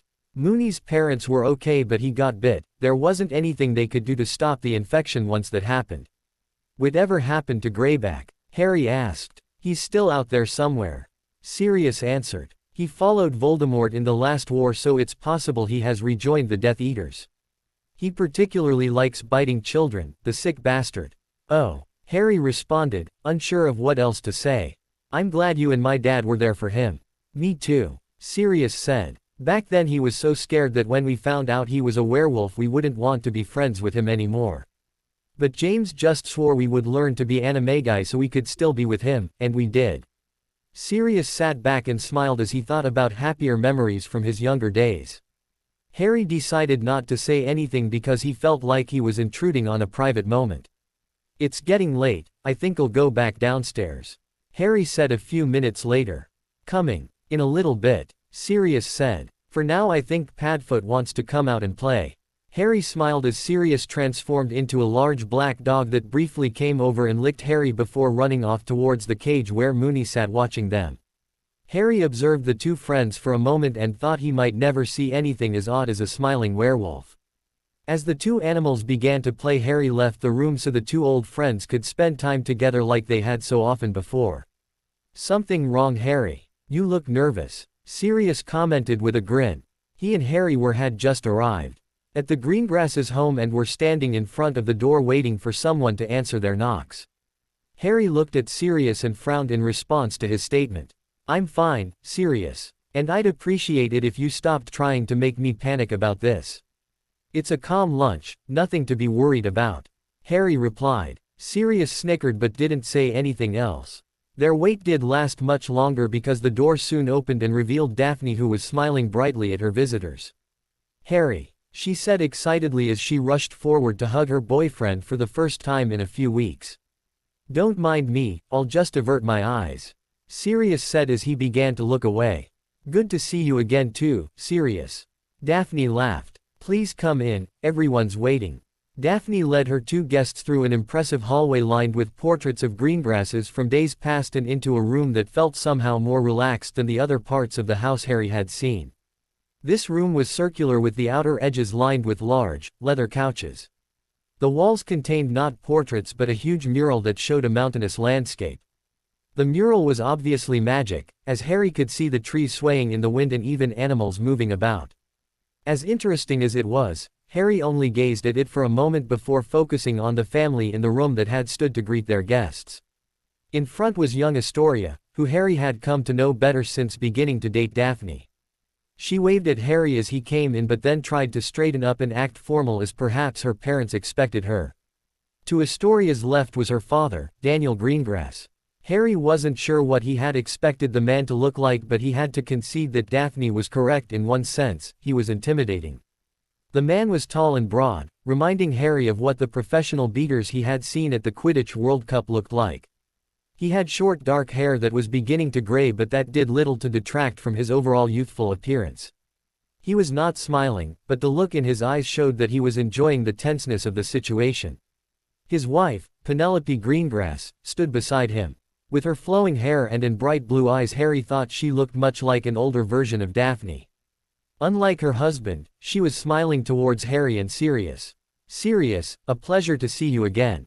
Daniel Greengrass said as he stepped forward to shake Sirius' hand. I was delighted when I heard you weren't actually a raving psychopath. Ha! In the eyes of the law I'm perfectly sane. Sirius answered with a grin. It's a different story to those who know me, of course. Indeed, Daniel replied. Harry, welcome to our home. We've heard a lot about you. Thank you, Mr. Greengrass. Harry said uncertainly. Why don't we all sit down for a bit? Daniel suggested. We can all get to know each other. Harry and Sirius nodded and they all took their places on the couch. Harry had Sirius on one side and Daphne on the other and felt somewhat comfortable in the situation. Astoria, meanwhile, was having a hard time suppressing her laughter. So, Harry, how has your summer been so far? Daphne's mother asked, trying to start the conversation. Oh, well, a lot better recently. Harry answered. I moved in with Sirius. It's great. Penelope Greengrass smiled at his answer but did not ask anything else. Well, Daniel, I suppose we both know why we're here. Sirius said suddenly, surprising Harry. I am the boy's godfather and legal guardian after all, so we should be able to handle this quite easily. Sirius, what are you talking about? Harry asked. Excellent. Daniel replied. I am sure we agree in principle to the major issues, now it's just the details to work out. Father, what's going on? Daphne asked with a concerned look on her face. Nothing for you to worry about, dear. Daniel answered. Mr. Black and I were just going to hammer out the details on your marriage contract. We'll be done in time for lunch, I assure you. He's right. Sirius agreed. We aren't going to request anything out of the ordinary after all. The Potters are an old and respected family, plus with your relationship with Harry your father and I thought you'd both be thrilled by the idea. Now wait a second, Harry said loudly. Daphne and I aren't going to. What I mean is not now, obviously not that we're planning anything. But we're just 15. Sirius, do something. Sirius was able to keep a straight face for about 5 seconds before he finally burst into laughter which soon spread to the rest of the room, minus Harry and Daphne. Harry looked around in confusion for a moment before realizing the whole thing had been one big prank. The look on your faces was priceless. Sirius laughed. You did excellent in your part, by the way, Daniel. I see you still like a good prank, Sirius. Daniel said between chuckles. Just like I remembered. How dare you? Daphne yelled, although she knew she would have thought it was funny if it had happened to someone else. That was not a nice prank. Oh dear, don't be angry. Penelope said. You know as well as I do that our family hasn't used a marriage contract in over 200 years. Why would we ever start that foolish tradition again now? Daphne's jaw dropped open as she realized that her mother was right and she should have recognized the deception. Still angry regardless, she sat back on the couch and glared at her father and Sirius. Harry held her hand but said nothing, knowing that it would be stupid to get in the way of an angry Daphne. I'll get you back for that one, Sirius. Harry promised. I know you'll try, pup. Sirius replied, still laughing. Lunch is ready. Penelope announced. Let's move the party into the dining room, shall we? Everyone stood and followed her through the house and into the dining room where an elaborate meal had been laid out. As they ate, everyone seemed to grow much more comfortable around each other and soon Harry and Daphne had forgotten about the prank that had been played on them. Harry quickly found that he liked the Greengrass family. They talked and laughed and genuinely loved each other in a way that he had never seen the Dursleys act, and Harry realized that it was the way a family should be. His fears about Daphne's parents disliking him were erased. They continued to chat during the meal. The Greengrasses, meanwhile, weren't sure what to expect from their daughter's boyfriend. Although they did not trust anything that had been written about him in the press, they still hoped that Daphne had chosen a young man worthy of her. Despite their high standards, they were pleased with Harry's kindness and the obvious affection he showed towards Daphne. A smile and a nod between the parents let them each know that the other would not object to the relationship. More than an hour had passed and lunch had long since given way to dessert, but the conversation had not died down. Eventually Penelope asked Astoria to help her put everything away, leaving only Harry, Daphne, Sirius, and Daniel in the room.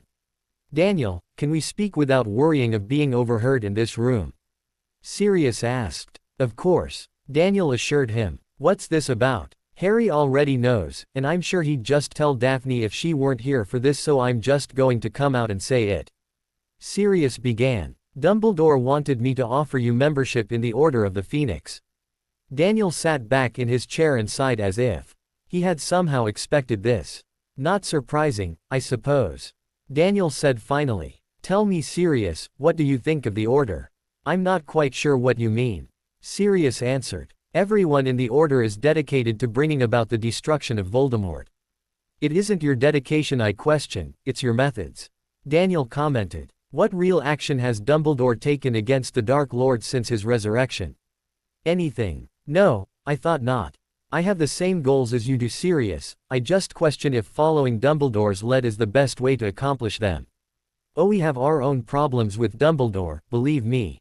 Harry said. But still, I don't think he's evil. No, neither do I. Daniel replied. But he doesn't have to be evil to be an arrogant fool whose days of leading the fight against dark wizards should have ended 50 years ago. Forgive me if this is a sensitive subject, but Daphne told me of the prophecy. And I already knew that the Dark Lord had made at least one Horcrux, possibly more. These are important revelations that should prompt action. Dumbledore is still a powerful wizard, and if it is your destiny to oppose the Dark Lord, then he should be training you in addition to helping you hunt down and destroy every last Horcrux. But what has he done instead? Locked you up with your Muggle relatives until your godfather was forced to come rescue you.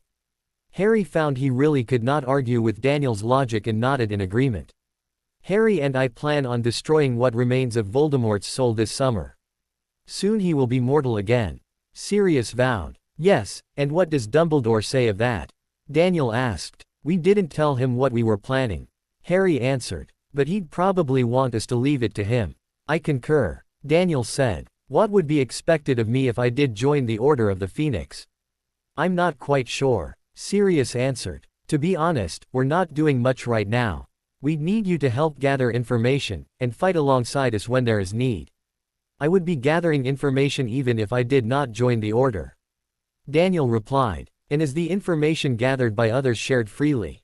Or does Dumbledore hold it all for himself? Somewhere in the middle, I suppose. Sirius said with a sigh. Fine, you've convinced me that the Order isn't the most useful group around, but what's the alternative? Join the Ministry. Even with Amelia Bones in charge, they aren't capable of handling the problem. You're right, of course, Daniel assured him. And in another situation I would probably just stay out of the fight altogether. But things are different this time around. Neutrality is not an option. Is that because of me and Daphne? Harry asked. Partly, but not completely. Daniel answered. Most of the blame falls on my brother. But besides that, the world will suffer irreparable harm if the Dark Lord is not stopped. There must be a force to oppose him, but that force cannot be led by Albus Dumbledore. Who should lead then? You, Daniel. Sirius asked skeptically. No offense, but there aren't many people who would choose you over Dumbledore. This isn't about prestige or winning recruits. Daniel insisted. All we need is a small group of people willing to do what has to be done to end this war, even if that means violating Dumbledore's rules of engagement. I'm not asking you to quit or betray the Order, but you and I both know that the Order of the Phoenix won't stop the Dark Lord this time, just like they didn't stop him last time. You're wrong, Harry said. My mother stopped him, and she was in the Order. And she did it by using a ritual that demanded she sacrifice her life for you.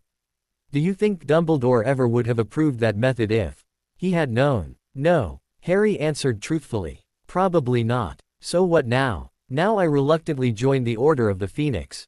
Daniel answered. What? Daphne said, speaking up for the first time in the conversation.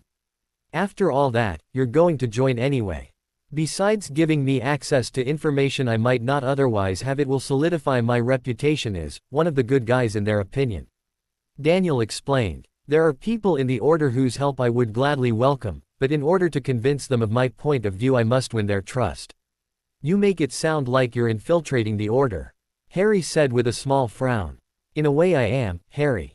Daniel answered. But I promise to be honest with you and Sirius. Hopefully our combined efforts will be enough to stop the Dark Lord. For a few minutes after that, the table was silent as each person took the time to think about what they had discussed. Harry's instinct told him that Daniel's opinion on the war was correct, but the idea that such a small group of people could defeat Voldemort and his army still seemed crazy to him. Now, on to more serious matters. Daniel said finally. Just what are your intentions towards my daughter, Mr. Potter? Harry's head jerked up in surprise at the question but found Daniel and Sirius both smiling back at him, trying not to laugh. Harry stammered, trying to think of what to say, but when everyone started laughing he realized they weren't actually expecting an answer. Relieved, he began laughing too. For the rest of the afternoon they did not discuss the war again, but even so it was on each of their minds. A little while later Harry, Daphne, and Sirius arrived at the apparition point in Diagon Alley where they were supposed to meet Remus and Neville for their day out. As they looked around they saw that Neville was already there and looking through the window of quality Quidditch supplies where they were displaying the newest broom from the Nimbus Company. "Neville!" Harry yelled, trying to get the other boys' attention. Neville's head shot up and he began looking around, but it took him a few moments to find Harry and the others because of the crowds. Neville quickly walked over to the rest of the group. "Hey guys," Neville said. "You're lucky I waited. I've been dying to get my wand ever since I got here." "Sorry Neville," Harry replied. "We're just waiting for Moony now." Harry looked back towards the apparition point but didn't see Remus. He did, however, see a pair of Aurors patrolling in front of Gamble and Japes. Neither of their faces looked familiar, but Harry suspected he knew who the female Auror with purple hair was anyway. He wanted to go over and say hello, but they began quickly walking off in the other direction. "How's your summer been?" Daphne asked. "Good," Neville answered. "Mostly I've just been getting our greenhouse at home back in order. I don't think my Gran does anything with it while I'm away at Hogwarts and it is always in bad shape when I get there." Daphne nodded politely and then began looking around again. "There," she said suddenly, pointing away from the apparition point towards another part of the alley. They all looked at where she was pointing and were surprised to see not just Remus but Molly, Fred and George, Ron, and Ginny with him. Remus pointed out Harry and his group to Molly and then made his way over while the Weasleys went inside Slug and Jigger's apothecary. "Sorry I'm late, everyone," Remus said as he approached. "When Molly heard I was coming to Diagon Alley she decided she needed to come pick up some supplies. Then the Weasley kids heard about the trip and began begging her to go. Well, it slowed me down a little." "No worries, Moony," Sirius replied. "As long as they are okay with Molly. I think Mr. Longbottom here is eager to get his new wand." "To Ollivanders then?" "Yes," Neville said excitedly. Harry and Daphne both smiled at their friend's eagerness but understood the reason behind it. Neither of them could imagine ever using a wand other than their own. As the group happily made their way to the wand shop they had no idea that they were being watched, but they were. They would not have recognized the person watching them even if they had known. He was a young Death Eater, one of the first of the new wave of recruits and only a few years out of Hogwarts. Perhaps surprisingly he had not been in Slytherin while there but in Hufflepuff. That fact certainly displeased his family and he was eager to impress them. Perhaps, he thought, this was his chance. Inside Ollivanders Neville was walking around and inspecting the various wands and other items in the shop. The others, knowing this could be a long process, had decided to sit down while Neville looked for his wand. "Ah, young Mr. Longbottom I presume," said a voice from the shadows. An white-haired old man slowly made his way past the huge stacks of wands and approached Neville. "I was expecting you some time ago. What have you been using until now, I wonder?" "My father's wand, sir," Neville answered, holding out the wand. "Ah yes, I remember that one well," Ollivander said. "Vine, 12 inches, dragon heartstring. A fine wand, but perhaps not well suited for you. Come lad, let us go meet your wand." Ollivander ushered Neville back to the stacks of wands and began giving him different ones to try out. Some worked better for him than others, but he had yet to find one that really appealed to him. After over 30 minutes of trying, Ollivander handed Neville a wand that looked almost exactly like many of the others he had tried, but somehow he knew this one was different. The moment it touched his hand a comforting warmth seemed to spread up his arm and the wand began to vibrate as if begging to be used. "Cherry, 13 inches, unicorn hair," Ollivander announced with a knowing smile. "Go ahead, Mr. Longbottom." Neville nodded but his gaze never left the wand he now held in his hand. He gave it a quick swish and a fountain of colorful sparks that crackled like fireworks erupted from the end of the wand. A large grin spread over Neville's face as he brought the wand closer to him so he could inspect it. "I do believe you have found your wand." "Yeah, this is the one. I know it," Neville said happily. The sound of people applauding finally got him to look up, and he saw his friends giving him a standing ovation. Neville blushed and gave a small bow before walking over to them. "Congratulations, Neville, I'm glad you finally got your own wand," Harry said. Daphne nodded in agreement and gave Neville a short hug to show she was happy for him too. "Thanks. And the best part is I can actually use it this summer," Neville said happily. "This calls for a bit of celebration," Sirius announced. "Come on, ice cream from Florine Fortesque's on me. Even you, Moony. You know I never turn down mint chocolate chip," Remus replied thoughtfully. "Fine, I'm in." Neville quickly paid for his wand and the group headed out of the old shop and back into Diagon Alley. The heavy crowds from earlier in the day had died down a bit, but the street was still full of people.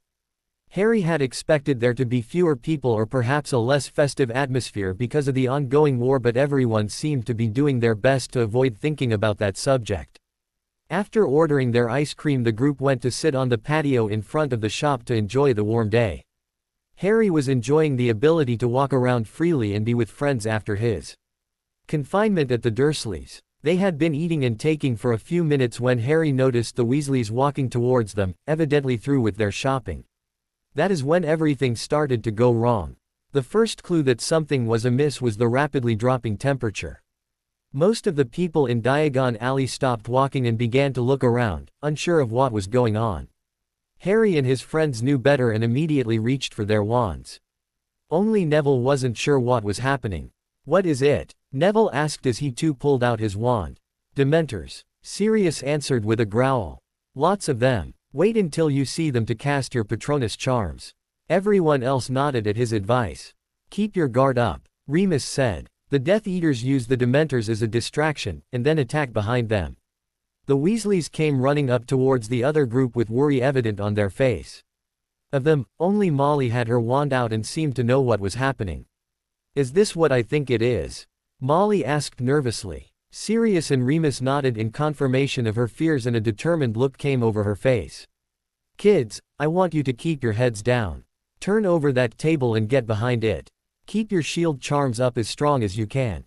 Move." None of her children had ever seen her act like this, and it was that fact more than anything that spurred them into action. In seconds all 4 Weasley children were crouched behind an overturned table watching to see what happened next.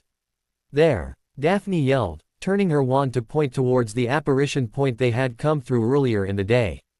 Over the buildings surrounding the entryway, dozens of Dementors were gliding down towards the already frightened witches and wizards. The foul creatures caused a panic in the streets as everyone tried to run from them. No one appeared to be able to cast the Patronus charm, which left everything up to Harry and his group. "Expecto Patronum," they all yelled as Harry, Daphne, Sirius, Remus, and Molly cast the Patronus charm. Neville, who had been waiting to get his new wand to learn the charm, instead began casting cheering charms on the others in the hope that it would make their task easier. Sirius Patronus was, unsurprisingly, a big dog like his animagus form, but Remus Patronus was not a version of his werewolf self but a fierce-looking eagle that gracefully swooped towards the Dementors and drove them back. "Try to surround them," Harry commanded. "Prongs can hurt them but you have to keep them together." The others changed their tactics and directed their Patronus to force the Dementors towards Harry's Patronus, who was maiming and killing Dementors at a shocking speed. Every 15 seconds or so another Dementor would fall to Harry's overcharged Patronus, but with dozens of Dementors around it didn't seem to be enough. Suddenly 2 new Patronus showed up and began helping fight off the Dementors. Harry looked towards where they came from and smiled when he saw Tonks and her fellow Auror with their wands out directing their Patronuses. With their additional help, Harry could sense the tide of the battle was turning. It was then that several loud cracks were heard, a sound Harry knew meant people were apparating in. He desperately hoped they would be on his side, but expected otherwise. They were indeed Death Eaters, a fact confirmed by the long black robes and skull masks. Not all of them were wearing masks, however, and those willing to show their faces Harry recognized as people who were already known to be Death Eaters. There were 10 of them altogether, and the group included all 3 Lestranges, Barty Crouch Jr., 5 masked Death Eaters, and a feral-looking man that Harry did not recognize. They began firing curses indiscriminately as soon as they arrived, clearly looking to cause as much panic as possible. The Dementors, however, took their arrival as a signal that their job was done and immediately began to leave the area and their fallen brothers behind. Sirius! Harry yelled, do you have a way to contact the rest of the Order? The Death Eaters apparently had not seen them yet and were still firing at random targets. It was only a matter of time before they started killing people, and Harry was having a hard time restraining himself from running into the middle of the battle. No, Sirius answered sadly. We're on our own. Sirius growled as he saw the first unforgivable of the day cast by one of the masked Death Eaters no more than 15 feet away from them. It was a Cruciatus curse used on an elderly witch who was now screaming in pain. Sirius could stand no more and in an instant had transformed into his animagus form and was running towards the unaware Death Eater. Without warning, the huge black dog leapt on the man, knocking him down and ending the curse. Padfoot closed his powerful jaws on the man's hand and in the process broke his wand along with several bones. Having defeated his opponent, Sirius transformed out of his animagus shape and prepared to face a new threat. The screaming Death Eater did not attempt to rejoin the fight, but instead used a portkey to escape. Remus ran to assist his friend, knowing that his attack would not go unnoticed. Stay here with the Weasleys. Harry shouted to Daphne. I'm going to help them. Daphne nodded and began looking for a defensible position to fire from near the Weasleys. Neville followed her lead and soon they were both crouched behind a low brick wall that surrounded the patio of the ice cream shop. After a few moments they fell into a pattern where one of them would concentrate on shielding them while the other fired curses at the Death Eaters. It was a wise tactic, and before the battle was over they would catch more than one of their enemies unprepared for it. Cousin Sirius, so nice to see you again. A crazed-looking Death Eater with long black hair said happily. Harry knew from pictures that she was Bellatrix Lestrange, one of the people responsible for sending Neville's parents to St. Mungo's among other heinous crimes. Her greeting came along with a bone-shattering curse which Sirius was able to shield against. Hello Bella, it looks as though Azkaban was worse for you than me. Sirius answered as he sent a blasting curse back her.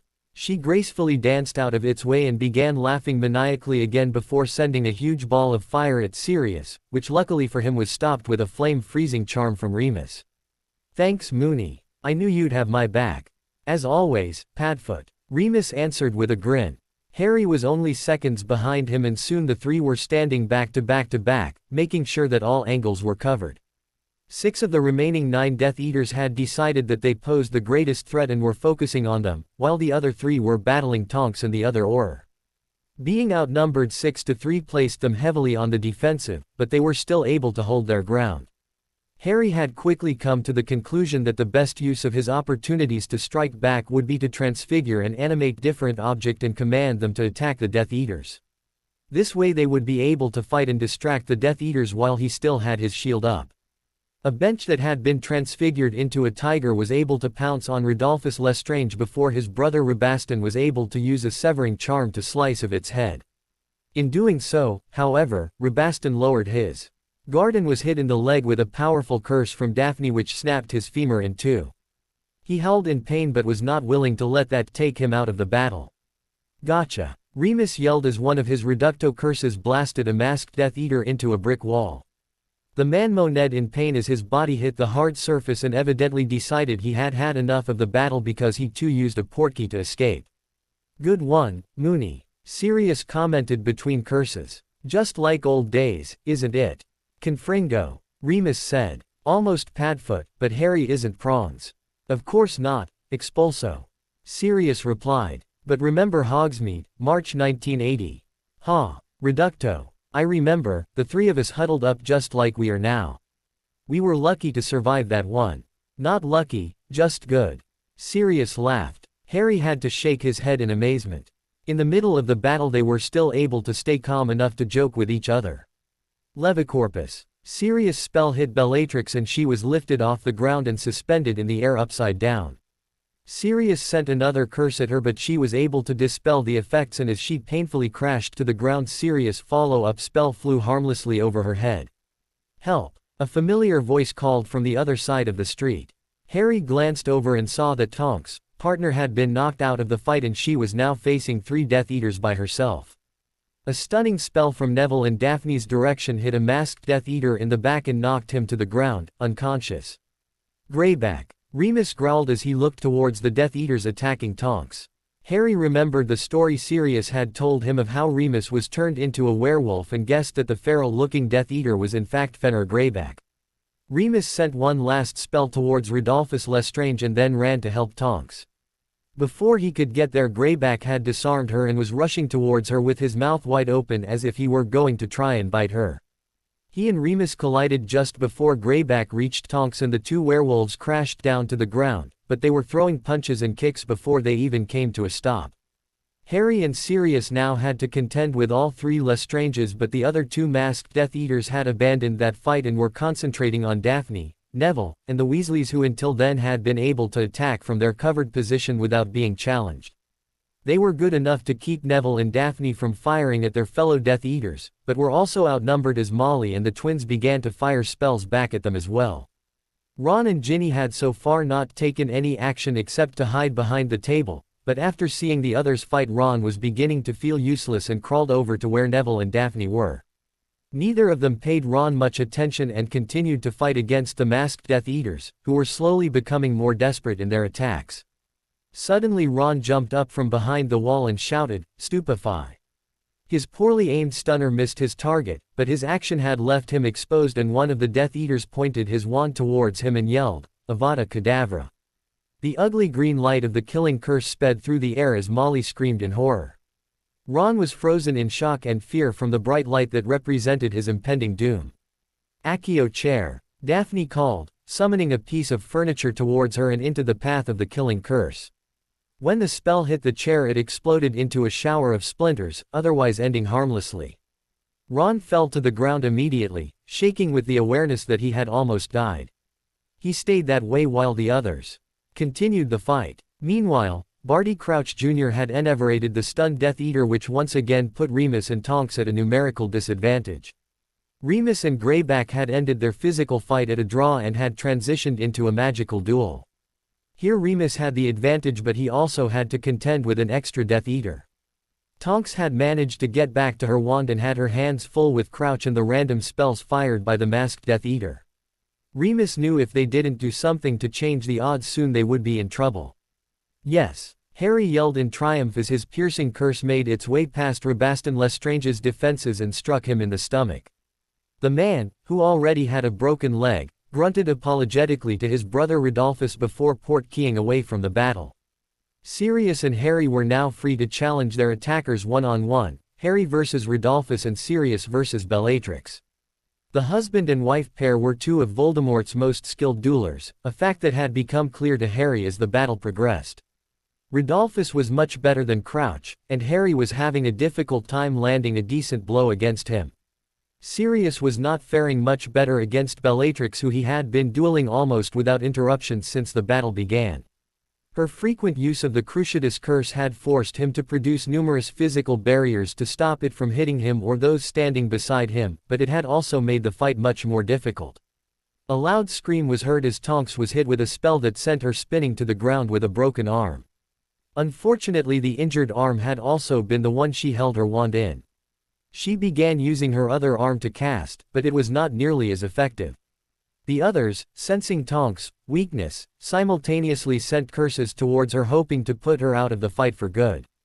Remus jumped in front of her and brought up the strongest shield he could, but it was only able to stop two of the spells. The third hit him in the chest and forced him to his knees. Remus knew from the pain that the spell had broken several of his ribs, but he could not let that stop him. Gathering his strength, Remus fired a blasting curse at the masked Death Eater that knocked him flat on his back and out cold. At the same time, however, Crouch had banished a brick from a broken wall into Tonks' stomach, which sent her flying to the ground in pain. "It doesn't have to be like this, werewolf," Greyback said as he advanced towards Remus. "Join us. When the Dark Lord rules, our kind will not be treated as animals or some inferior creature." "Never," Remus replied. He then sent a jet of flame towards Greyback, but the older werewolf was able to dive out of its way. Greyback came back up snarling at his attacker and firing a variety of deadly curses. They came at such a high speed Remus was forced to divert all of his attention to Greyback. While that happened, Crouch took the chance to move into a position where he could attack Remus from behind. Harry was barely aware of anything else going on because of his fight with Rodolphus Lestrange. He had eventually come to realize that while Rodolphus was excellent at dodging and shielding against curses, he was also easily distracted, which meant Harry could take the advantage with some well-timed transfiguration and animation. As he transfigured a pile of rubble into two wolves, he saw the uncertainty in Rodolphus. Eisen knew he now had the advantage. Crouch, finally in position, carefully took aim at Remus' back. So far no one had noticed what he was doing, but he knew that could change at any moment. When he saw Remus raise a shield in front of himself to block an incoming attack from Greyback, Crouch realized this was his chance and struck. Inficio. He yelled as his signature acid spell erupted from his wand and hit the unsuspecting Remus in the back. The surprise attack caused Remus' shield to fail and allowed Greyback's spell to hit him in the chest with full force. Harry had just managed to bring part of a brick wall down on Rodolphus while his wolves had the man distracted when out of the corner of his eye he saw Remus get hit. Greyback's spell was a strong cutting curse, and Harry watched in horror as it tore open the flesh on Remus' chest from his right shoulder to his left hip. He saw, as if in slow motion, blood splatter as the magic ripped into Remus. Remus immediately slumped to his knees and fired off a poorly aimed curse at Greyback, which flew harmlessly past him. Remus tried to cast again, but his hand was shaking unsteadily due to the pain and blood loss. "No, Moony!" Harry yelled as he raced towards Remus.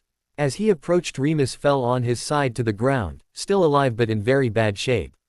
"Uh-oh," Greyback said sarcastically. "Did I kill your puppy?"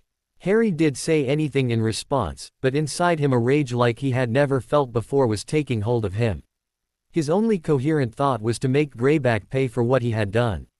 With a flick of his wand, Harry silently conjured a dozen small, silver pellets which began to circle around him as if they were planets in orbit. Greyback laughed at Harry, not believing a teenager could be a threat to him, and sent another cutting curse his way. Harry waved his wand again and a bright yellow shield surrounded him on all sides, very different from a Protegus shield which only protected from one direction. Greyback's curse hit this shield and seemed to be absorbed by it. Later, Harry would not remember what spell he had cast. He would only know that he seemed to be commanding the magic to obey his will, and the magic had done so. With another flick of his wrist, Harry summoned Greyback's wand to him. It was only then that Greyback realized his mistake. He reached into his pocket for his portkey but could not find it. Evidently it had fallen out at some point during the battle. "Fine, put me in Azkaban," Greyback snarled. "When I get out, the first thing I'll do is kill you." Harry waved his wand again and Greyback was lifted off the ground with his arms and legs magically held in place. "What do you think you're doing? You won't kill me, Golden Boy. You don't have it in you. Are you sure about that?" Harry asked. Suddenly one of his silver pellets flew like a bullet and smashed Greyback's knee. He howled in pain as the silver seemed to make his flesh burn. Then another piece of silver flew at Greyback, hitting him in the shoulder. After this the scene turned into pure chaos. The silver pellets all left Harry and sped towards Greyback. Each one would pierce his body at high speeds and then stop to change course and attack the man again. In mere seconds Greyback's body was covered in holes and his screams of agony had stopped altogether. For a moment his lifeless body hung suspended in the air because of Harry's magic, and all who saw it gasped in shock at the ruined form. Then the spell holding him ended and Greyback's corpse dropped to the ground like a ragdoll. Harry stared at it for a second, not really feeling anything, before remembering he also had to deal with Barty Crouch Jr. Harry turned to face the man whose eyes were still bulging open in surprise from what he had seen. Harry sent a powerful bone-breaking curse at him, but Crouch was able to dive to the ground and out of the way. Before Harry could send another curse at him, Crouch had activated his portkey and escaped. "Coward!" Harry screamed at the spot where Crouch stood only moments before. He then turned to see how the rest of the battle was going. "Death Eaters, retreat!" Bellatrix yelled, having seen that they were now outnumbered. She and the others all portkeyed away, even including Rodolphus, who had managed to free himself from the rubble that Harry had brought down on him. In the end all of the Death Eaters had managed to escape except for Greyback. "Moony!" Sirius yelled as he ran over to check on his friend. Harry too rushed over to check on him. When they got there, Tonks was crouched next to him sobbing, and it did not take long for Harry to see why. Remus was covered in blood, all of it his own, and Harry knew that there was probably extensive internal damage as well. "Someone help us!" Harry screamed at the crowds. "We need a healer. Please." But for a while, no one moved. Finally Molly nodded and ran off to find someone. It was only then that Harry knelt down beside his injured friend. "You're okay, Moony," Sirius assured him. "We're going to get a healer, and you'll be fine." "You're a terrible liar, Padfoot," Remus gasped. He winced, as if the effort to speak had taken a lot out of him.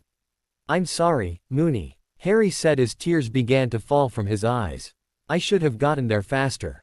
"Not your fault," Remus assured him in a voice that was beginning to get quieter. "Sirius, brother." Sirius grabbed Remus' hand and held it in his.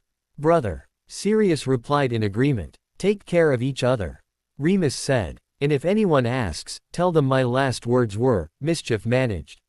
Sirius laughed despite it. Remus joked despite the circumstances, and a weak smile formed on Remus' face. "Damn it, Moony. You aren't supposed to be making me laugh at a time like this," Cyrus said. He waited for Remus to say something else, but he didn't. "Moony. Moony. Oh no, oh god no."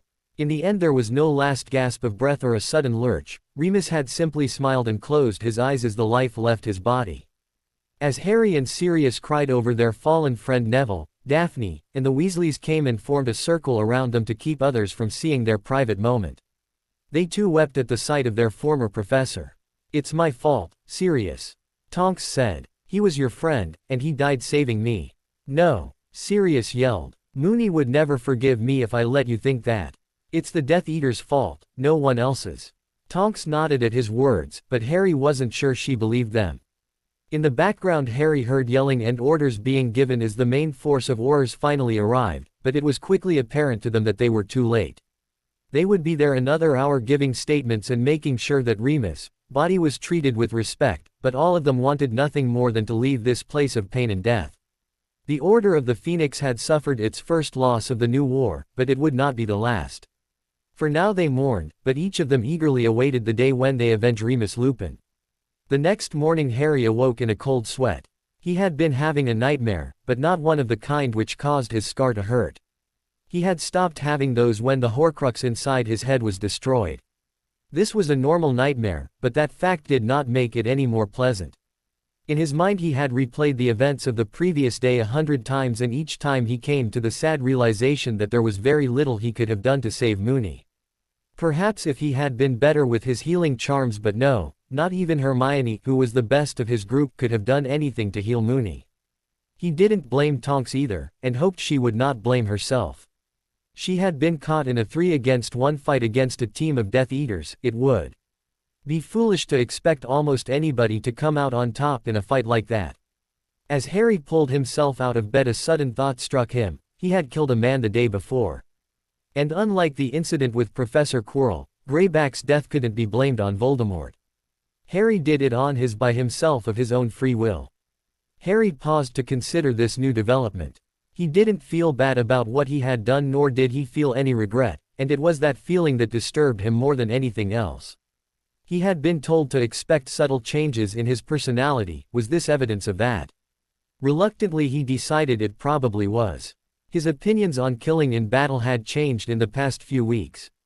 Trying to end the war with the least amount of casualties, whether enemy or ally, was a noble but unrealistic goal. People on both sides would continue to die, and his only real concern should be to make sure most of those were Death Eaters. Harry walked down to the kitchen hoping to find breakfast waiting for him, but saw instead that the Weasleys weren't in the house. Sirius, however, was sitting at the table with a cup of tea in one hand and the Daily Prophet in the other.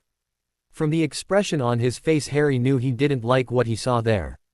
"Morning, Harry," Sirius said, looking up from his paper. "Sleep okay?" "Good enough," Harry answered as he sat down at the table. "So what's in the paper that's got you so angry?" "Look for yourself," Sirius said, sliding the paper over to his godson. Harry picked it up and saw that the headline read, "Harry Potter toughly kills werewolf in Diagon Alley." Below it was a picture of him apparently taken during the battle. Even Harry had to admit that the picture made him look fairly intimidating, something he didn't think he was capable of. The story itself was, of course, written by Rita Skeeter. "Damn it," Harry swore when he began reading the article. Rita was really trying to make him look dangerous, completely ignoring the fact that they had been ambushed by a group of Death Eaters. I think Rita Skeeter just outlived her usefulness. What are you talking about? Sirius asked curiously. It's time she stopped writing this trash. Harry replied. And the Greengrasses and I have a way to do that. Good. Don't let her off easy, either. Sirius said. He paused for a moment and Harry could tell he was thinking about what he was going to say next. Harry thought he was going to ask how he was feeling after what had happened, but he apparently decided against whatever he had been thinking of and said, so the Order is having an emergency meeting tonight to discuss yesterday's attack. What is their response going to be? Harry asked, wondering how the Order would handle the situation. Response. There won't be one. Sirius snorted. Dumbledore will say a few nice things about Moony, warn everyone to be careful, and then go on as if nothing had happened. But that's ridiculous. Harry said. We ought to be doing something to weaken Voldemort and stop this from happening again. Like what? We don't know where the Death Eaters are hiding, and even if we did, Dumbledore would oppose an attack. Fine, but what about the Dementors? Harry asked. They were there yesterday, which pretty much confirms that they've sided with Voldemort again. Maybe we don't know where the Death Eaters are, but we do know where the Dementors are. They'll probably leave Azkaban soon if they follow the same pattern as the last war. Now is the time to strike. Who else can cast a Patronus powerful enough to kill one? Moody can. Shacklebolt, too. I assume Dumbledore can. Other than you, that's it. I don't think he'll ever be able to, a side effect of all those years in Azkaban, I suppose. Sirius answered. But an assault on the Dementors at Azkaban. I don't know if it could work, Harry. Of course it can. Harry assured him. It wouldn't even take that many of us. How many Dementors are at Azkaban? Nobody is really sure, but if I had to guess I'd put it at somewhere between 100 and 150, and that was back when I was still a prisoner. You've killed about 10 already. Exactly. They aren't the tough once you figure out how to fight them. Harry replied excitedly as a plan began to form in his head. We wouldn't even need that many people. Maybe a dozen Order members surrounding Azkaban making sure the Dementors can't escape, then the 3 or 4 of us who can kill them directing our Patronuses inside the prison.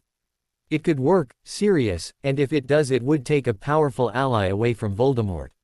Maybe so, Sirius answered thoughtfully. He had heard worse plans, after all. The Ministry would be pissed at us and Dumbledore would never go for it, but it might work. I'll start asking around. Quietly of course, but if Moody and Shacklebolt say no we'll have to call it off. Fair enough, Harry replied, but remember, I want to be a part of this. I was the one who figured out how to kill them, I deserve that. And if we're in need of people who can cast a Patronus, Daphne and Hermione both can. I'll start working with Neville and I bet you he'll have it down in a week or less. I'll admit they did a good job yesterday, but do you really want to purposefully put them on the battlefield? They deserve to choose for themselves whether to fight or not. Harry responded. Sirius shrugged as if he wasn't convinced but didn't say anything else about it. I've got something else we could do today, if you aren't going to be too busy.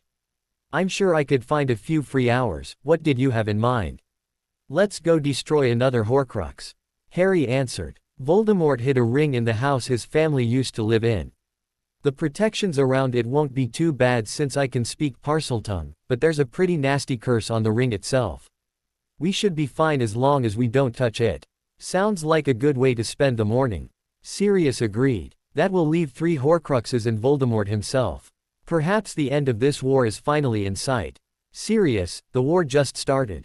Harry reminded him. For you maybe, but for me the first war never really ended. I've fought and struggled for the last 2 decades, and I'm tired of it, Harry. I've seen too many good men die, your father and Moony most of all. Sirius explained. I'm glad you're here, pup. This would be a lot harder if you weren't. There's nowhere I'd rather be. Harry answered truthfully. Go get ready, we'll leave in an hour. Sirius replied, getting up to prepare himself as well. As Harry watched his godfather leave the room he wondered how he was really coping with Remus' death.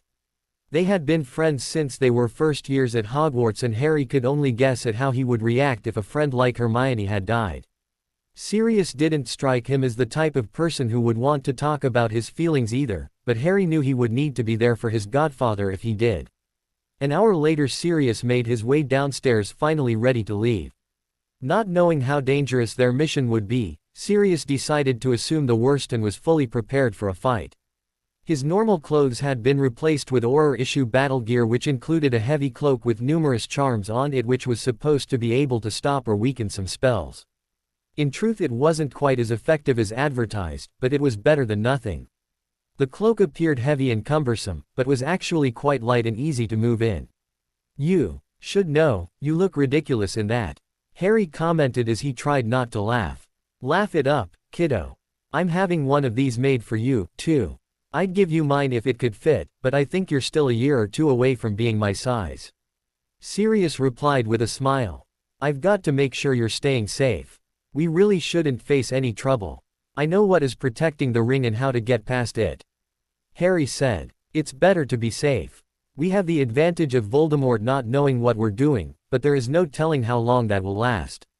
And if he did find out, he would stop at nothing to prevent us from completing our task," Sirius commented. Harry nodded, knowing it was the truth. "If you're ready, I can apparate us there," Harry said. Sirius walked towards him and put his hand on Harry's shoulder, waiting for him to begin the apparition process. A moment later Harry closed his eyes and concentrated on his destination, and instantly they both felt as if they had been forced through a narrow tube. Thankfully, the journey did not last long and soon they found themselves standing somewhere completely different. Sirius looked around and saw that he was standing on a hill overlooking a small village. A cluster of houses and tiny shops lay off to the east, and he could see a few people walking through the streets. The residents were dressed as muggles, leading Sirius to doubt that there was much of a wizard population in the area. North of town, a large, but evidently abandoned, old house stood apart from the rest of the village. "What is this place, Harry?" Sirius asked as he continued to survey his surroundings. "This is the village of Little Hangleton, the home of Voldemort's parents," Harry said. "That graveyard near the big house is where Voldemort was resurrected. His father was buried there." "What exactly do you know about this town?" Sirius wondered. "Just things related to the Horcrux," Harry answered. "I know that large house I just pointed out belonged to the Riddle family, and that's where Voldemort murdered them. He used their deaths to split his soul and create the Horcrux we're looking for. They were muggles and he hated them all. The ring itself he stole from his uncle Morphin, who lived in the shack where it's now hidden. He also framed his uncle for the deaths of the Riddle family. I'm actually a little surprised he didn't kill his uncle too," Sirius said. "No, he just let Azkaban take care of that," Harry replied with a frown. He hated the Gounts, too, but for different reasons. The fact that they were wizards didn't change that. Harry paused for a moment to see if he could remember anything else, but that was as far as the knowledge he had been given went.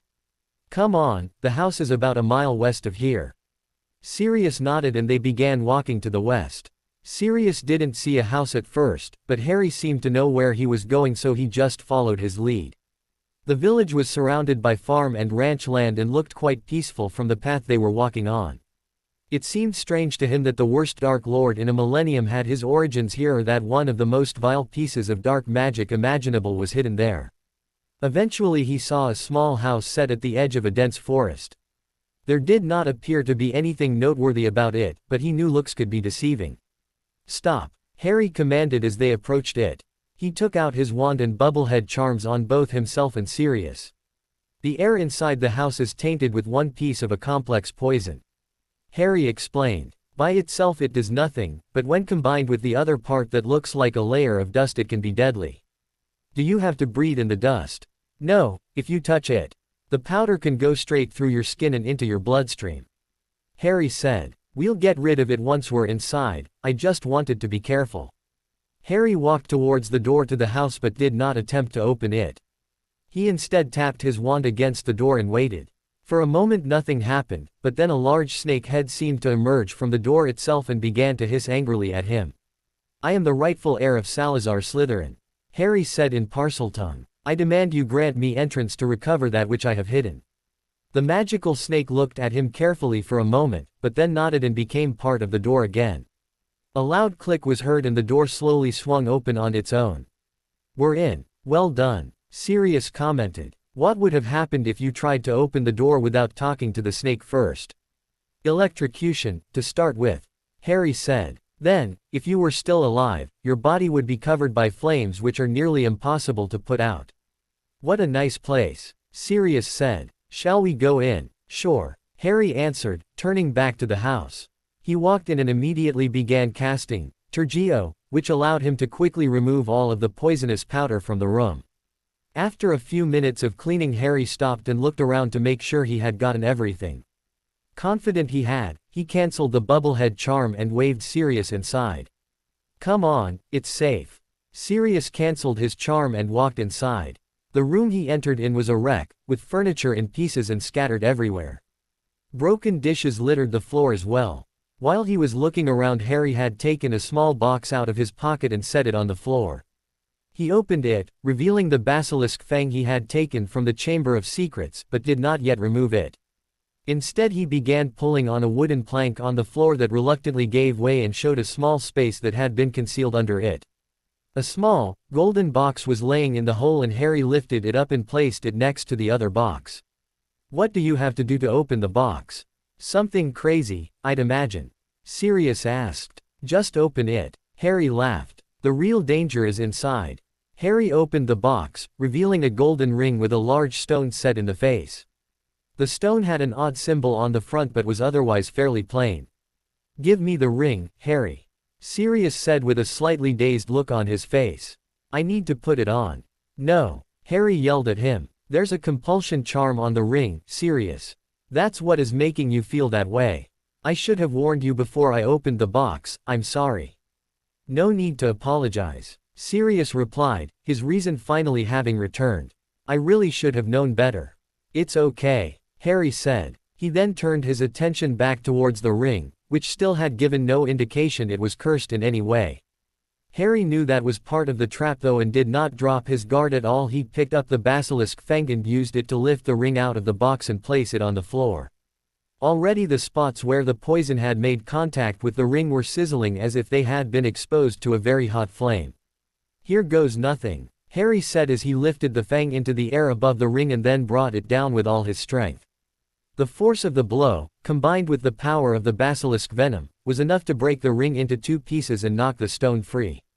The ring itself was slowly consumed by the venom and melted away until nothing remained.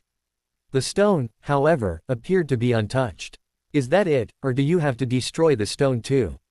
Sirius asked. The Horcrux is dead, but I expected the stone to break or something. I wonder why it didn't, Harry said thoughtfully. He cast the few diagnostic charms he knew on the stone until he was confident that there was not a curse on it before picking it up to look at it closer. I guess that means it's safe, Sirius said, surprised that Harry had picked it up. It should be, Harry answered. There's something weird about this rock. I think I'll take it with me. Fine by me, but let's get out of here, Sirius replied. This place just bothers me. We'll have to walk back to where we apparated in. Voldemort had alarms that would tell him if anyone apparated closer. Those charms have actually probably worn off by now, but there's no reason to risk it, Harry said. Sirius nodded and together they walked out of the house, leaving it looking almost exactly the same as it had from the outside. Their success so far had encouraged their hopes that they could destroy all of Voldemort's Horcruxes before he even noticed. The others would be more difficult, but they were dedicated. Later that day, Harry sat in the living room near the front entrance of 12 Grimmauld Place watching as Order members began to arrive, most through the front door but others through the flow connection that was also in the room. He knew he would not be allowed to listen in on the discussion as it happened, but he would learn the important details later on anyway. Some of the people he knew, such as Arthur and Molly Weasley and Professor McGonagall, had stopped to ask him how he was doing and to tell him they were sorry about Remus' death. He had told them he was doing fine and thanked them for their concern in response. It felt odd for him to be the center of attention for this, but he knew he would just have to deal with it. Harry was quite surprised when he saw Cedric Diggory and his father, Amos, arrive via the flow. Harry rose out of his seat to greet former champions. Cedric, what are you doing here? Hey Harry, Cedric answered as Amos wandered into the other room where everyone else was waiting. Dad and I joined the Order, are you in it too? Nope, Harry said. They think I'm still too young. That's bollocks. You weren't too young to win the Triwizard Tournament, were you? Cedric replied. This is the first meeting I've come to, I wonder what they're like. Not too exciting, apparently. Harry answered. So what are you doing now that you graduated? Playing Quidditch. A lot of people said you were good enough. Nice of them, but I'd never get past the practice squads on a pro team. Cedric said with a laugh. I got on with the Nimbus company in their broom design department. They're even going to pay for me to get my charms mastery. Wow, that sounds like a great job. Harry replied excitedly. I never even thought about doing something like that. You're only a 5th year now, Harry. You can put off worrying about that for at least another year or so. Cedric said. Harry nodded in agreement, but he was just thinking about how hard it was probably going to be for him to make it to Hogwarts graduation, let alone something beyond that. I guess I better get in there. Talk to you later, okay? Yeah, later. Harry answered as Cedric joined the other Order members who were about to start the meeting. He knew he wouldn't gain anything by hanging around, so decided to continue cleaning the basement. The sooner he got that finished, the sooner he could resume his training. He left the Order to go about its business, knowing they probably would not accomplish much. This meeting is called to order. Dumbledore announced a short while later. It is a great pleasure to introduce Amos and Cedric Diggory, our 2 newest members of the Order of the Phoenix. There was a smattering of applause as both Diggorys stood and waved hello. Sadly, I must also announce the death of Remus Lupin. He was a brave and loyal man, and it was my great honor to have known him. Here, Sirius said sadly. The others around the table nodded in agreement. Sirius, how did Daniel Greengrass respond to our invitation? Dumbledore asked. Positively. Sirius answered. He seems willing to ally himself with us. Excellent. Dumbledore replied, a small amount of surprise evident in his voice. I know this will be difficult, but could you please explain what happened yesterday? Sirius shrugged and began to tell them all that had happened the previous day, beginning with their arrival at Diagon Alley all the way until after the fight when the Aurors had finally arrived. The others listened quietly for the most part, but with obvious interest when he described the fight with the Death Eaters.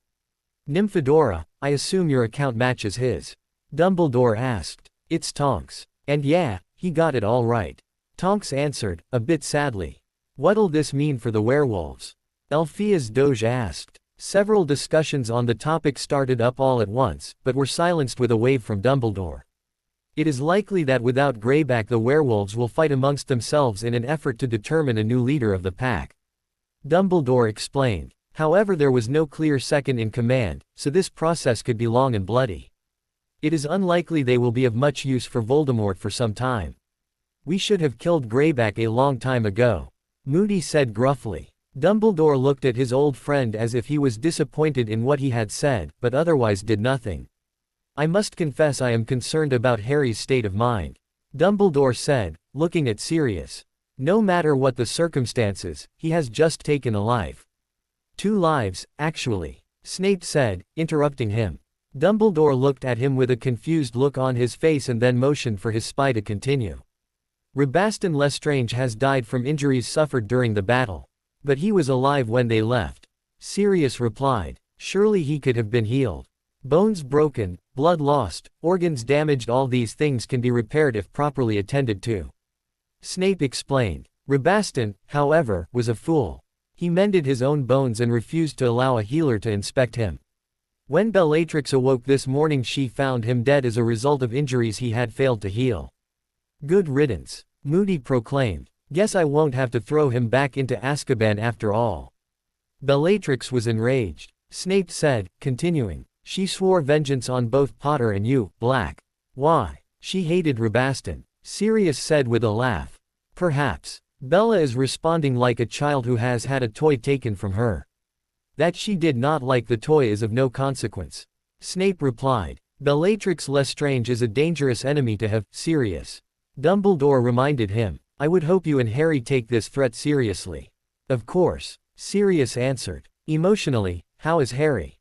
Dumbledore asked him. Pissed at you, old man. Sirius replied. And so am I, now that I mention it. He's also sad about Remus and probably worried about me. But if you're asking if he is depressed and upset about killing Greyback, the answer is, absolutely not. In fact, I think he is more disappointed that he couldn't kill Crouch, too. This is not an issue to joke about, Sirius. Dumbledore scolded him. I am only worried about his mental well-being. We do not expect children to be soldiers.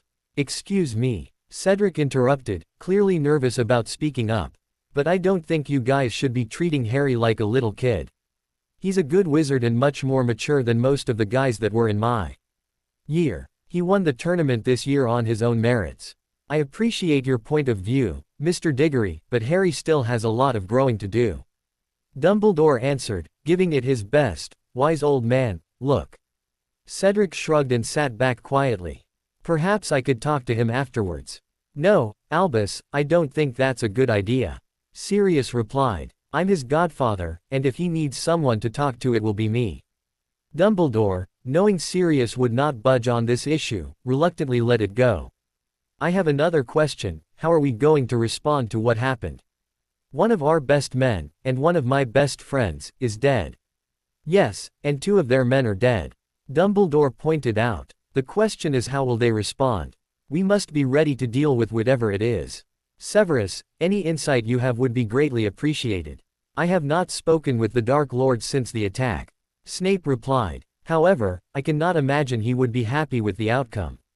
Someone will feel his wrath because of this. Sirius sighed, realizing that he was correct when he guessed that Dumbledore would do nothing in response. He considered raising Harry's idea of attacking the Dementors but decided not to, knowing that Dumbledore would never approve. It would be better to approach the others individually. Moody would probably agree to it and he felt pretty confident he could convince Tonks to as well. The others he asked would have to be chosen carefully. Clearly, the plan needed quite a bit of work before they could even consider trying it. The rest of the meeting progressed as expected. No one seemed to know what the Death Eaters or Voldemort were doing or when their next attack would take place. Just like last time, people were beginning to disappear.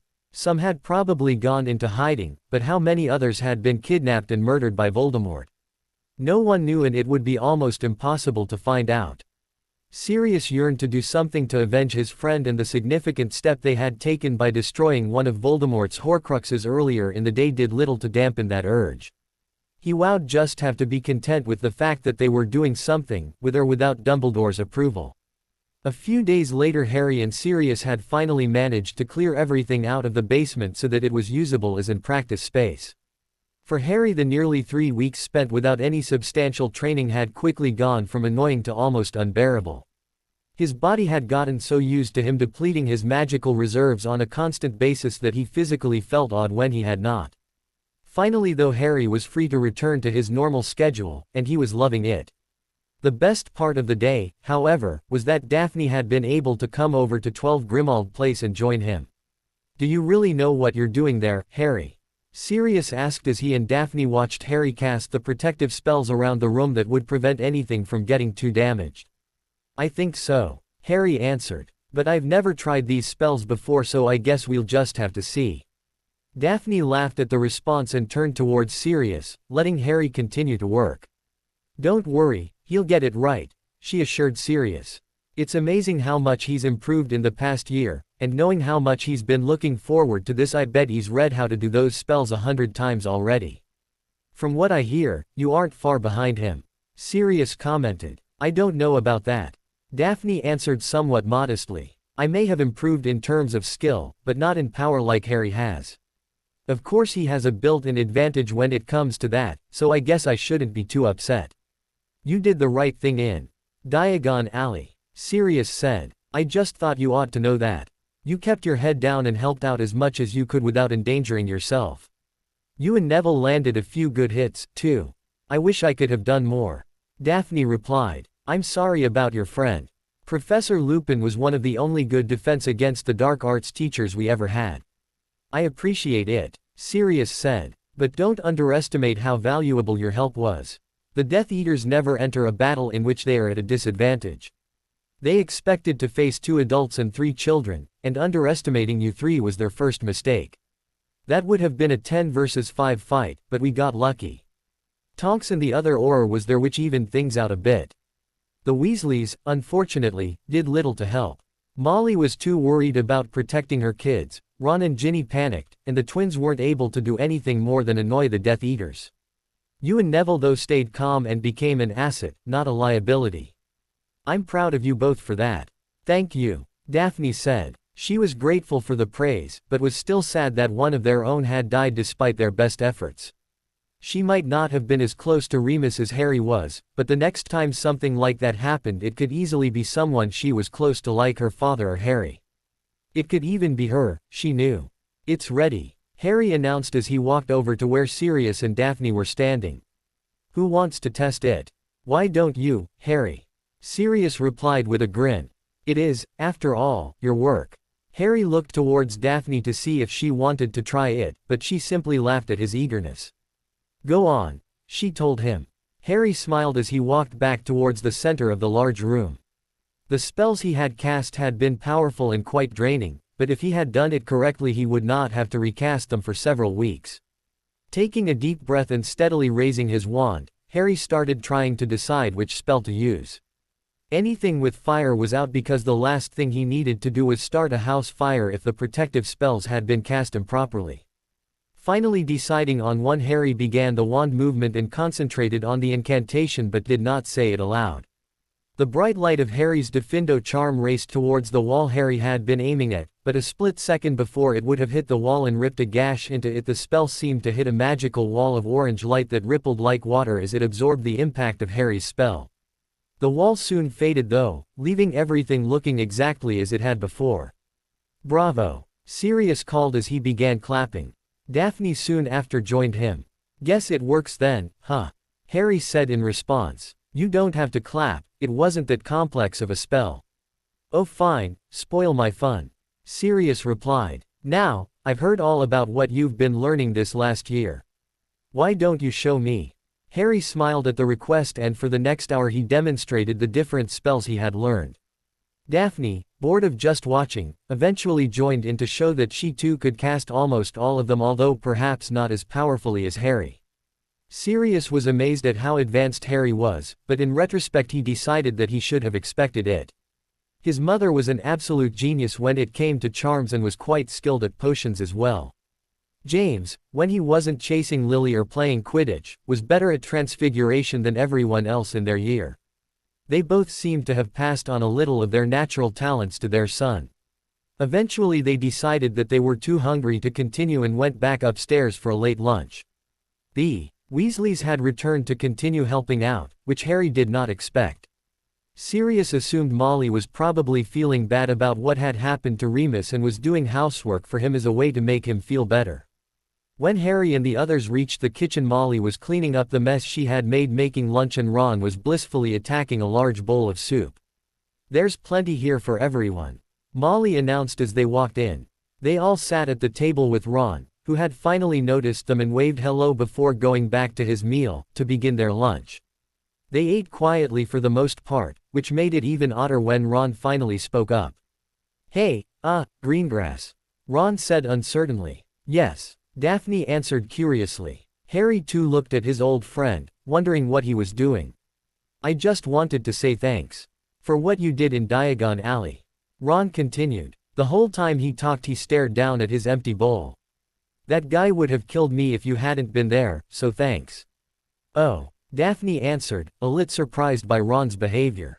You're welcome then. Ron nodded, got up from the table and left the room without saying anything else. Did you tell him to do that? Sirius asked Molly after a few moments of silence. No, that must have been his idea, she answered with a proud look on her face. The Weasley family owes you a debt of gratitude, Daphne. If you ever need our help, we'll be there the best we can. I'll remember that, Mrs. Weasley. Thanks, Daphne replied. As she finished saying that, a loud gonging noise was heard from the direction of the living room. When Harry first heard the noise it had confused him, but he had learned it was the wizarding equivalent of a telephone ringing and meant that someone was calling them. I'll see who it is, Harry announced as he got up and headed towards the living room. Once there he saw the face of Daniel Greengrass staring up at him. Ah, Harry, just who I wanted to talk to, Daniel said. Are you and Daphne having fun? Hi Mr. Greengrass. Yeah, we are. Is something wrong? Harry asked. No, nothing like that. I have a surprise for you and Daphne lined up, why don't you both come back here? It shouldn't take more than an hour or so. All right, Harry answered uncertainly. I'll go get Daphne. Excellent, Daniel replied. Hurry though, there is no time to waste. Harry left and explained to Daphne and Sirius what he had been told. Neither of them had any idea what he could have been talking about, but Daphne assured them that this kind of behavior was not out of the ordinary for her dad. The best thing for them to do would be to go along with it because they would probably enjoy whatever it was he had planned. And so, a few minutes later Harry and Daphne stepped out of the flow and into the Greengrass home. Grasping Harry's hand, Daphne led him to another part of the house in an attempt to locate her father. Eventually they found him in the sitting room looking over a piece of parchment. So what's the surprise? Daphne asked as they entered the room. We have a guest coming. Daniel explained. Whatever happens, I need you both to follow my lead, okay? In fact, it may be best if you tried to say as little as possible and just let me handle this. What are you talking about? Daphne said in an obviously confused tone. But a moment later one of their house elves appeared to announce that their guest had arrived and was being shown in. Daniel motioned for Harry and Daphne to sit down and stood up to meet their guest. When the door opened Harry was only barely able to stifle his gasp of surprise when he saw who it was.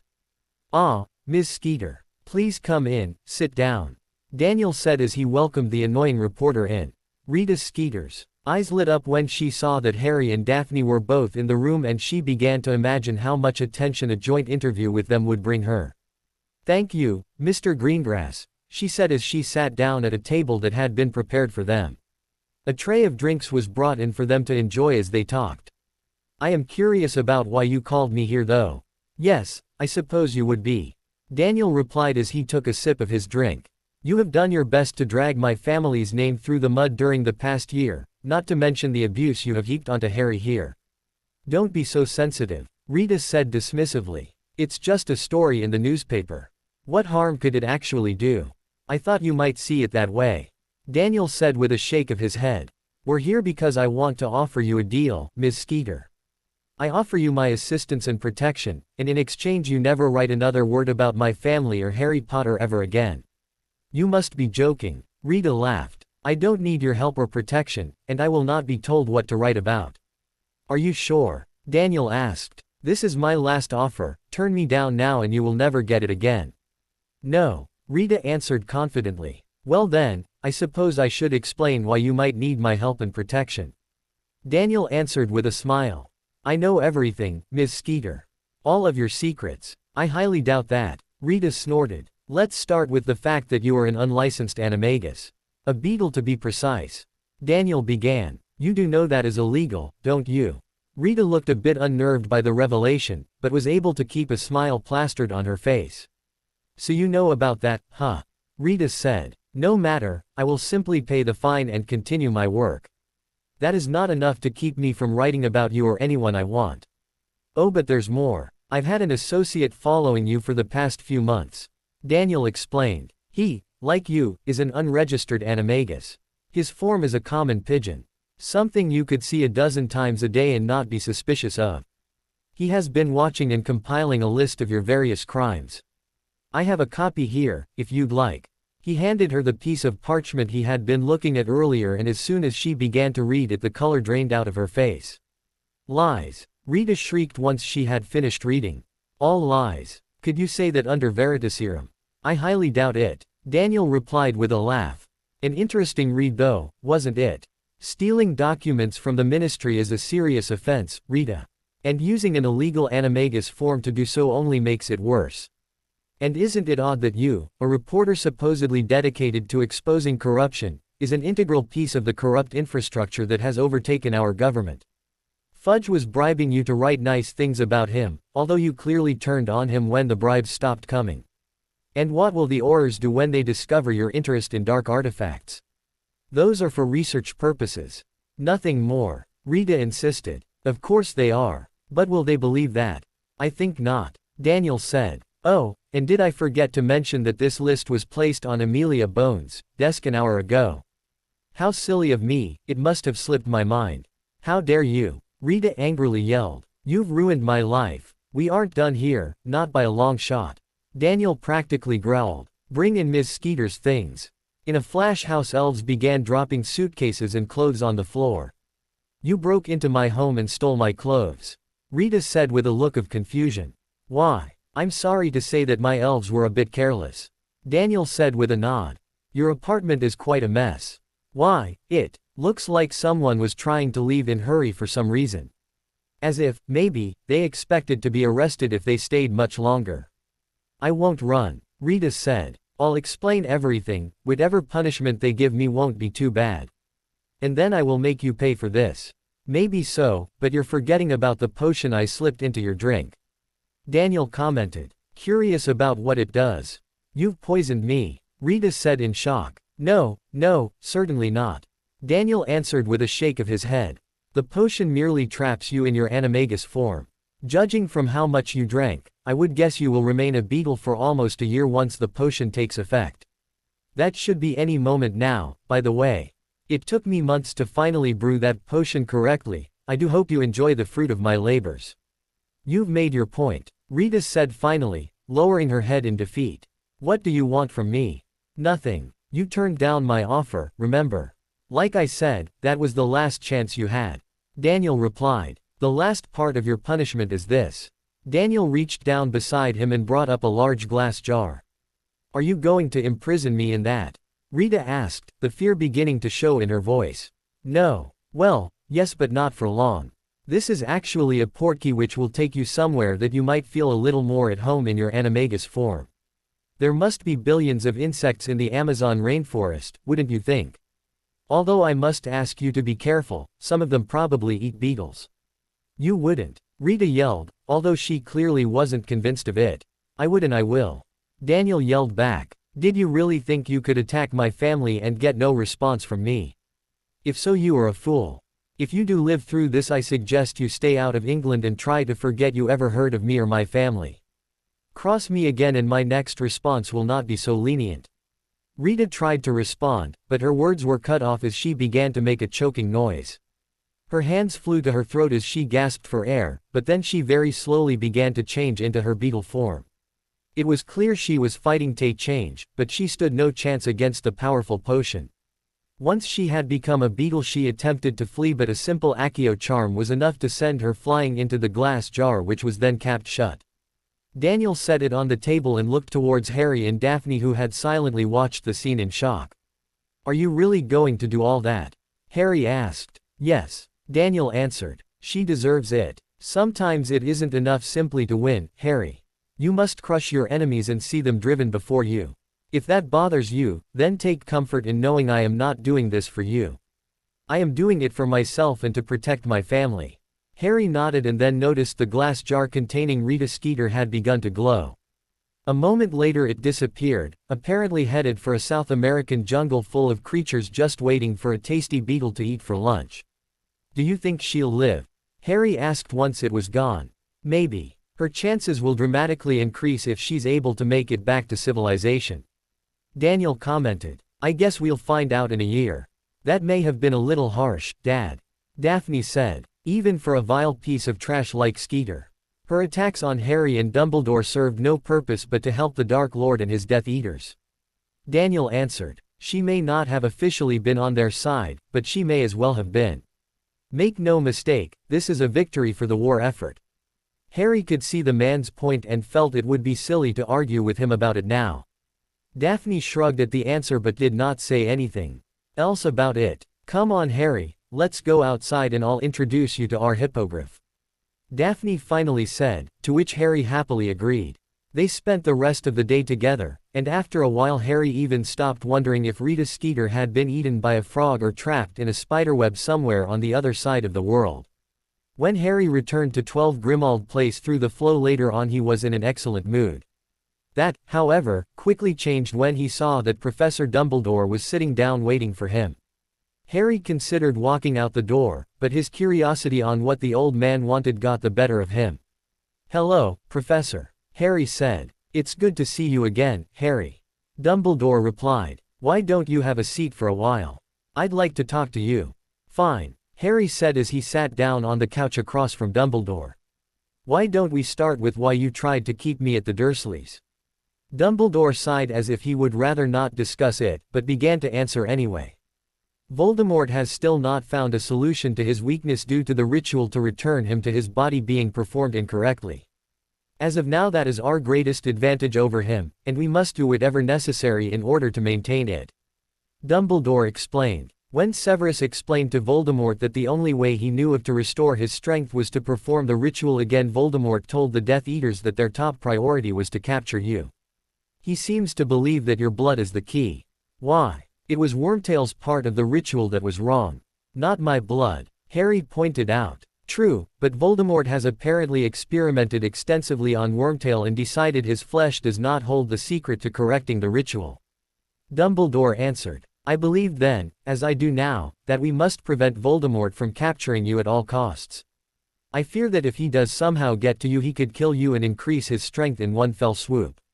If that happens, and the prophecy holds true, our world could be plunged into a darkness from which it may never recover. You are safest living with your relatives, despite the animosity between you. I disagree, though I understand why you think that. Harry replied. But what I don't get is why you decided to try and trap me there without even discussing it with me first. It was, perhaps, a mistake on my part. However, I knew you would never agree to such a request. Dumbledore said as Harry nodded in agreement with the statement. You must survive, Harry, not only for your own sake but for that of the entire world. The prophecy again. You know, I'm not sure I even believe in it. Harry commented. I do. And Voldemort does as well. Dumbledore pointed out. He will keep coming for you, there is no doubt of that. We can better oppose him working together, not separately as you and Sirius seem to be doing. And what do you mean by that? Harry asked. I am no fool, Harry. I know that you have destroyed the Horcruxes contained in Ravenclaw's diadem and the one in Marvologon's ring. I did not attempt to prevent you from doing so. Why didn't you help me then? Harry said, surprised that Dumbledore knew. What have you been doing to get rid of the Horcruxes? Nothing, as I suspect it must be. Dumbledore answered. According to the prophecy, it is your task to vanquish the Dark Lord. I find it hard to believe that it was a mere coincidence that you destroyed the Horcrux in Tom Riddle's diary and were able to gain extensive knowledge on all of Voldemort's Horcruxes if this task were not up to you. And since then you have destroyed 2 more, further evidence that this point of view is correct. But you can't know that. Harry replied. No one else has tried to get rid of one yet. It could be just one big coincidence. Perhaps, but I still saw no reason to stand in your way. That day at the Gaunt's old house, I was there watching you and Sirius. Dumbledore said, prompting a look of surprise from Harry. Yes, I suspected you did not know that. If I felt that either of you were in any danger, I could have arrived in a few short moments. But in the end you did not require my help, and I commend you for your efforts. There are still other Horcruxes out there. Harry pointed out. Are you going to help me or not? If you wish, Dumbledore said with a nod. Now, are you going to tell me what it is you and Sirius are up to? I will find out even if you don't tell me. Harry looked a little angry at that comment, but knew Dumbledore was right.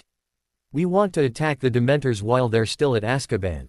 Harry said. Most witches and wizards don't even know how to cast a Patronus, meaning there is not much they can do to fight one off. But we can kill them. Just think of how many lives we could save if we acted now and didn't just sit around waiting for them to attack. The idea has merit. Dumbledore agreed. The Dementors are monsters, not men, and I do not oppose destroying them. Sirius and I have discussed it quite a bit. Harry replied. And we realize that this will be hard on the Aurors since they will have to guard the prison now, but the Dementors are going to leave eventually anyway. That is likely. Dumbledore said with a small nod.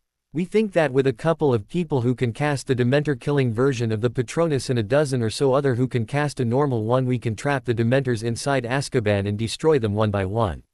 Harry explained. Interesting. Dumbledore replied. I will consider it. And by that do you mean I won't hear anything about it again? No, Harry. Dumbledore answered. It means I will think about the strengths and weaknesses of the idea and decide what to do from there. I will make my decision within the week. I assume you wish to be a part of the team that would mount the attack. Not many other people can cast a Patronus like mine, so yes. Harry said. Haven't I proved by now that I can handle myself in dangerous situations? I suppose you have. Dumbledore said. That brings up another point I wished to discuss with you, Harry. I am worried about your reaction to killing Fenrir Greyback and Rabaston Lestrange. I'm not sure what you want me to say, Professor. Harry answered with a sigh. I wish they had never put me in that situation. I wish there wasn't a war going on and that my friends weren't in danger. But they are, and it's their fault. I refuse to mourn the same men who killed Moony and drove Neville's parents insane. They started this, not me. I worry that this is not you speaking. It is, sir. Harry assured him. My attitude may have changed some, but I still know right from wrong. It is wrong to kill innocents, and that is exactly what they do.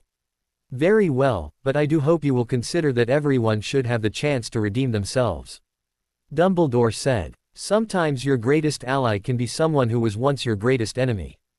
I'll think about it, Harry answered, but internally he was thinking how ridiculous it would be to expect Voldemort to repent of his sins and beg forgiveness. If that's all, I'll be going now. Indeed, Dumbledore replied as he stood up from the chair. I do regret our disagreements, Harry, but I believe we can get past them and work together. Harry nodded at his words and Dumbledore seemed pleased by the response. The professor then walked out of the room and left the house without saying anything else, leaving Harry to wonder what Dumbledore's next move actually would be. He had no idea, but knew that the assault on Azkaban would be much easier with his help than without it. Plus, getting a group of people willing to help out would be much more difficult if Dumbledore was actively opposing the idea. He hated just waiting for Dumbledore's decision, but at the moment there was not much more he could do. Harry was in the library looking through a book on potions he had found when he heard the front door to 12 Grimmauld Place open. A few seconds later he then heard the sound of something crashing to the ground which awoke the portrait of Walburga Black. The angry magical picture began yelling obscenities as loudly as it could at whoever it was who had entered. Shut up, you old hag. Harry heard a familiar voice shout back. Mrs. Black, of course, did not comply with the order but continued to scream. Harry got up and left the library just in time to see Tonks walking down the corridor still looking angry at the portrait. Watch her, Harry. Look who I found. Tonks took a step to the side to reveal that Hermione had walked in behind her. Hermione, Harry said as he rushed forward to greet his friend. When did you get back? Just yesterday. Hermione answered. Thanks for bringing me, Tonks. No problem, Tonks replied. Sirius thought Harry would appreciate having someone around to bother him today since he isn't here. Where did Sirius go? Harry asked. I didn't get the chance to ask him before he left this morning. It sounded like he was in a hurry. A couple of giants tore apart a little village in Yorkshire last night. The Aurors didn't get there in time to stop it, just to try and cover it up from the Muggles. Tonks explained. Sirius, Dumbledore, and a few others went to try and figure out why the giants attacked. They usually stay away from populated areas. Dumbledore seems to think that you know who has already started encouraging the giants go on rampages. You can't really control the giants, but you can get them pissed off and point them towards something you want them to destroy. Did this happen last time, too? Hermione asked curiously. Sure it did, Tonks replied with a nod. Luckily there aren't that many giants around, and even fewer that are willing to come to England and fight. But there will be some. And unless there is absolutely no choice you should run when faced with an angry giant. Those guys are almost as hard to take down as dragons. No giants here, Tonks. Harry said. We'll be okay. Yeah, you say that now, but what are you going to do when one jumps out of the closet at you? Tonks asked, grinning. Come running to me, that's what. Alright, well I've got to get to work. You two try to stay out of trouble, or at least don't blame me if you do get into trouble. Thanks again, Tonks, Hermione said. The now purple-haired Auror smiled and waved goodbye as she left the house and Harry and Hermione behind. Once she was gone, Harry looked towards Hermione and saw that her smile had been replaced with a look of worry and sadness. Hermione, are you okay? Harry asked uncertainly. Hermione responded by hugging him and beginning to cry. I'm so sorry, Harry. She began. I heard what happened to Professor Lupin. I can only imagine how you must feel. It's okay, Hermione. Harry assured her as he pulled away from the hug so he could look her in the eye. We're all still sad, but we know Moony wouldn't want us to mourn him forever. It's still hitting Sirius pretty hard, but he's doing better every day. And then I saw those awful things that Rita Skeeter wrote about you. Hermione began, but Harry cut her off when he began laughing. What? I wouldn't worry about Rita Skeeter anymore. Daphne's dad took care of her. Harry answered. Come on, I'll explain while I show you around. Hermione agreed, and so Harry launched into a vivid retelling of what had gone on a few days earlier. Hermione was somewhat shocked at how cruelly Daniel Greengrass had dealt with Skeeter, but even she could not deny that the annoying reporter deserved it. Meanwhile, Harry had shown her almost the entire house when Hermione's observant mind caught something she had missed. Harry, what's in that room? She asked, pointing towards a closed door. Oh, that's just where everyone's been putting the junk we don't know what to do with. Some of the things in there are dark and dangerous, but most of it is just garbage we need to throw away. Harry answered. He was about to show her something else when he noticed the look on her face. You want to see it too, don't you? Okay, prepare to be underwhelmed. Harry opened the door and walked into the room with her. In truth, he had not bothered to come in the room before either, except for briefly to throw something into it. Now that he was inside though, his curiosity had started to get the better of him, and he began to wonder what hidden treasures might be hidden in amongst the trash. Hey, look at this, Hermione. It's a remembrow, just like the one Neville had in our first year. Harry said as he held the small sphere. Instead of being clear or red though as remembrows normally were, this one seemed to be alternating wildly between the two colors. Oh, I think this one's broken. A lot of this stuff is. Hermione commented as she looked through a box that had been shoved into the corner of the room. Inside it was a large stack of parchment, which caused Hermione to laugh when she looked at it closer. Harry, I've found serious old school work. Here's a essay he wrote on the Goblin Rebellion of 1612. Looks like Binns gave him a dreadful on it. Really? I think I managed to get a pour on that one. Harry said. It's hard to remember anything we do in that class though. So bloody boring. You really should try harder, Harry. Hermione scolded him. Especially with our owls this year. Come on, Hermione. You know I'm near the top in our year in almost every other class I'm in. Harry whined. It's just that there is not practical part of History of Magic, it's all theory. Besides, I pulled my grade up to and exceeds expectations last year, didn't I? I suppose. Hermione finally agreed. Her attention was then caught by another item. I wonder what that is. Not really my color, but it is sort of pretty. Whatever it is, don't touch it. Harry warned, not bothering to turn and look at what Hermione was looking at. Even normal-looking things could have curses on them. I know. Hermione replied, clearly offended that Harry thought she needed the warning.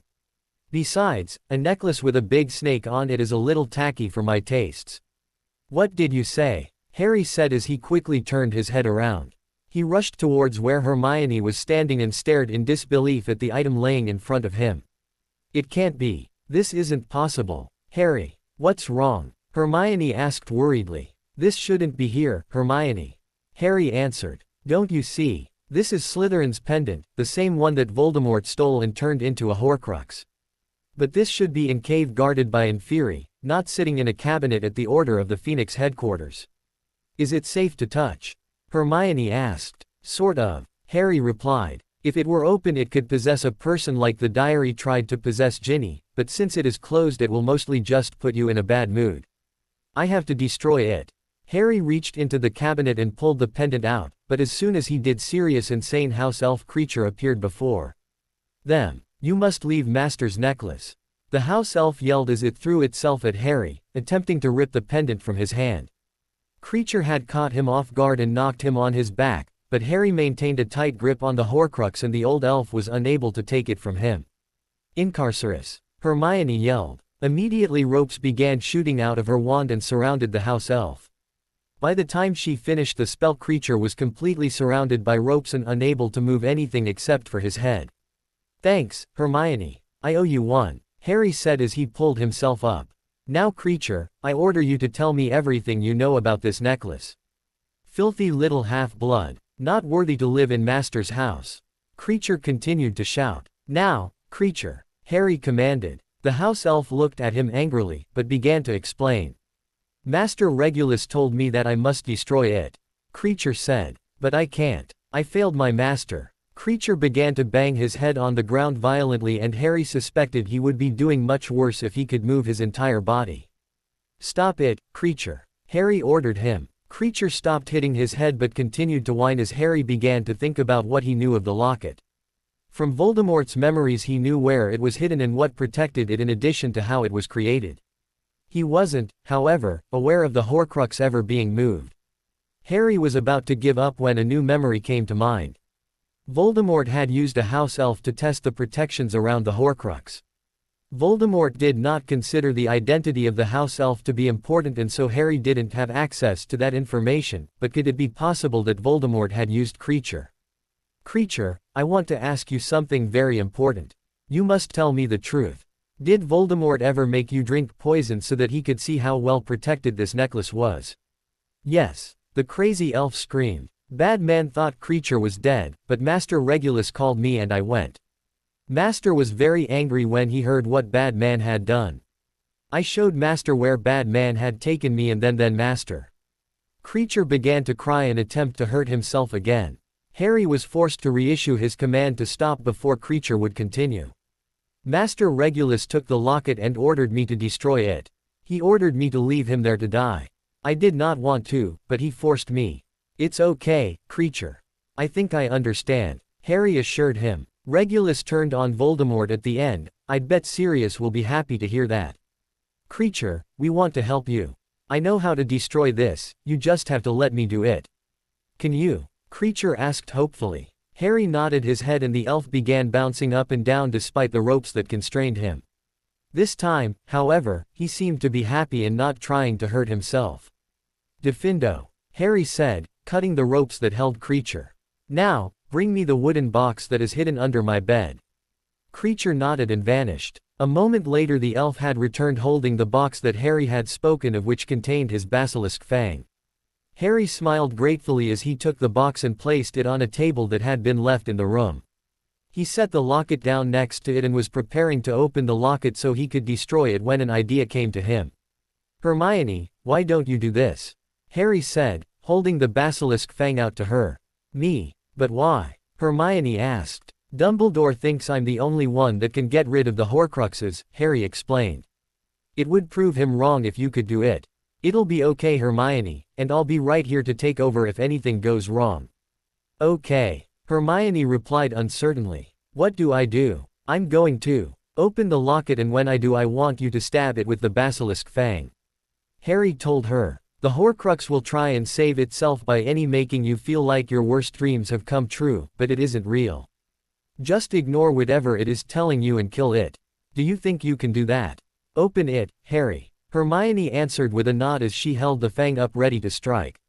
Harry leaned in towards the locket and hissed, "Open," in Parseltongue which caused the locket to spring open. Inside each side of the locket looked like eyes that were staring at them angrily. It immediately began to taunt and insult Hermione, and she hesitated as she seemed captivated by its words. They don't like you, Mudblood. The Horcrux proclaimed. They never did. They all make fun of you. You aren't smart enough. You'll never be good enough. You don't deserve to be a witch. Hermione finally slammed the fang down into the locket and it broke apart with an angry scream. When it was over, Hermione let the fang drop out of her hand to the floor as tears began to run down her face. Harry, sensing she needed to be reassured, rushed to his friend and pulled her into a hug. You did great, Hermione. Harry said. And don't listen to what the Horcrux said, you know it isn't true. None of it is. I know, but it still made me feel so awful, Harry. Hermione explained. For a moment I almost believed that you all thought I was just a stupid, worthless little girl. Not true. Harry said. You feel better now that it's dead, don't you? Yes. Hermione answered. Whatever it did to me is already wearing off.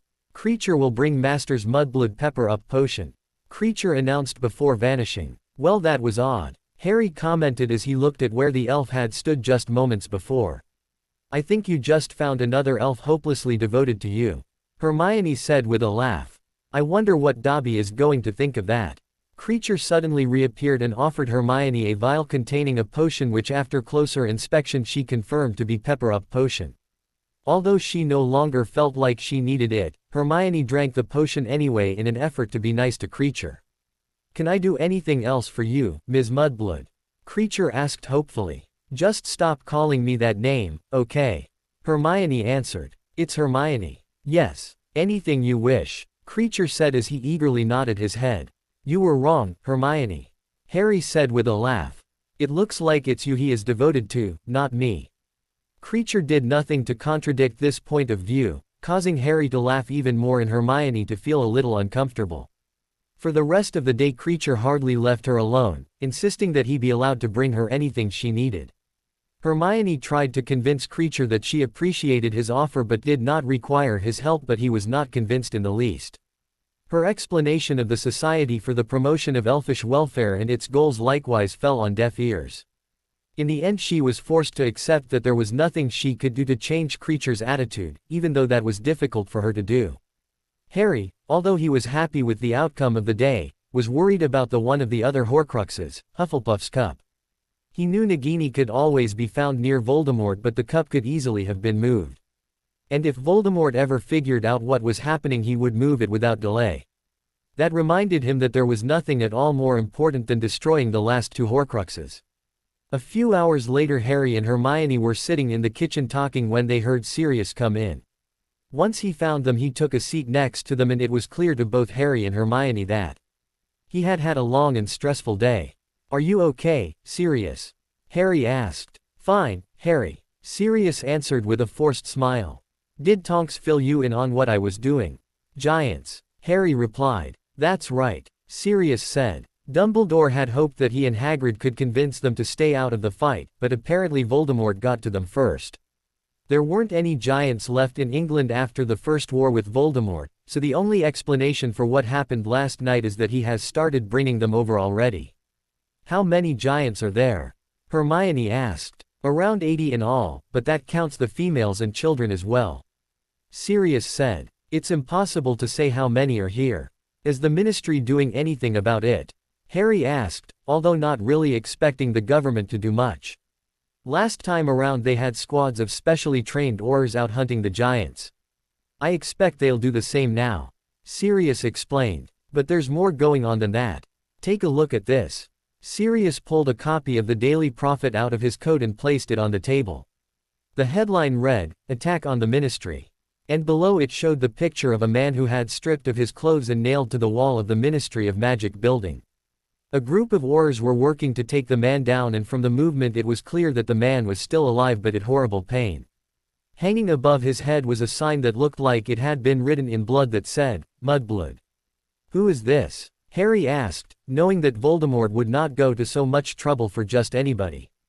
His name is Henry Collins. We were in the same year at Hogwarts, although he was in Hufflepuff, and both joined the Aurors at the same time.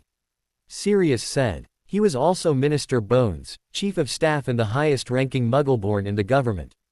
The Death Eaters apparently didn't like that and used the Cruciatus curse on him until he was driven mad. Then they did that to him. They're trying to scare Muggleborns. Hermione commented as she looked at the picture. Probably so. Sirius agreed. No, you don't get it. Hermione said. Whoever did this knows more about Muggles than the average wizard. I wouldn't be surprised if they were a half-blood or raised around Muggles. Why? Sirius asked. This man wasn't just nailed to the wall, he was crucified. Hermione explained, but from the look on Sirius' face she could see that he still didn't understand why that was significant. The most common religion among British Muggles is Christianity, and crucifixion is a very powerful and symbolic image for them. Also the word, cruciatus, uses the same root as crucifixion or excruciating. All of this was done in a very specific way meant to taunt and provoke Muggles. But what Death Eater would know enough about Muggles to do that? Sirius wondered. Maybe it was Voldemort himself. He was a half-blood and raised by Muggles after all. Harry said. I bet he would understand what message was being sent. That could be important if it's true. Sirius said thoughtfully. Up until now there haven't been any reports of Voldemort actually participating in attacks. It's not good news if he is feeling comfortable enough in his new body to start leading the Death Eaters into battle again. It was bound to happen eventually. Harry pointed out. If he doesn't fight the Death Eaters might start to wonder if he still can. I've seen him though, and even in his weakened state he's more powerful than any wizard I've ever met. Dumbledore might be able to match him, but I'm not even sure about that. That's not good to hear. Sirius said with a sigh. I do have good news though. Harry replied. We got another Horcrux. Today. Harry, you said you were going to wait for me to come with you before you tried to enter that cave. Sirius said, the worry evident in his voice. Inferi, especially in great numbers, are incredibly dangerous. What would you have done if they had taken hold of you? Calm down, Sirius, Harry said. We didn't go into the cave. It turns out the Horcrux was here all along. What? How? Your brother Regulus betrayed Voldemort, and died trying to make him mortal again. Harry explained. Creature brought the locket back here but couldn't destroy it. We did. You're not joking here, are you? My brother fought against Voldemort. Sirius asked. Harry shook his head no, and a small smile broke out on Sirius' face. Damn it, Regulus, why didn't you come to me for help? Were you too close? Hermione asked. Not as close as we should have been. Sirius answered. I was an outcast in my own family, but my parents loved Regulus. He got sorted into Slytherin like they thought I should have and always acted just like they wanted him to. But maybe in the end we had more in common than anyone thought. Thank you, Harry, and you too, Hermione. You have both given me a gift that I will treasure for the rest of my life, the knowledge that my brother redeemed himself before he died. I'm glad we could help. Hermione replied. Sirius, Bellatrix Lestrange is your cousin, right? Harry asked, unexpectedly changing the topic. From the look on his face, a thought had just occurred to him. Yes, she is, you know that. Sirius said. Why? Well, her husband Rabaston is dead. So who would her vault go to if she died? Harry asked. Sirius leaned back in his chair a little and thought about the question for a moment. She never bothered to make a will, I know that much. Sirius began. I suppose I might have a claim to it as the head of the Black family, but according to Goblin law Rodolphus or any Lestrange would have a better one because Bellatrix is still technically considered a Lestrange. How many Lestranges are there? Harry asked. Just the two of them. Sirius replied. I see where you're going with this, Harry. It's not a bad plan. Harry argued. But it'll be difficult. Easier than breaking into Gringotts, don't you think? Wait a second, Hermione said, interrupting them. Are you seriously considering killing two people just so you can take what's in her vault? That's awful. They are both evil people, Hermione. Harry explained. They tortured Neville's parents into insanity. They are part of the reason Moony is dead. And if by killing them we can bring Voldemort one step closer to being mortal, then I am in favor of it. I'm not arguing that they are good people, but isn't there another way? Hermione asked. If you have a better plan, I want to hear it. Harry replied. All I'm saying is that if we do run into either of them again, it might be a good idea to try and take them permanently out of the fight. I don't like it, Harry. Hermione said. And I'm going to figure out another way to get the Horcrux. I hope you do. Harry answered honestly. But until then, this is the best plan we've got. We have no idea where they are or where they're going to be, Harry. Sirius commented. I can't help but feel like your idea is very dependent on luck. But Bellatrix wants the both of us dead. Harry replied. We're bound to run into her again. And wouldn't you think that whatever she is trying to do, Rodolphus would help? It was his brother that died after all. Perhaps so. Sirius agreed. I'm not saying it's a bad plan, Harry, but I'm just not sure it is one we can act on at the moment. I'll keep it in mind though. I guess that's all we can do then. Harry said. Harry continued to think about his plan. It did not really bother him that it required the death of two Death Eaters. In his mind, the Lestranges had already committed crimes worthy of that. He also wished there was another way to get the Horcrux, but could not think of a better idea. Perhaps, he thought, Hermione could come up with something. She had rarely failed to come up with a good idea in the past. Still, the one part his plan assumed was that he would actually be able to kill the Lestranges when he got the opportunity. That might be more difficult than it sounded. Hey Sirius, you up for a duel? I've been wondering when you would finally ask me. Sirius chuckled. Come on, let's see if all of that training of yours has paid off. Harry and Sirius practically sprinted off to the basement with Hermione following not far behind to watch. Over the next hour as they fought each other, it became clear that Harry was already significantly more powerful than Sirius, but Sirius was also creative and had excellent instincts during a fight which mostly made up for his disadvantage. In the end though, Sirius was not able to stop Harry from winning, and even then he had the creeping suspicion that Harry had been toying with him for the last half of the fight. All of which made him wonder, just how good was Harry? And how good could he become? Many miles away, the Dark Lord Voldemort sat upon a throne and reviewed the previous day's events while trying to ignore the screams of pain from the Muggle one of his Death Eaters was torturing. Convincing the Giants to join him had indeed been a major success.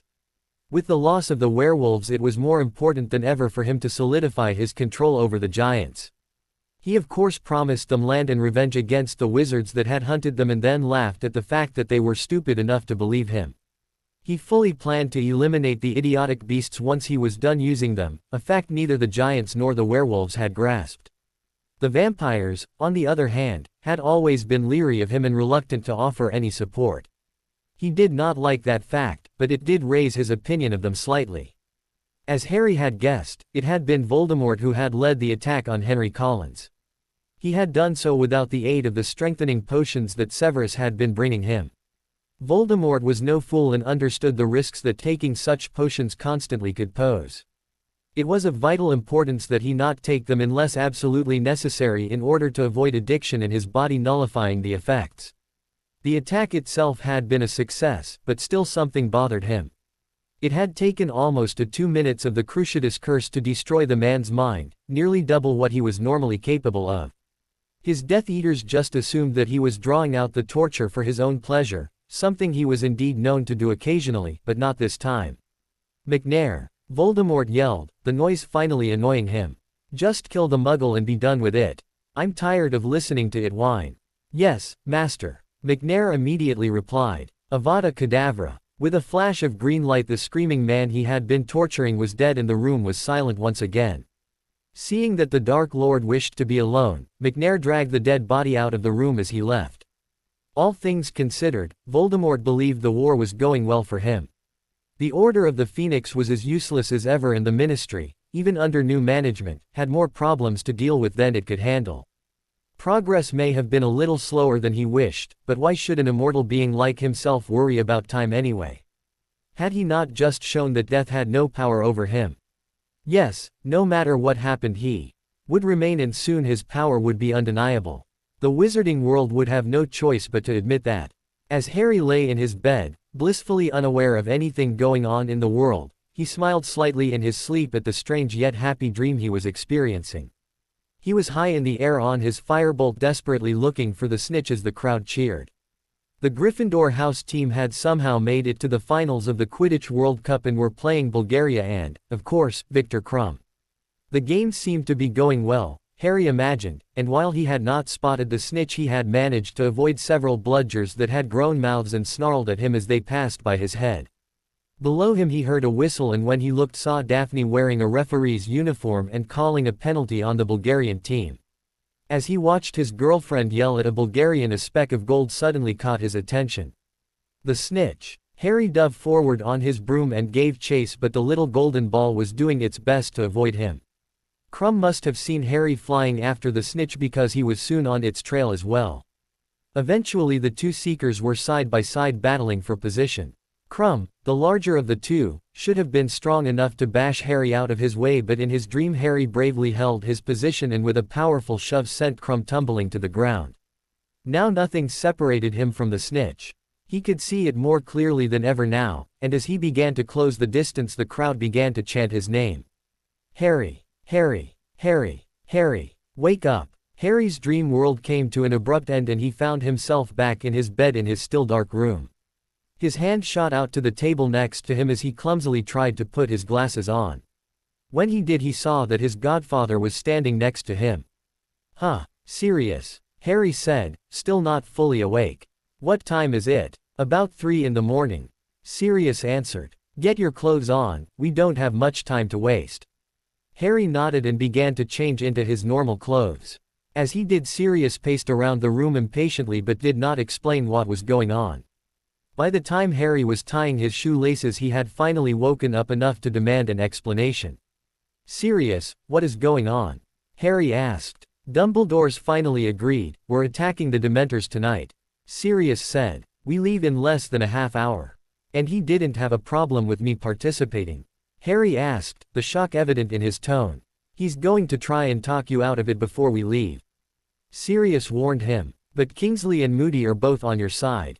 They aren't sure that the plan will work with just 3 people capable of casting the Dementor-killing Patronus, but agree success is likely with 4.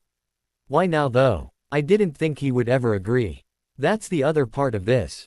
Sirius said. Little Whinging was attacked by Dementors tonight. What? Harry gasped. The Dursleys were supposed to still be protected, that was why I stayed. They're fine, Harry, Sirius assured him. But the wards have degraded faster than any of us predicted. They're still strong enough to keep anyone from locating where exactly they live, but are weak enough to allow them to narrow the possibilities down to about half of Surrey. That's still a pretty big area, Harry.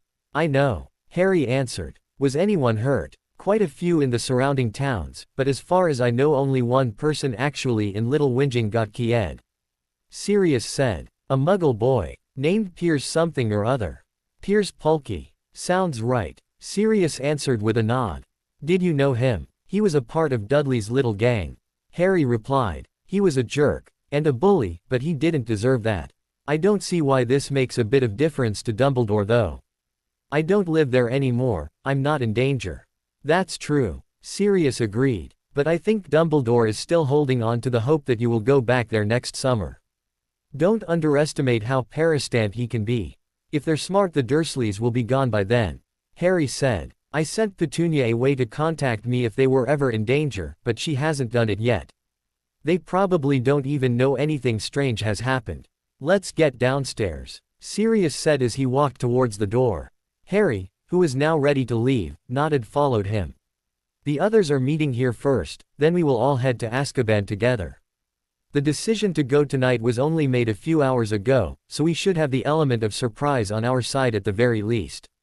As they walked down the stairs Harry could hear several people talking before they even reached the kitchen where the Order of the Phoenix was gathering. Already present were Mad-Eye Moody who was grinning about something as he talked to Kingsley Shacklebolt. Tonks, Arthur and Bill Weasley, Amos and Cedric Diggory were all sitting at the table drinking coffee in an effort to wake themselves up. A very nervous-looking Mundungus Fletcher was talking to Hestia Jones who looked like she would rather be somewhere else.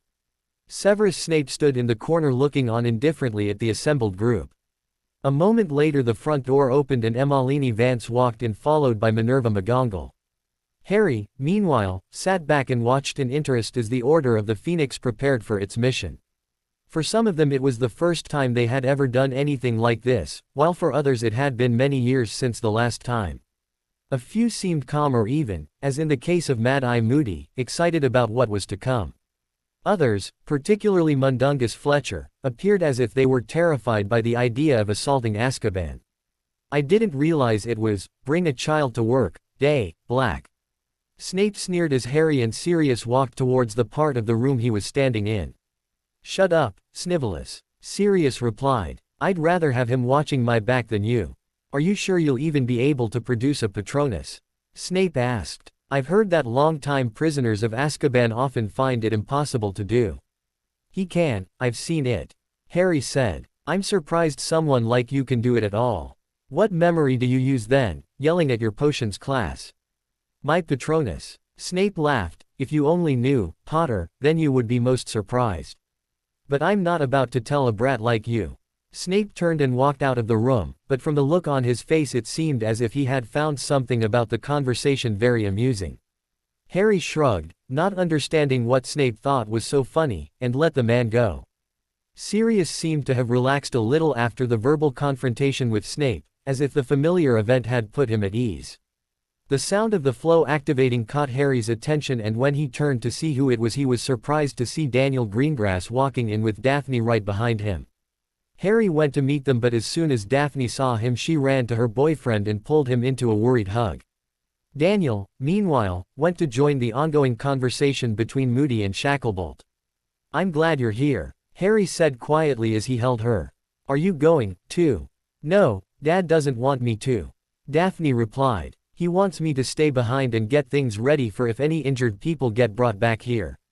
I told him I'd rather be there with you, but he wouldn't budge. They're only letting me go because they need my Patronus, Harry commented. Otherwise I'm pretty sure I would be right here with you. It's stupid, Daphne said, a little angrily. I've faced the Dementors twice already, that should be enough to prove that I could be useful. I know, Harry replied. But we never would have been able to get this much help if it wasn't an official order of the Phoenix mission.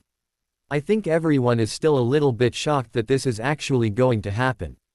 According to Sirius, things like this almost never happened during the First War, especially after Dumbledore heard the prophecy. It'll work, Harry. And you're going to do fine. Daphne assured him. You just promise me that you'll make it back here in one piece.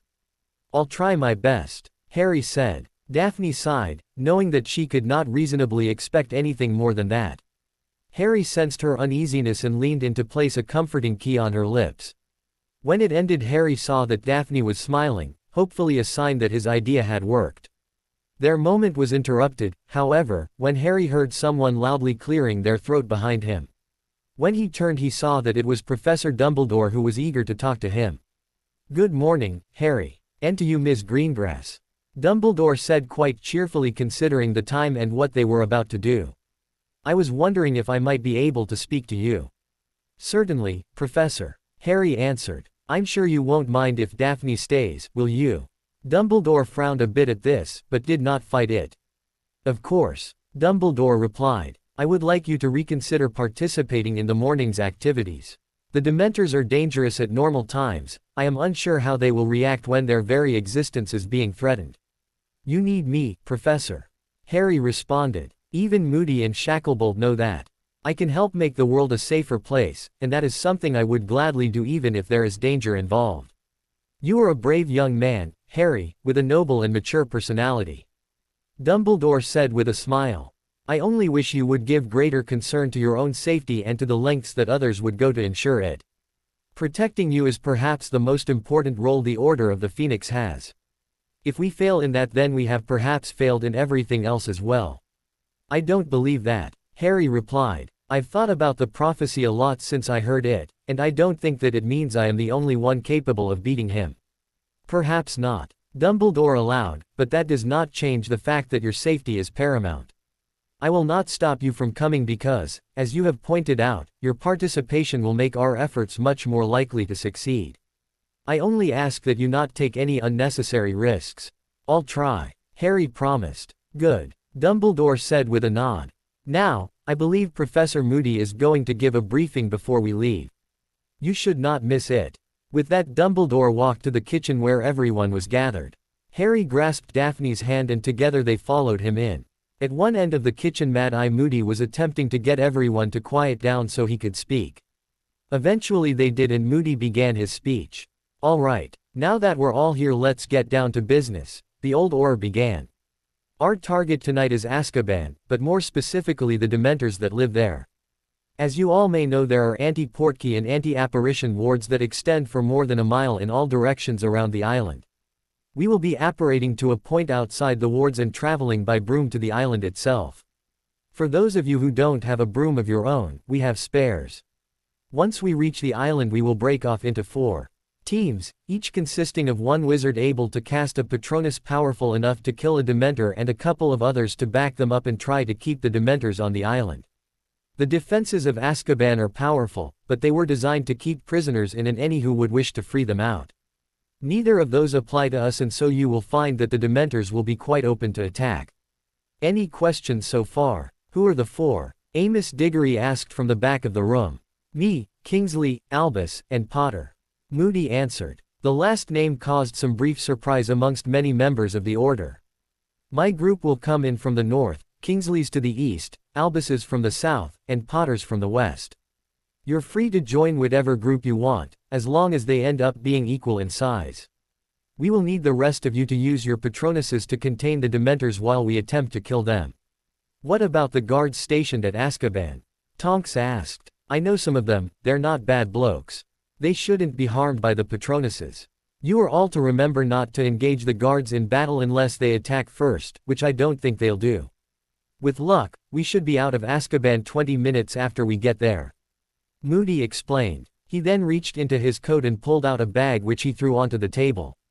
As it landed, it came open and few chocolate bars from Honeyducats fell out. "It's chocolate. Everyone needs to eat one as soon as we get to Azkaban. Keep a few on you for if you feel like you need it. I'd also recommend eating one once we get back." "Well, that's it. Anybody else got something they want to say?" No one did. Some of the assembled group began to look around as if suddenly realizing that this was really going to happen. Most of them were ready and eager to begin, but a few were clearly not feeling as brave.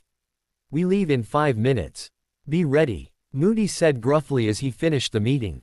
The small crowd began to disperse at that point, including Harry and Daphne, who made their way to the closet where Harry kept his firebolt. He smiled knowing that he would have the fastest broom of anyone that night. Daphne said very little over the next few minutes, but it was clear that she was both worried about Harry and upset she could not also go. Soon, the time to leave approached, and so they walked to the living room where most of the order was waiting. Sirius was standing next to Daniel Greengrass, Tonks, and Hestia Jones and waved Harry over. "Harry, we'll all be accompanying you tonight," Sirius informed him. "Is that okay with you?" "Sounds good," Harry answered. He looked around the room and saw that the other groups had similarly been formed. "You two better take care of each other," Daphne demanded as she looked back and forth from Harry to her father. "I mean it. Harry, you'll find that my daughter often has stubborn and demanding tendencies," Daniel said, smiling. Harry, however, was smart enough to agree with him. "I wouldn't change a thing about her," Harry said, earning a smile from Daphne and a laugh from everyone else. "Listen up," Moody yelled from the front of the room. "We leave in 30 seconds. At least one person in your group should have the apparition coordinates, just side along apparate with them. Good luck, and good hunting." Shouts of agreement and nervous laughter met Moody's announcement. Daphne, knowing it was time for them to go, reluctantly let go of Harry's hand as the rest of them made sure they were touching another member of the group. The last thing Daphne saw before they disappeared was Harry waving at her. Then the house was eerily quiet and empty. It made her feel a bit sad, but then she remembered she had work to do and got started on it. When they arrived, Harry found that they were on another, smaller island not far from Azkaban.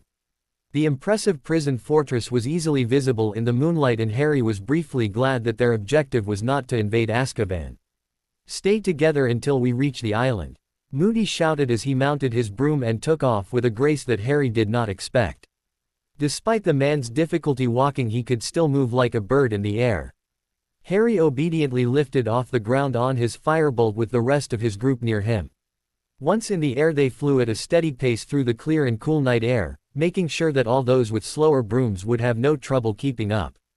As the minutes passed, Azkaban drew nearer, and for the first time Harry could see it clearly. A layer of fog seemed to the island, though there was no fog to be seen anywhere else. The closer they got, the lower the temperature seemed to drop.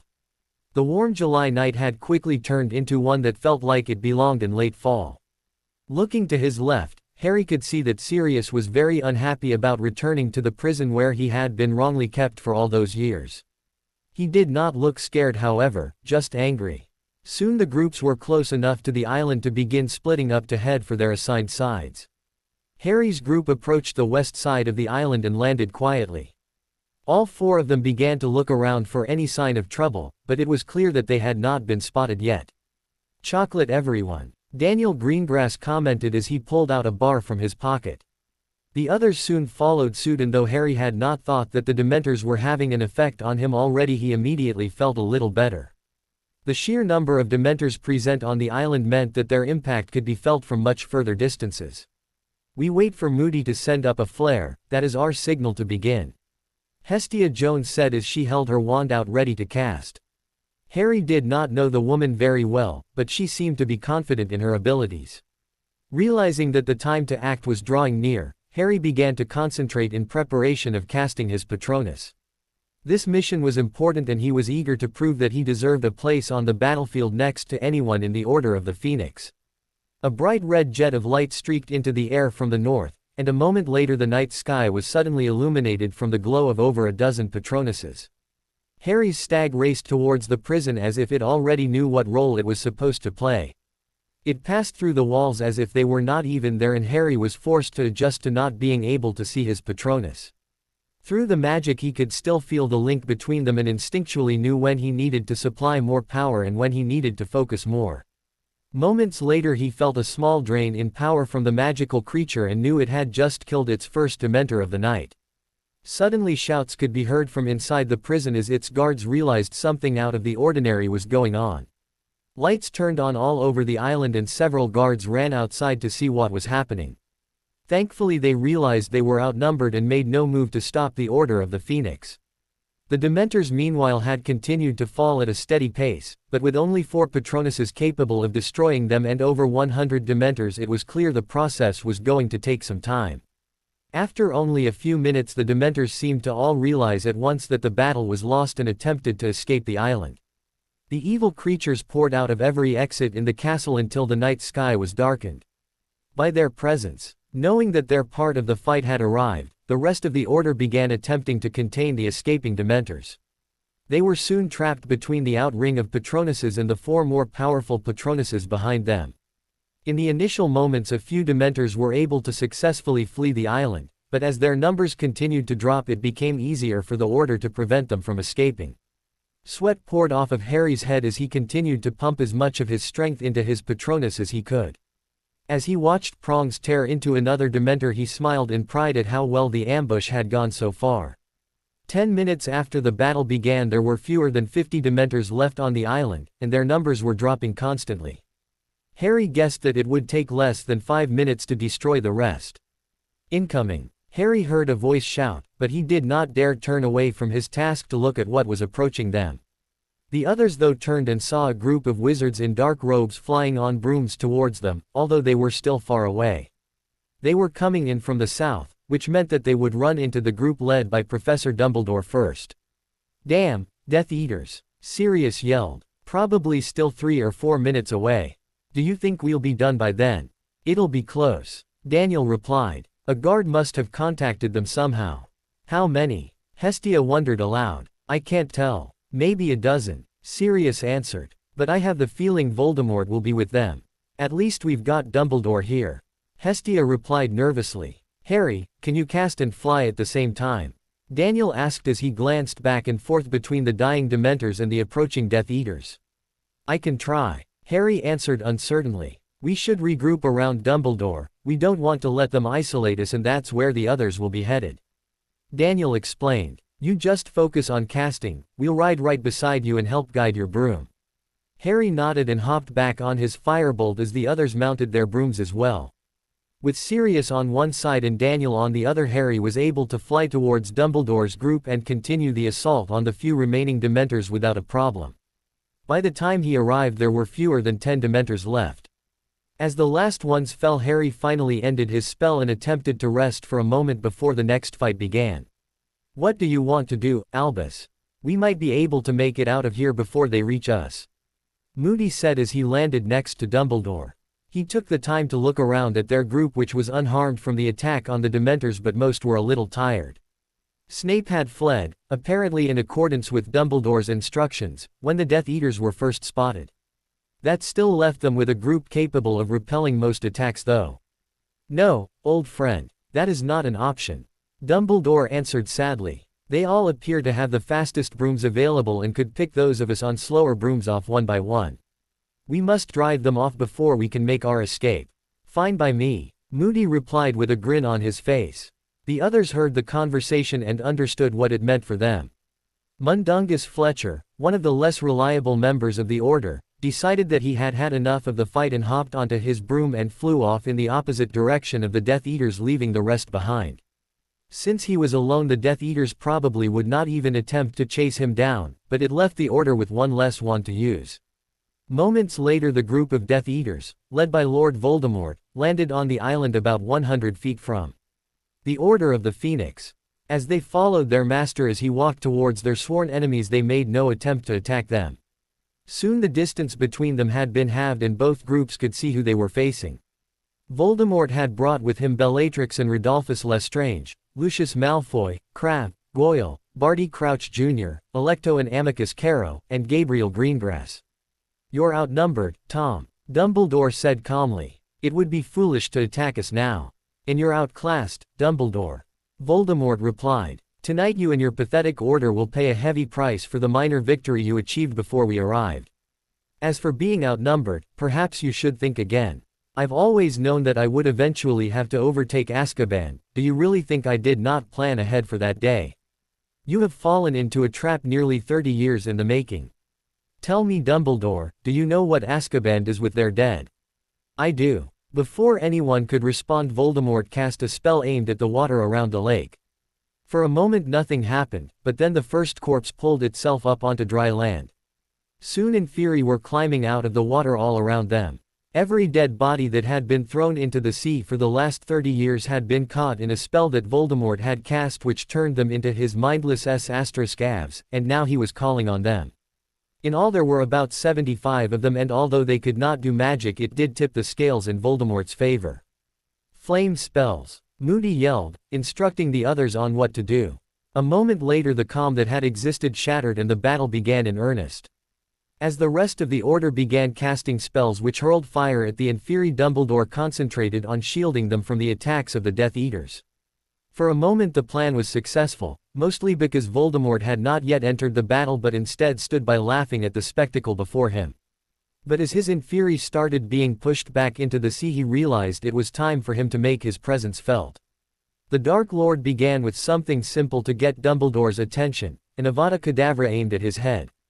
Dumbledore was easily able to conjure a stone wall to block the curse, but he knew that he would no longer be able to shield his allies from the Death Eaters. With that, the two most powerful wizards in all of Europe, perhaps in the world, began to duel. Harry, like many others on both sides, momentarily lost his focus as he watched the two do battle. Voldemort had levitated dozens of large rocks from off the ground and began hurling them in rapid succession at Dumbledore. The professor, however, was not harmed and instead used the boulders to form a massive golem that he animated and commanded to attack. The golem was able to crush several Inferi before being blasted apart by one of Voldemort's spells.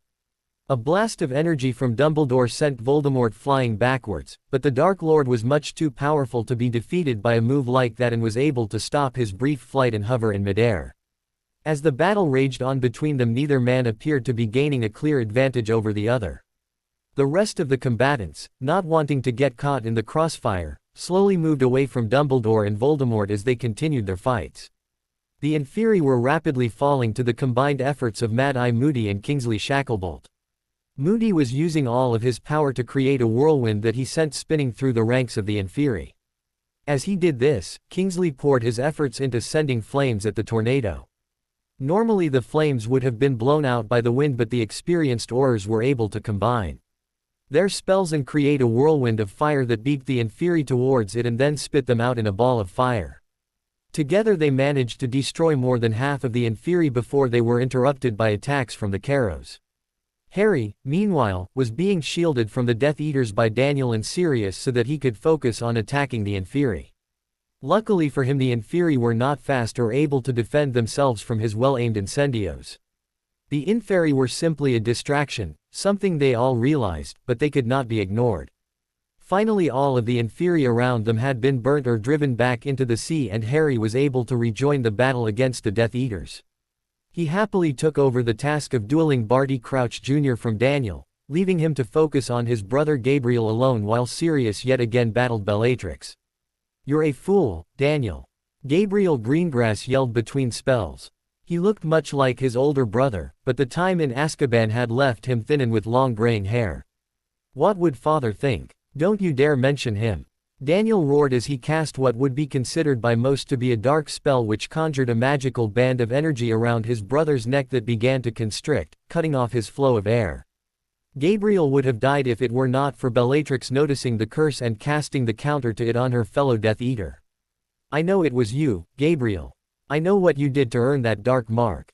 Father was a fool not to join the Dark Lord," Gabriel countered. "He deserved to die." Throughout the brief conversation the two had not slowed in casting spells at each other, but Gabriel's admission that he had killed their father enraged Daniel and he ceased caring what anyone might think of the spells he was using. "Crucio!" Daniel yelled. Gabriel was caught off guard by his brother's spell and unable to avoid it. He immediately fell to the ground, writhing in pain. Harry looked at Daniel in shock that he had used an unforgivable, but other than him or Sirius no one else seemed to have noticed. Eventually Daniel was forced to release the spell to block an attack from Bellatrix, allowing Gabriel to roll away and seek shelter behind a boulder as he regrouped. Harry was beating Barty Crouch Jr., and they both knew it. This time around Barty had not managed to land a single spell on Harry and was beginning to seriously consider retreating in order to save his own hide, like he had done the last time he faced Harry. A high-powered reducto had forced Barty to produce a shield which rapidly drained his magical reserves, and he knew that the fight would be over for him soon unless he escaped. And so he turned and ran, leaving Bellatrix to face Sirius and Daniel alone. Harry, unwilling to let Barty escape again, jumped onto his firebolt and soared towards him. No man is fast enough to outrun a firebolt, and so within seconds Harry was only feet away from Barty. He conjured a whip made of flame from the tip of his wand and swung it with all of his strength towards the fleeing man. As the spell hit Barty in the neck, even Harry was surprised by the power behind the spell. It did not knock Barty to ground. Instead, the force of the fire whip combined with the speed at which Harry was traveling on his broom enabled the magical energy to slice cleanly through the man's neck, decapitating him. The momentum caused the rest of his body to run a few more steps before crashing down to the ground. Harry stopped flying and hovered in the air above Barty's body, still quite surprised by what had happened. He did not realize in that moment how vulnerable his position was. Voldemort had seen Harry chase down Barty, and when he stopped to observe the damage, Voldemort knew he had a chance to strike at the boy who lived. It would have been so easy to kill him, but Voldemort knew he needed the boy alive if he hoped to regain his former strength. He knew, however, what he thought was the perfect spell to use in the situation. The spell that erupted from his wand was a swirling ball of yellow and purple light. The moment Dumbledore saw it, he also knew that he would not be able to prevent it from hitting Harry. Harry turned to leave just in time to see it soaring towards him, but could not move in time to avoid it. As the spell hit him, Harry fell to the ground, though he was unconscious before he hit it. The battle continued to rage around him, and though eventually the Order of the Phoenix would be able to drive off the Death Eaters, Harry was not aware of it. "Someone get Pomfrey here," Sirius yelled as he apparated back into 12 Grimmauld Place, carrying Harry's unconscious form in his arms. The others were apparating in as well now that the battle was over. For the most part it had been a success, but it had not come without cost. Emmeline Vance had been struck down with the Avada Kedavra curse by Lucius Malfoy, and other had been injured. Amos Diggory even lost a hand to a cutting curse from Rodolphus Lestrange. Harry's condition was the only one that was uncertain, however, and repeated attempts to enervate him had proved that the spell Voldemort used was more powerful than a simple stunning spell. What happened to him? Daphne screamed when she saw Harry not moving. "He's going to be okay, right? He isn't dead, is he?" Daniel Greengrass, who had apparated back just in time to see Daphne's reaction, pulled his worried daughter into a tight hug. "He's not dead. See, he's still breathing," Daniel assured her. "We'll figure out what happened to him, and we'll fix it." "Did you recognize the curse that hit him?" Sirius asked as he placed Harry on a cot that Daphne had set up for wounded Order members. "I didn't. No. The Dark Lord could have simply killed Harry if he wanted to, but he didn't," Daniel replied. "So this spell either isn't fatal, or it's designed to make Harry suffer before he dies." "How can you say that so casually?" Sirius said angrily. "It's the truth and you know it," Daniel retorted. "I like Harry and I want to see him get better. But lying to ourselves about his condition won't help." Daphne, meanwhile, was only vaguely aware of the conversation taking place next to her. She had pulled up a chair next to Harry's cot and was holding his hand and worrying about him. To her, admittedly untrained eyes, he looked like he was simply asleep. He was perhaps a little paler than usual, but aside from that there was no sign of injury. "Wake up, Harry," she whispered into his ear, hoping that he would be able to hear her. "I know you're in there." Harry did not respond, causing Daphne to frown. She hadn't expected him to, but she had hoped. She sat by his side until nearly a half hour later when Madame Pomfrey, looking as if she had just been woken up, stepped through the flow with Professor Dumbledore and asked her to move so she could examine Harry. Daphne nodded and complied with the request but did not leave the room, nor did Sirius or Dumbledore. They all silently watched as she cast a wide variety of diagnostic charms on Harry. Finally she stopped working and simply stood over the cot looking at Harry with a confused expression on her face. "Well, Poppy, what have you learned?" Dumbledore asked. Pomfrey turned to the professor and shrugged slightly in disappointment. "Physically speaking, he's fine," Pomfrey began. Whatever that spell did, it doesn't appear to have hurt his body in any way. He seems to have used quite a bit of magic tonight, but did not reach the point of magical exhaustion. His magical power level has gone up quite a bit since the last time we checked at the end of the school year, either due to him maturing or his specialized training. There is, however, a small but consistent drain on his magic taking place. It's as if he were attempting to use his magic to do something, perhaps heal himself. Can you confirm that is indeed the case? Dumbledore asked. I don't believe so. Honestly, it could be anything, but whatever is happening is quite weak. Perhaps it's nothing to worry about. Pomfrey replied. I also ran a scan on his brain which confirmed it was still active. The results, however, were not consistent with sleep or even a coma. This is something else entirely. Will he wake up? Sirius asked nervously. For not the first time he felt as if he had failed James and Lily, who had trusted him to watch after their son. I don't know, Pomfrey said sadly. It would help if we could identify the spell used on him. Any ideas, Albus? Unfortunately, no, Dumbledore answered. It is unlike any spell I have seen Voldemort use in the past. It could be one of his own creation, or a spell he found in his extensive dark arts library. I must admit that even I do not have access to as much information on the subject as he does.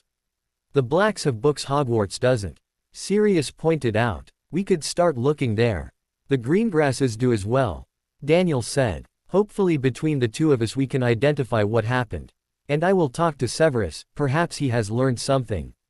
Dumbledore replied. You mean besides how to run from a fight?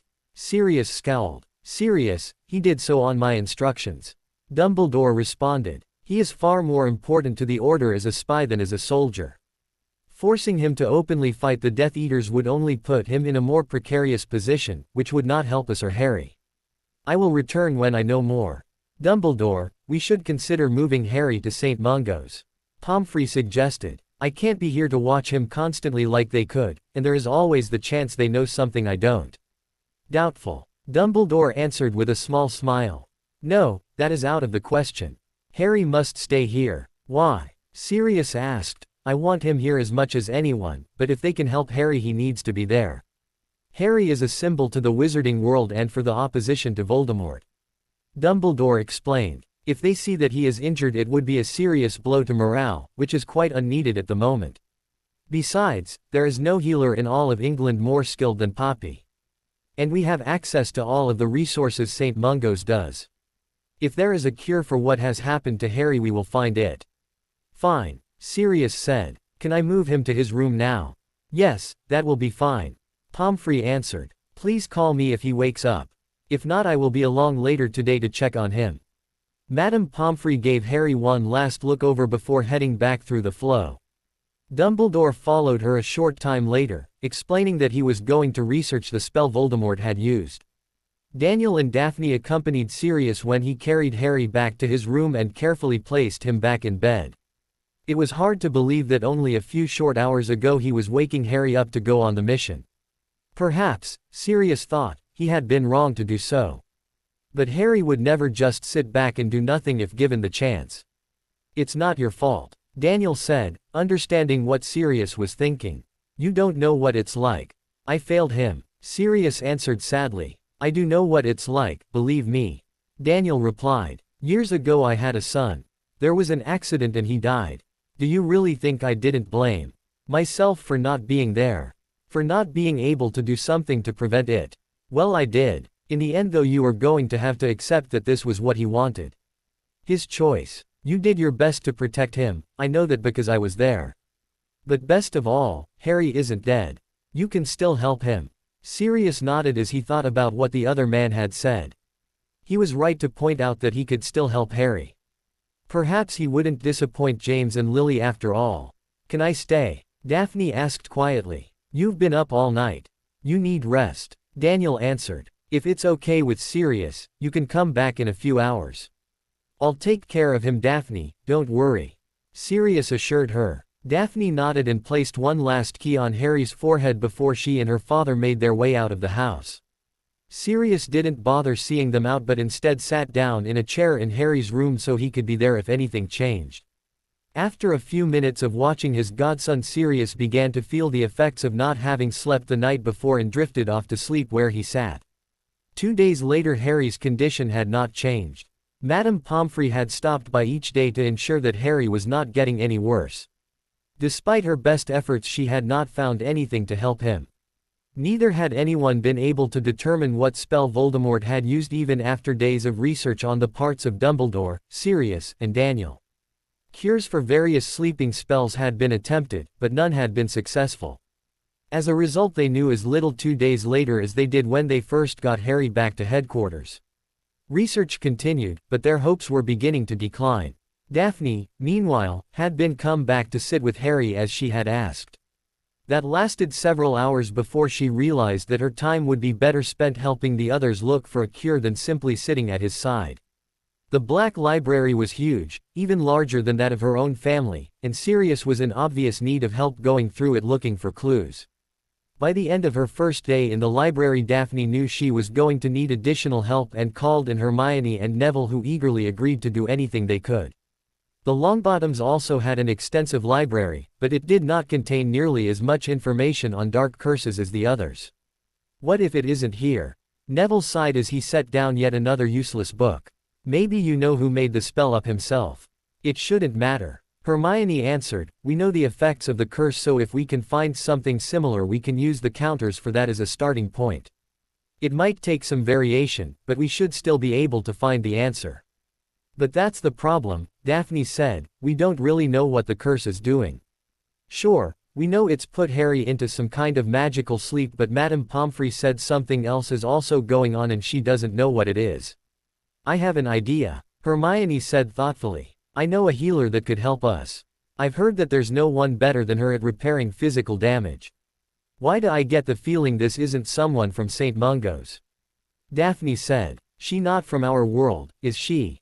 No, Hermione answered. She was still unsure of how her friends would react to the abilities she had gained at the end of the last year. What they did not know was that Hermione had spent much of her time this summer experimenting with it.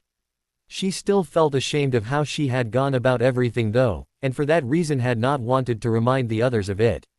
But now, finally, she saw a chance for her to use the results of her mistake for a good purpose.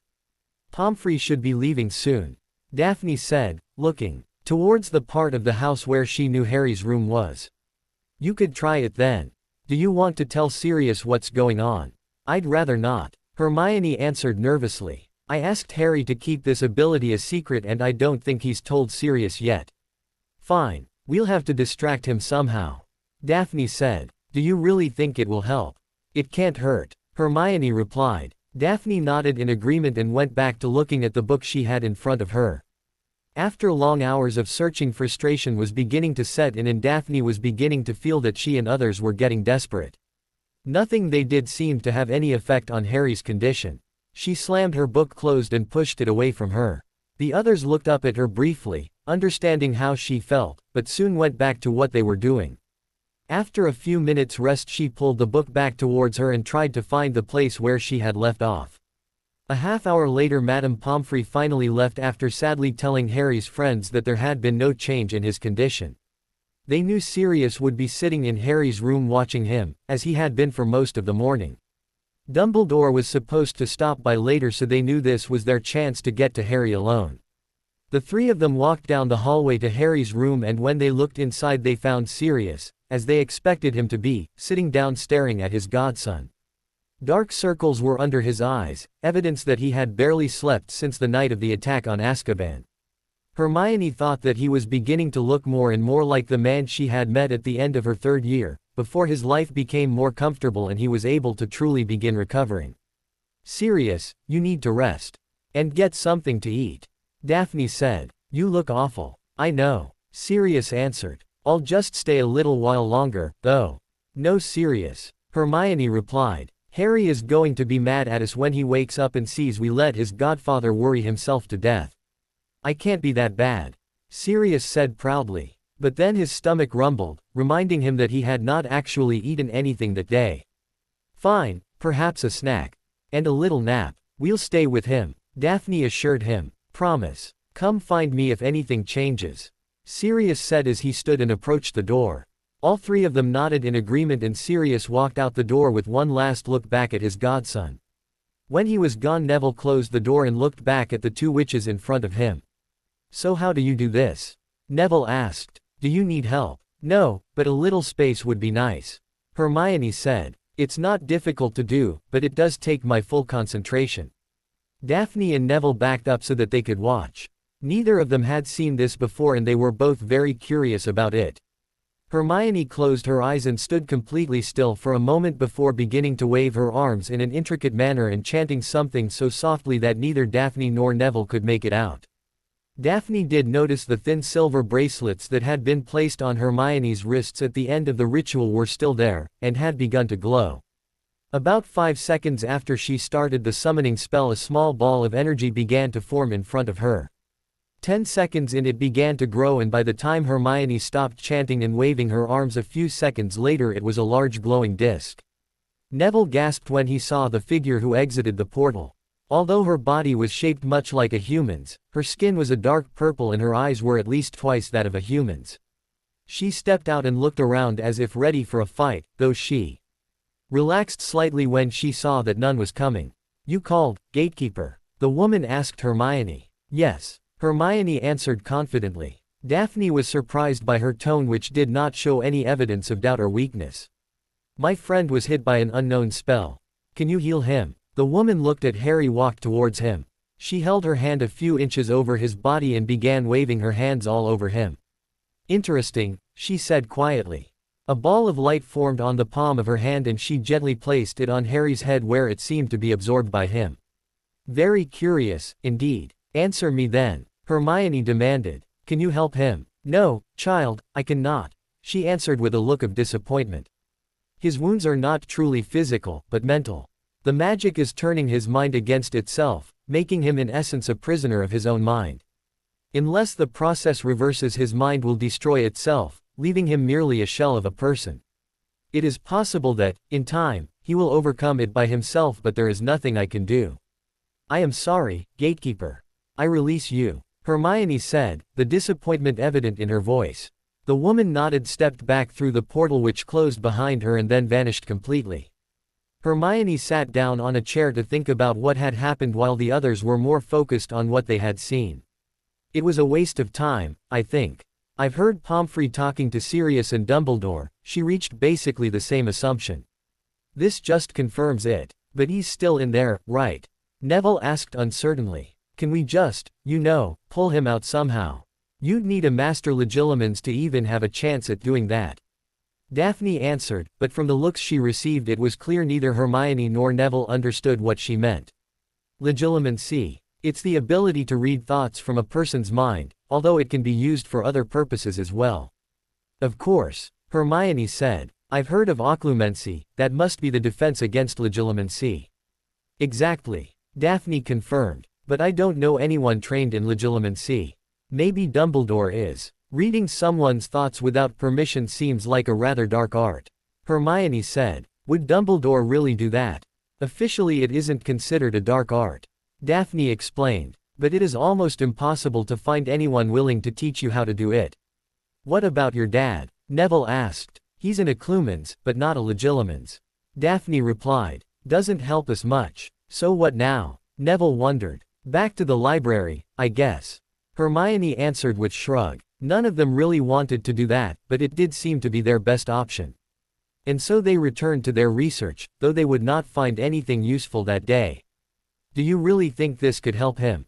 Sirius asked as he turned to face Dumbledore.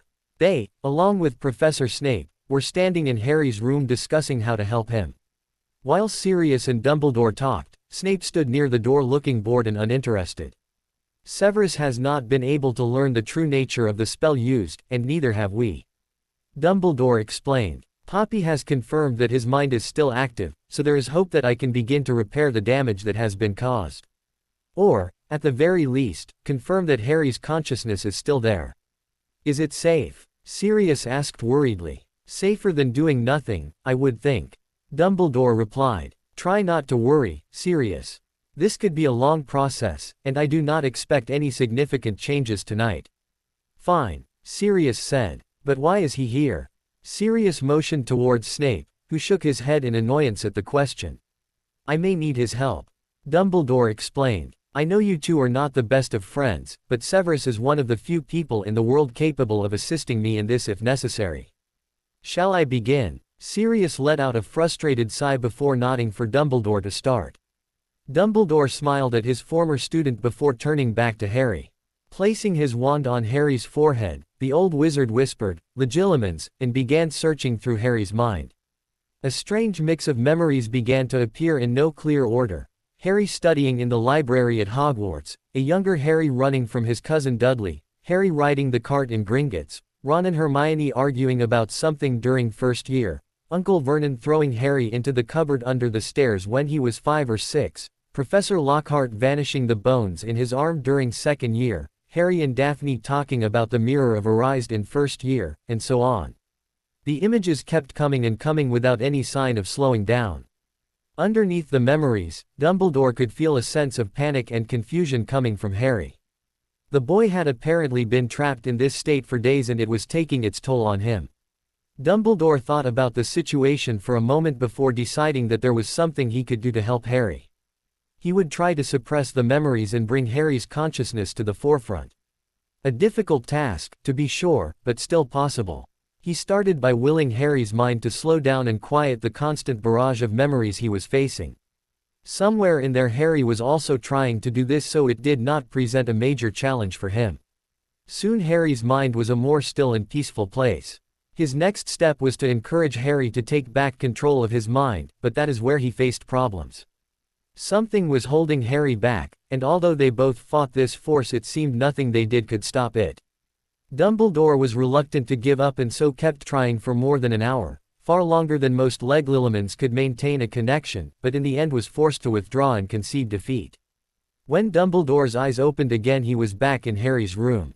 Sirius and Snape were still there, one acting very interested in what was happening and the other trying to act like he was ignoring it.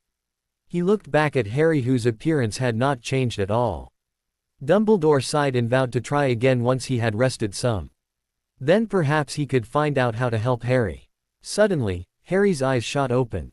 He did not move from the bed, but his eyes began to dart to left and right as if he were trying to determine where he was. "Harry?" Sirius asked excitedly. "Are you okay?" Harry's eyes settled on Sirius, who he looked at with a confused expression.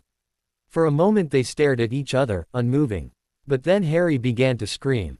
He pulled the sheet covering his body over his head before throwing himself off of the bed, all the while continuing to scream at the top of his lungs. Still clutching the sheet, Harry crawled to the nearest corner of the room where he curled up into a ball and began rocking back and forth. "Severus, calming draft," Dumbledore commanded. The potion's professor nodded and reached into his robes, pulling out a small vial containing the potion. Dumbledore took it and then approached Harry who had not yet noticed him. Having no other choice, Dumbledore tried to pry the sheet away from Harry so he could administer the potion. Harry, however, was stronger than he looked and it became obvious that Dumbledore would need help. Sirius rushed over and held Harry's head up as Dumbledore poured the contents of the vial down his throat. Harry continued to fight at Sirius' hold on him and scream as the potion slowly took effect. But a few minutes later Harry quit moving and his screams turned into cries. Tears began to fall from his eyes as he sobbed, but at what no one was sure. "Potter's finally lost it," Snape said with a laugh. "I knew this day would come." "Shut up," Sirius said angrily, before turning towards Dumbledore. "What happened? What did you do to him?" "I'm not sure, Sirius," Dumbledore replied. "I did not anticipate this happening. I believe it could be a sign that his mind is fighting back though. Perhaps, this is a good thing." Sirius looked back down at his godson who was still crying for some unknown reason. He was also beginning to mumble something that was not intelligible. Sirius shook his head, unsure if he preferred this over what Harry had been like before.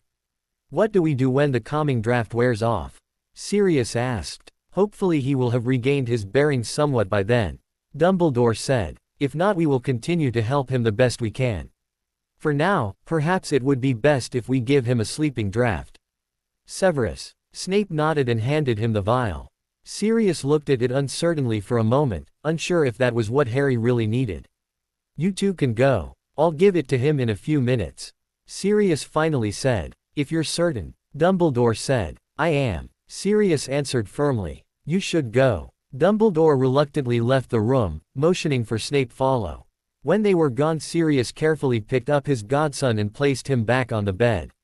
Harry's crying had stopped as the calming draft took full effect, but he was still whimpering and muttering something to himself. Sirius tried to decipher what was being said, but could not. He decided that the best thing he could do for Harry was to simply sit with him and try and make him comfortable. A half-hour later, Harry fell asleep without the use of the sleeping draft. Sirius, seated in the chair next to Harry's bed, was asleep soon after. The next day, Daphne stood in front of the closed door to Harry's room, bracing herself for what she knew she would find inside. Sirius had warned her that Harry's condition had changed, but though he was awake, he was unlikely to recognize her and had been speaking nonsense all morning. Slowly she turned the doorknob and stepped inside the room. Harry was laying on the floor looking up at the ceiling. Every few moments his hand would dart up as if trying to grab something invisible. "Hello, Harry," Daphne said cautiously. "How are you?" Harry looked at her for a moment but did not seem to recognize her. He then turned back towards the ceiling to continue what he had been doing. "So many stars," Harry said, his words slightly slurred. His hand shot forward again, only this time Harry whooped in joy as he brought his closed fist back down. He sat up and cupped his hands together as if trying to keep what was in them from escaping. Carefully, he brought his hands towards his face so that he could peek between his fingers. When he had his shoulders slumped down in disappointment and he unclenched his hands to find that nothing was there. "Huh," he said, a little confusion evident in his voice. "Can I do anything to help you, Harry?" Daphne asked as she sat on the floor next to him. This time when Harry looked at her, he began to stare at her, though still he gave no indication that he knew who she was. After a solid minute of staring at her, which Daphne happily allowed in the hope that he would recognize her, Harry put his hand on her forehead and ran it down her face in a similar manner that someone would do when petting a dog. "Pretty," Harry said before abruptly turning around and attempting to crawl under his bed. He was quite unsuccessful, however, because the bed was too low to the ground. In the end, the only parts that he managed to get under were his arms. Daphne watched him, not knowing what to do or say. Harry, meanwhile, had pulled his arms out from under the bed and decided to try and get under it another way. Now he was laying face up with his legs up to his knees were under the bed, but he could go no further. His eyes began looking around the room randomly and eventually stopped on Daphne. For a second Harry's face was blank, giving no sign what he was thinking or feeling. But then it was as if a switch had been flipped and Harry appeared almost normal again. "Daphne," Harry said uncertainly. "Yes, Harry," Daphne answered as she scooted closer to him. "Are you okay?" "Everything's confusing," Harry said. "I don't think I can hold on much longer. We're trying to figure out how to help you," Daphne explained. "We will, I promise you." Daphne waited for a response, but the light of recognition in Harry's eyes had gone out again. Harry abruptly stood up and jumped onto the bed, apparently deciding to use it as a trampoline. Daphne, for the first time since hearing Harry had been hurt, began to smile. She now knew for a fact that Harry's mind was still intact even if it was not accessible at the moment. There was still hope that he could be returned to his normal self. "Everything is going to be okay, Harry," Daphne promised. Harry didn't even bother to look at her this time, but that didn't dampen her improved mood. Still smiling, Daphne left the room to tell the others what had happened and to keep looking for a cure. The flow in 12 Grimmauld Place roared to life with bright green flames. Moments later, Neville Longbottom excitedly came tumbling through, dropping the book he was holding in the process. He quickly picked the book back up and began looking around for a sign that anyone was home. Daphne and Hermione, who had been alerted that someone was using the flow, walked in from the kitchen to see Neville rushing towards them. "I think I found it," he said as he held the book out towards the two girls. "Here, Neville, settle down for a second," Daphne said. "Where'd this book come from?" "It was in my library at home," Neville said, a little more calmly this time. "We weren't finding anything helpful here, so I thought it couldn't hurt to start looking around there. That's when I remembered there was a locked chest full of books Gran always told me I was not allowed to open. I figured it must be because they were either really valuable or because they were dark." "Which was it?" Daphne asked curiously. "Both, I guess," Neville answered. Some of them I had seen here too, but not this one. I marked the page. Tell me if you think it's what is wrong with Harry. Hermione and Daphne stood side by side, holding the heavy book between them. For the next few minutes they read silently, each hoping that the pages in front of them would hold the key to healing Harry. Maybe. Hermione was the first to say as she gave the book to Daphne and sat down to think. It does sound very similar. I think Neville was right. Daphne said. This is it. The spell Voldemort used was Loki's wrath, or some variation of it. The spell that they had found was well over 1,000 years old and the instructions on how to cast it were said to have been lost. Still, Neville's book was able to describe its effects which matched what Harry was going through perfectly. The biggest clue was Harry's sudden change from unconscious to somewhat mad and confused. This, the book warned, was to be expected if the mind of the affected was tampered with. We still have a problem though. Hermione said, interrupting the silence. Yeah, the cure. It's impossible. Neville replied. No it isn't. Daphne said angrily. We'll find a way. Okay, let's think about this calmly. Hermione said. The counter spell can only be cast by two people. First, the person who cast it. And I don't think Voldemort is going to be offering to help us out anytime soon. Daphne commented. And second, the person who was affected by the spell. Hermione continued. It has to be Harry then. Can he do that? Neville wondered. Not in his current condition. Daphne said, shaking her head. There has to be something else. I think there is. Hermione explained. In the first part it said that, those who have mastered their own mind have nothing to fear from Loki's wrath. Do you think that might be a reference to occlumency? Daphne's eyes shot open in realization, she had not considered that. It might. She agreed. But Harry doesn't know occlumency, and I'm not sure he is in the right state of mind to start learning now. No, I guess not. Hermione replied, the disappointment obvious in her tone. When Harry was able to fight off the effects of the spell, how long would you say that lasted? Less than 10 seconds, in fact probably closer to 5. Daphne answered. That's not enough time to teach him the spell even assuming we were right there the next time it happened. So what now? Neville asked. We've got to show this to the others. Hermione replied pointing to the book. Maybe one of them has heard of it, or could at least find information on it. It's the best chance we've got. She's right. Daphne agreed. Let's go. Daphne led the others out of the room and into Harry's where Madame Pomfrey was examining him.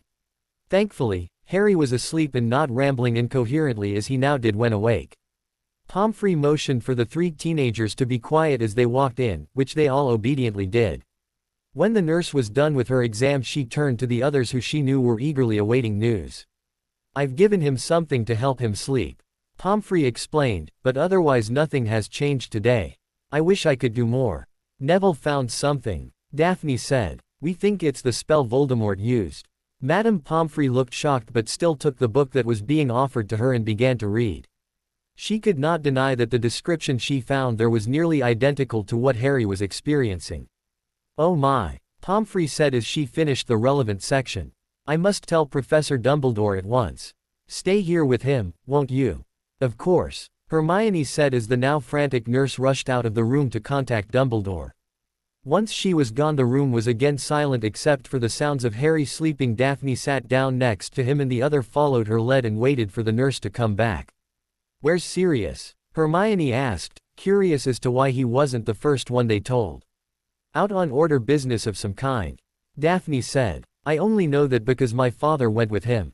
Neither of them would say what they were up to, just that it wasn't dangerous and so I shouldn't worry, which probably means they are now in mortal peril. Neville laughed at the joke, then remembered he was supposed to be quiet and tried to stifle his laughs. Silence returned then as they continued to wait. There was little else they could do at that point.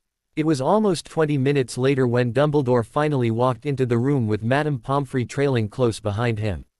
The book had been laid on a table and Dumbledore immediately went to it and began reading. He stroked his beard as if indeed thought as he did. What do you think? Hermione asked. Are we right? I believe you may be. Dumbledore said with a nod. I have heard of Loki's wrath before, but never knew what it did. It's been many years since I last heard of someone looking for it. Who was the last one? Daphne asked. Gellert Grindelwald. Dumbledore replied, though this was before he began attempting to take over the world. I don't know if he ever discovered what it was or how it was performed, but it seems that Voldemort has. That's not important now, what is important is helping Harry. We thought we might be able to try and show him the spell the next time he's aware of what is going on. Hermione explained. Eventually, that will have to be what we do. Dumbledore agreed. But before that can happen, I must show Harry how to perform occlumency. How can you do that? Neville asked. He's out. Very true, Mr. Longbottom. Dumbledore replied while his eyes lit up as if he had just heard a very funny joke. But I believe Harry is already learning. How? Daphne said. His mind has been looking for some way to combat this spell ever since it struck him. Dumbledore explained. I believe that when I first entered his mind to try and set things right, his subconscious was observing me and what I was doing. Perhaps inadvertently, I showed Harry how to fight the effects of the spell, and he has been trying to recreate that ever since with some success. What I shall do is return to his mind and continue to demonstrate how to perform occlumency.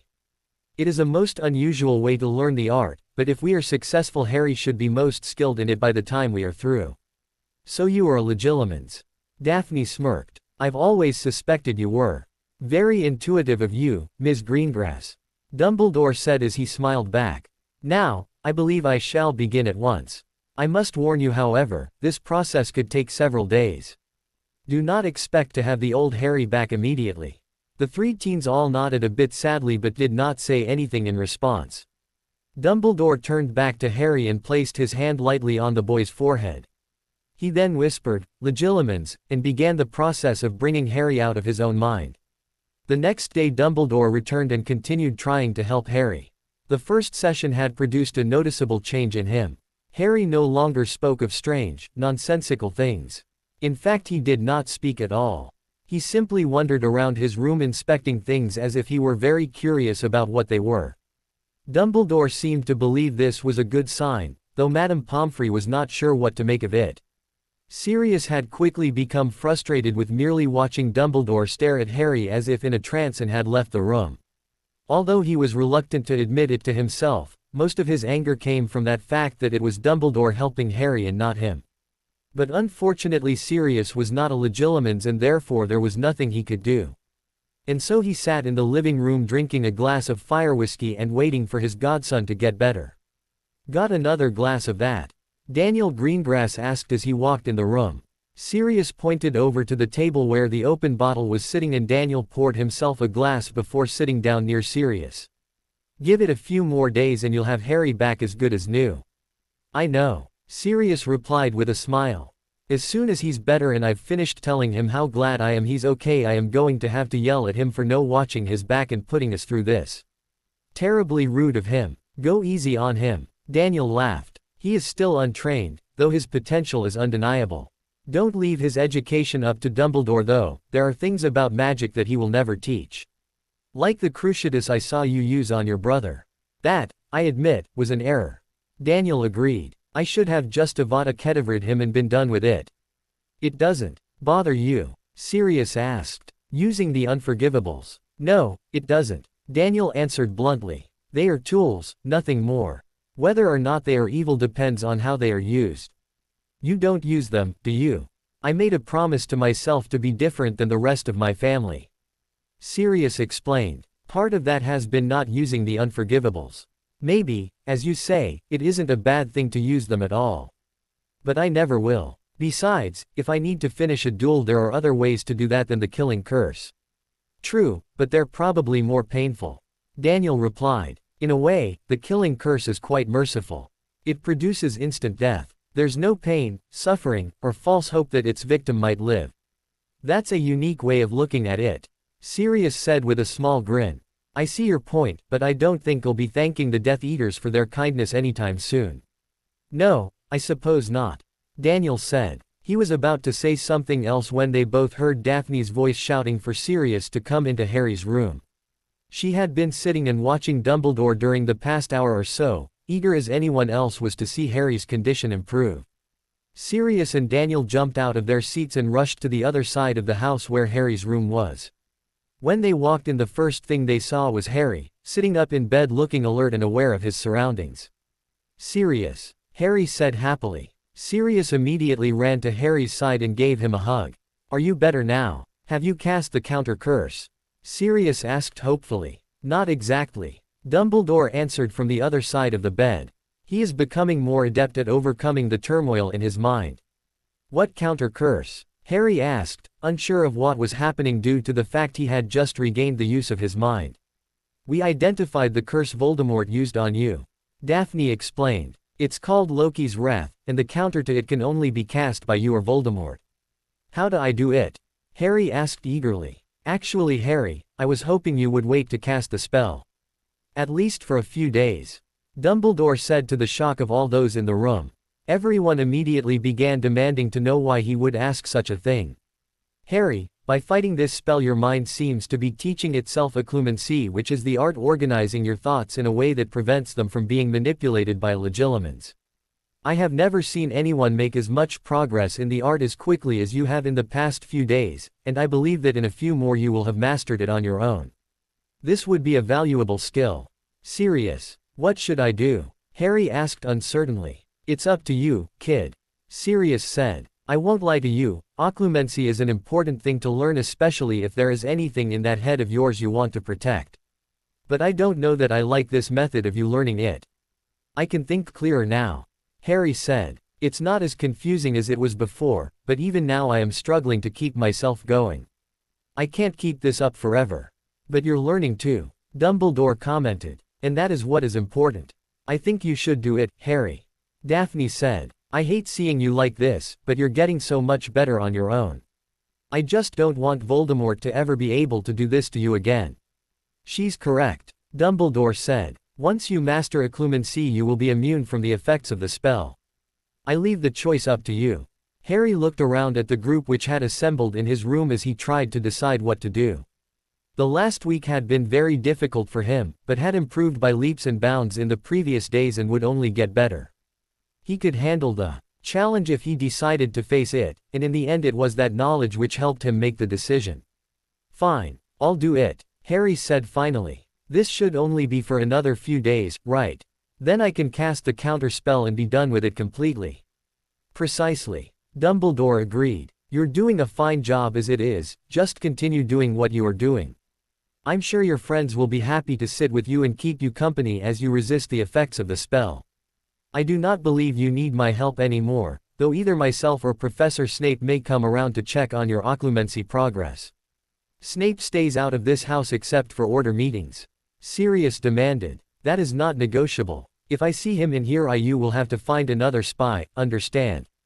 Dumbledore looked disappointed with Sirius' statement, but did not argue with him. Very well, I will pass on the message to Severus. Dumbledore said. I do wish you two would put this feud behind you, though I am beginning to doubt that will ever happen. You heard what he said the last time he was here. Sirius replied angrily. I won't stand for that in my own house.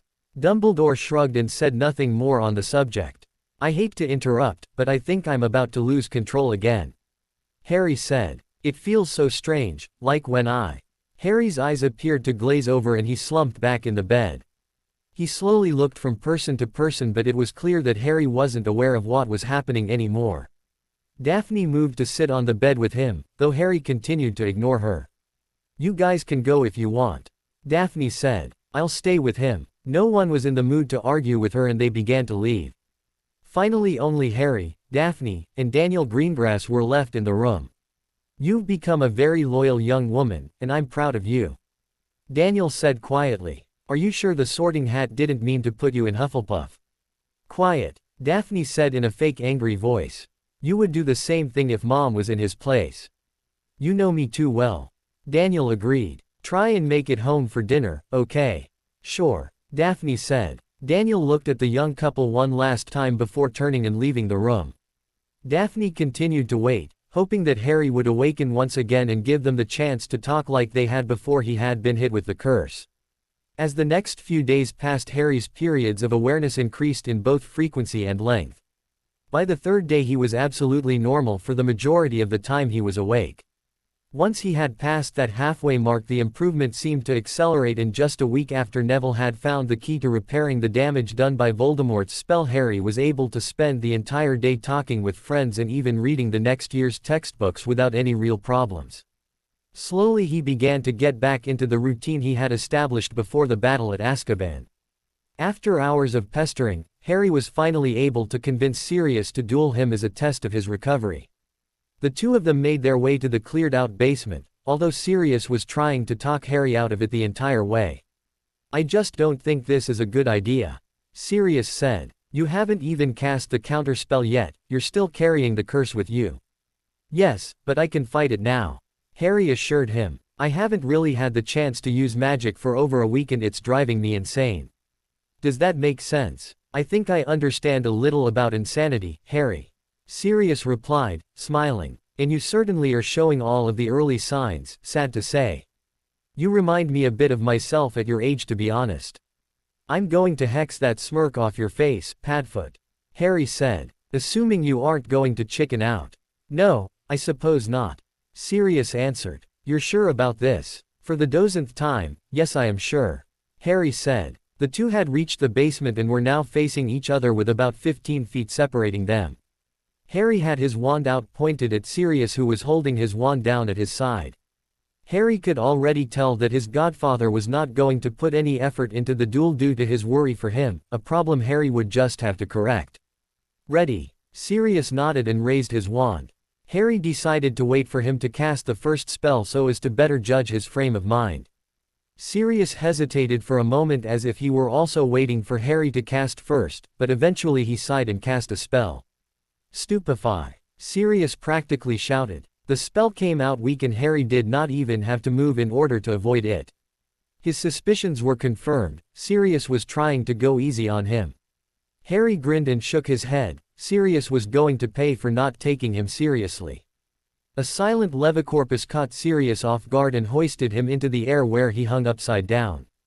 Before he could cancel the spell, Harry had silently cast Aguamenti and was spraying him with a jet of water to the face that, while not painful, was still effective at preventing him from casting the counter to Levicorpus. After a few moments, Harry got bored with his game and cancelled the spell for his godfather, who tumbled to the ground with a loud thump. When Sirius pushed himself up off the ground, Harry was amused to see an angry glare on his face. "Going to stop playing around now?" Harry asked mockingly. "You know, Harry, I was trying to be nice," Sirius said as he shook the water out of his hair, much like a dog would do. "Yes, playtime is over." Sirius dropped into his dueling stance, this time clearly not treating Harry like a sick child. Sirius' opening spell was a bludgeoning hex aimed at Harry's stomach which, if it had hit, would have completely ruined his day. Harry was expecting something similar, however, and raised a shield that was able to easily absorb it. Sirius growled, obviously unhappy that his opening salvo had been stopped so easily. He then began to let loose a stream of spells at Harry, all of them designed to hurt, slow down, or simply annoy him. Harry avoided almost all of them, the exception being a jelly legs jinx that forced him to the ground and rolling away from Sirius' follow-up spells as he countered the jinx. Within seconds he was back on his feet and ready to take the fight to his godfather. "Incendio!" Harry yelled, wanting Sirius to know what was coming. A wall of flame sprang from Harry's wand, so large that avoiding it was not an option for Sirius. Instead he raised a shield and covered his eyes against the bright flames. While his opponent was distracted, Harry took the time to disillusion himself and move off to Sirius' side. By the time the flames died down, Harry was practically invisible, a fact that Sirius quickly noticed. "You can't hide from me," Sirius said as he looked around the room searching for a sign of Harry. Disillusionment spells are particularly effective when cast on non-moving objects, and so there was little chance Sirius would see him unless he moved. "Or cast a revealing charm, hominum revelio," Sirius said with a wide wave of his wand. Harry's was moving before he even felt the spell taking effect and his disillusionment charm fading out. As he moved behind Sirius, Harry cast a spell that sent hurricane force winds towards him and knocked the man to the ground. The wand was knocked out of Sirius' hand, and before he could crawl to retrieve it, Harry had summoned it. Sirius turned to face Harry and saw that he now had two wands pointed directly at him. "Lucky move," Sirius said, not really meaning it. Harry had surpassed him and there was little more he could do to teach his godson. "My wand please." "Here," Harry said as he threw Sirius' wand back to him. It felt good to once again be using his magic, even if the duel had ended a little too quick for his tastes. "Want to go again? I don't know if that would really help you, Harry," Sirius replied. "You need a more able teacher than me now. You just need to be a little less reckless during real fights. That's what got you hurt last time." "I know, and it was stupid of me," Harry said. "It was weird though, I didn't even mean to chop off Crouch's head. I was just surprised when it happened." "That makes sense I suppose. Just don't do it again," Sirius said. "I don't want to have to carry your unconscious body back here again." "Thanks for that, by the way," Harry answered, grinning. "I do appreciate it. And whoever it was that thought to pick up my firebolt. You can thank Tonks for that one," Sirius told him. "I was more concerned with you. So, no more crazy stuff, okay? You know I can't promise that." Harry laughed. "Have you seen my life over the past 4 years? Who knows what is going to happen in 5th year? Maybe you will have a quiet year with no one trying to attack you," Sirius said hopefully. "Sure, that'd be different," Harry agreed. Their conversation was interrupted by the sound of someone clearing their throat to get their attention. When Harry turned to look he saw that it was Professor Dumbledore with Mad-Eye Moody right behind him. He had no idea how long they had been there watching. "I do believe that Harry wouldn't know what to do in a year without conflict," Dumbledore said, obviously having heard the last part of Harry's conversation. "But we shall, as always, strive for that." "I hope so," Harry answered with a shrug. "What's going on?" "I have come to test your mental shields, and if they are as strong as I believe them to be you can cast the counter curse and be done with this, Loki's wrath, business once and for all," Dumbledore informed him. The professor then conjured a pair of chairs in front of Harry. He sat in one and motioned for Harry to sit in the other. Harry, eager to have to be done with the curse, sat down and waited. "Now, you have never tried to prevent an attack from another person, so it may be a bit different. In the end your goal is the same, to protect the knowledge and feelings that make up who you are. I am going to attempt to take that from you, are you ready?" "As ready as I'll ever be," Harry answered nervously. Dumbledore nodded and cast the spell, beginning the legilimency process. Harry closed his eyes, hoping that would help him concentrate. At first nothing happened, but then he became aware of another presence in his mind. It was different than how he felt when he could not fight the effects of Voldemort's spell, but at the same time somewhat similar. Suddenly a memory rushed to the forefront of his mind. It was of the welcoming feast in his first year. Dumbledore was giving his typical speech and also warning people to stay away from the room where Harry knew Hagrid's Cerberus Fluffy was.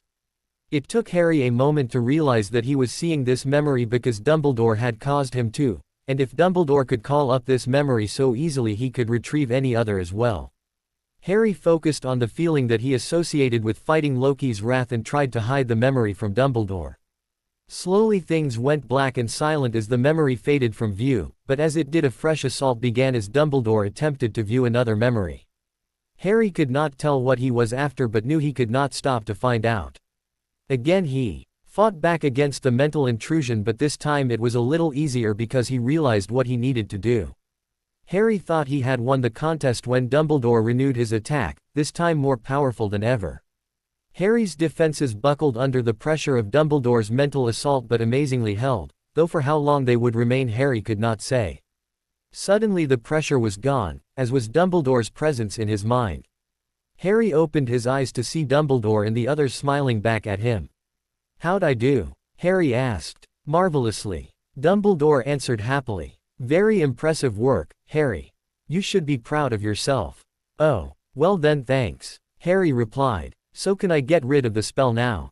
It doesn't affect me like it used to, but it is still very annoying."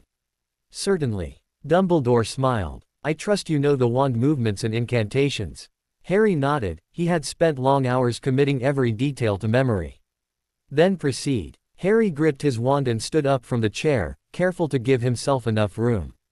The incantation was in Old Norse, though Harry did not know that. He knew how to pronounce the words and in what order, but not the meaning behind them. If he had he would have recognized it as a prayer to old gods, begging for mercy. As he spoke he waved the wand in an elaborate movement, careful not to make any mistake. As he spoke the last syllable and finished the wand movement, he was surrounded by a bright yellow light that flashed and then faded away. Immediately he could tell that the force which had been draining his magic to turn his mind against itself was gone. It worked, Harry said happily. I'm me again. Nice work, Harry, Sirius said, grinning happily. I knew you could do it. Now, there was one more reason we are here today, Dumbledore said. A request from Sirius actually. Harry looked at his godfather uncertainly, wondering what was going on. Like I said before, you need a better teacher than me. And we just happen to have one, Sirius said. Mad Eye, he's all yours. You, Harry said, surprised the old Auror would be willing to train him. Me, Moody said, grinning evilly. Vacation's over. I hope you are ready to go through hell for the next month, because this isn't school and I'm not your professor anymore. The gloves come off, are you ready for that? Sure, Harry answered uncertainly. Moody had a certain reputation that even the most talented Death Eaters had to respect. The prospect of him tutoring Harry was both exciting and terrifying for him.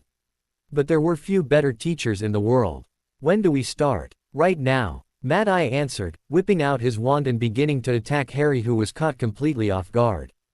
Neither Sirius nor Dumbledore could keep themselves from laughing at the predicament Harry now found himself in. The force of Moody's spell sent Harry spinning to the ground, but he was moving as soon as he hit.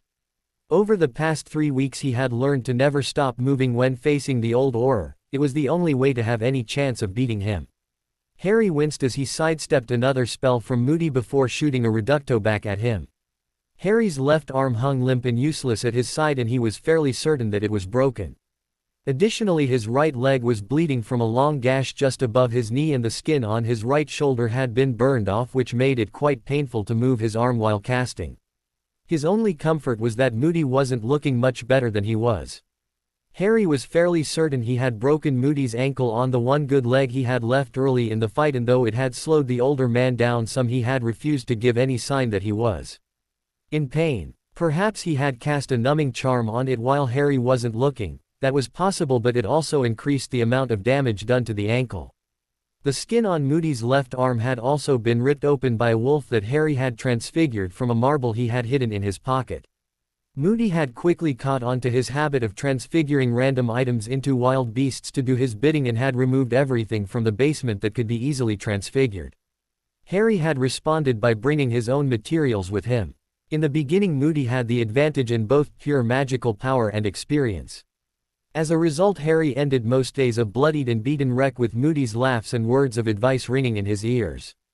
Gradually he began to improve, and although he still ended most days with multiple injuries, he had been able to begin effectively retaliating against his tutor.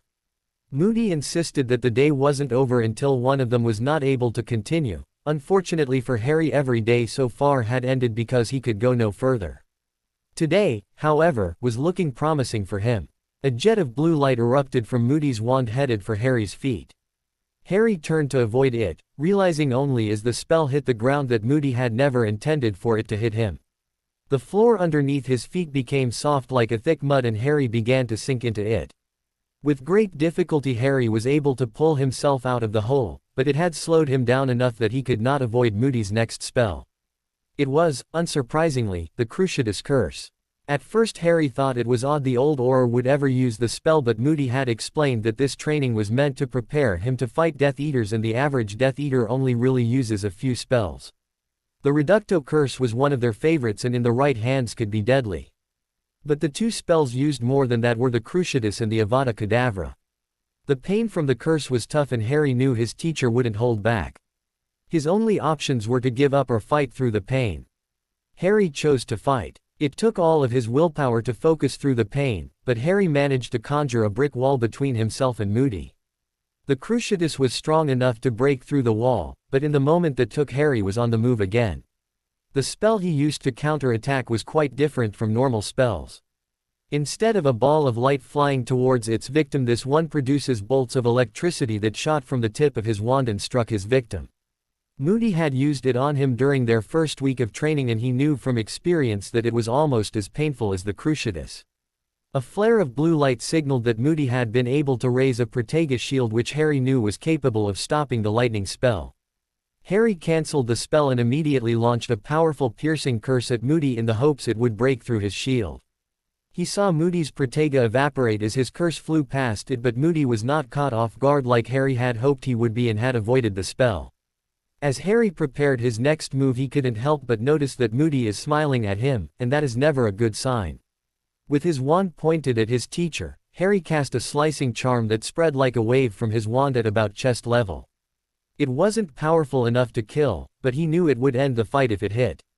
As the spell left his wand, Harry heard Moody say something, but could not make out what it was. That was odd to begin with. Moody always cast silently unless it was a spell which could not be used silently, and there were very few of those. Harry's jaw dropped in shock as he saw a familiar green light build at the end of Moody's wand and then speed towards him. Harry instinctively dropped to the ground to avoid the spell.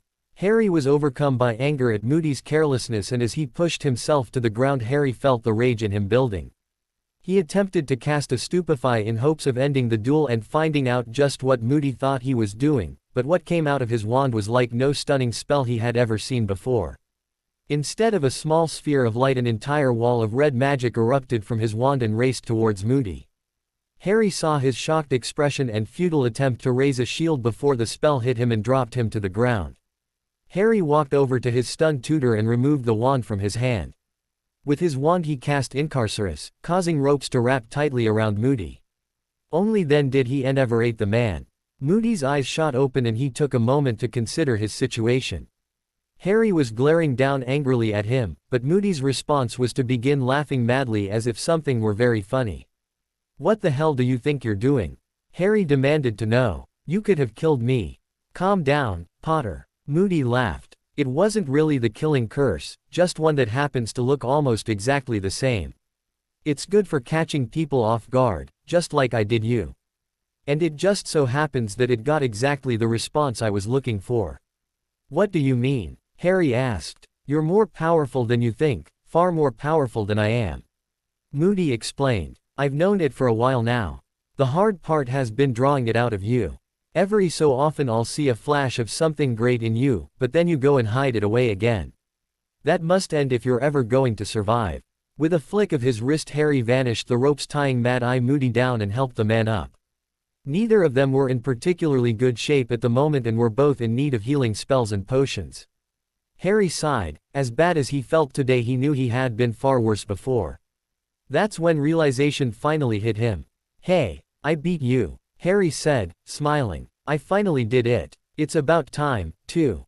Moody replied. "If it takes you this long to beat a one-eyed, one-legged, senior citizen, you're never going to make it in the real world. You're still one of the best." Harry protested. "Everybody says so. Maybe I am, maybe I'm not.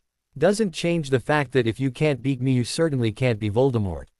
Moody said with a grunt. "Still, you're a fun fight, kid. Go get yourself cleaned up. I think we're done for the day." "I go back to Hogwarts at the end of the week," Harry reminded him. "I'm going to miss these duels, but not the pain that comes with them, of course. Sure would be nice if you were going to be around this year to keep helping me." "I told you already, I am not teaching at Hogwarts this year," Moody said. "One semester of you kids was enough. I'd rather be dealing with Death Eaters and other criminals." "Have it your way." Harry laughed as he slowly walked towards the exit. Now that the duel was over and his adrenaline was wearing off, the pain of his injuries was becoming impossible to ignore. "See you tomorrow, Professor." As Harry closed the door, he could clearly hear Moody insisting that he was not a professor anymore. Harry chuckled and made his way back to his room where he kept a trunk full of healing potions. After the duel he just finished, he was going to need a lot of them. To be continued. I hope you enjoyed this story. Also remember to subscribe and like this video. See you in the next video.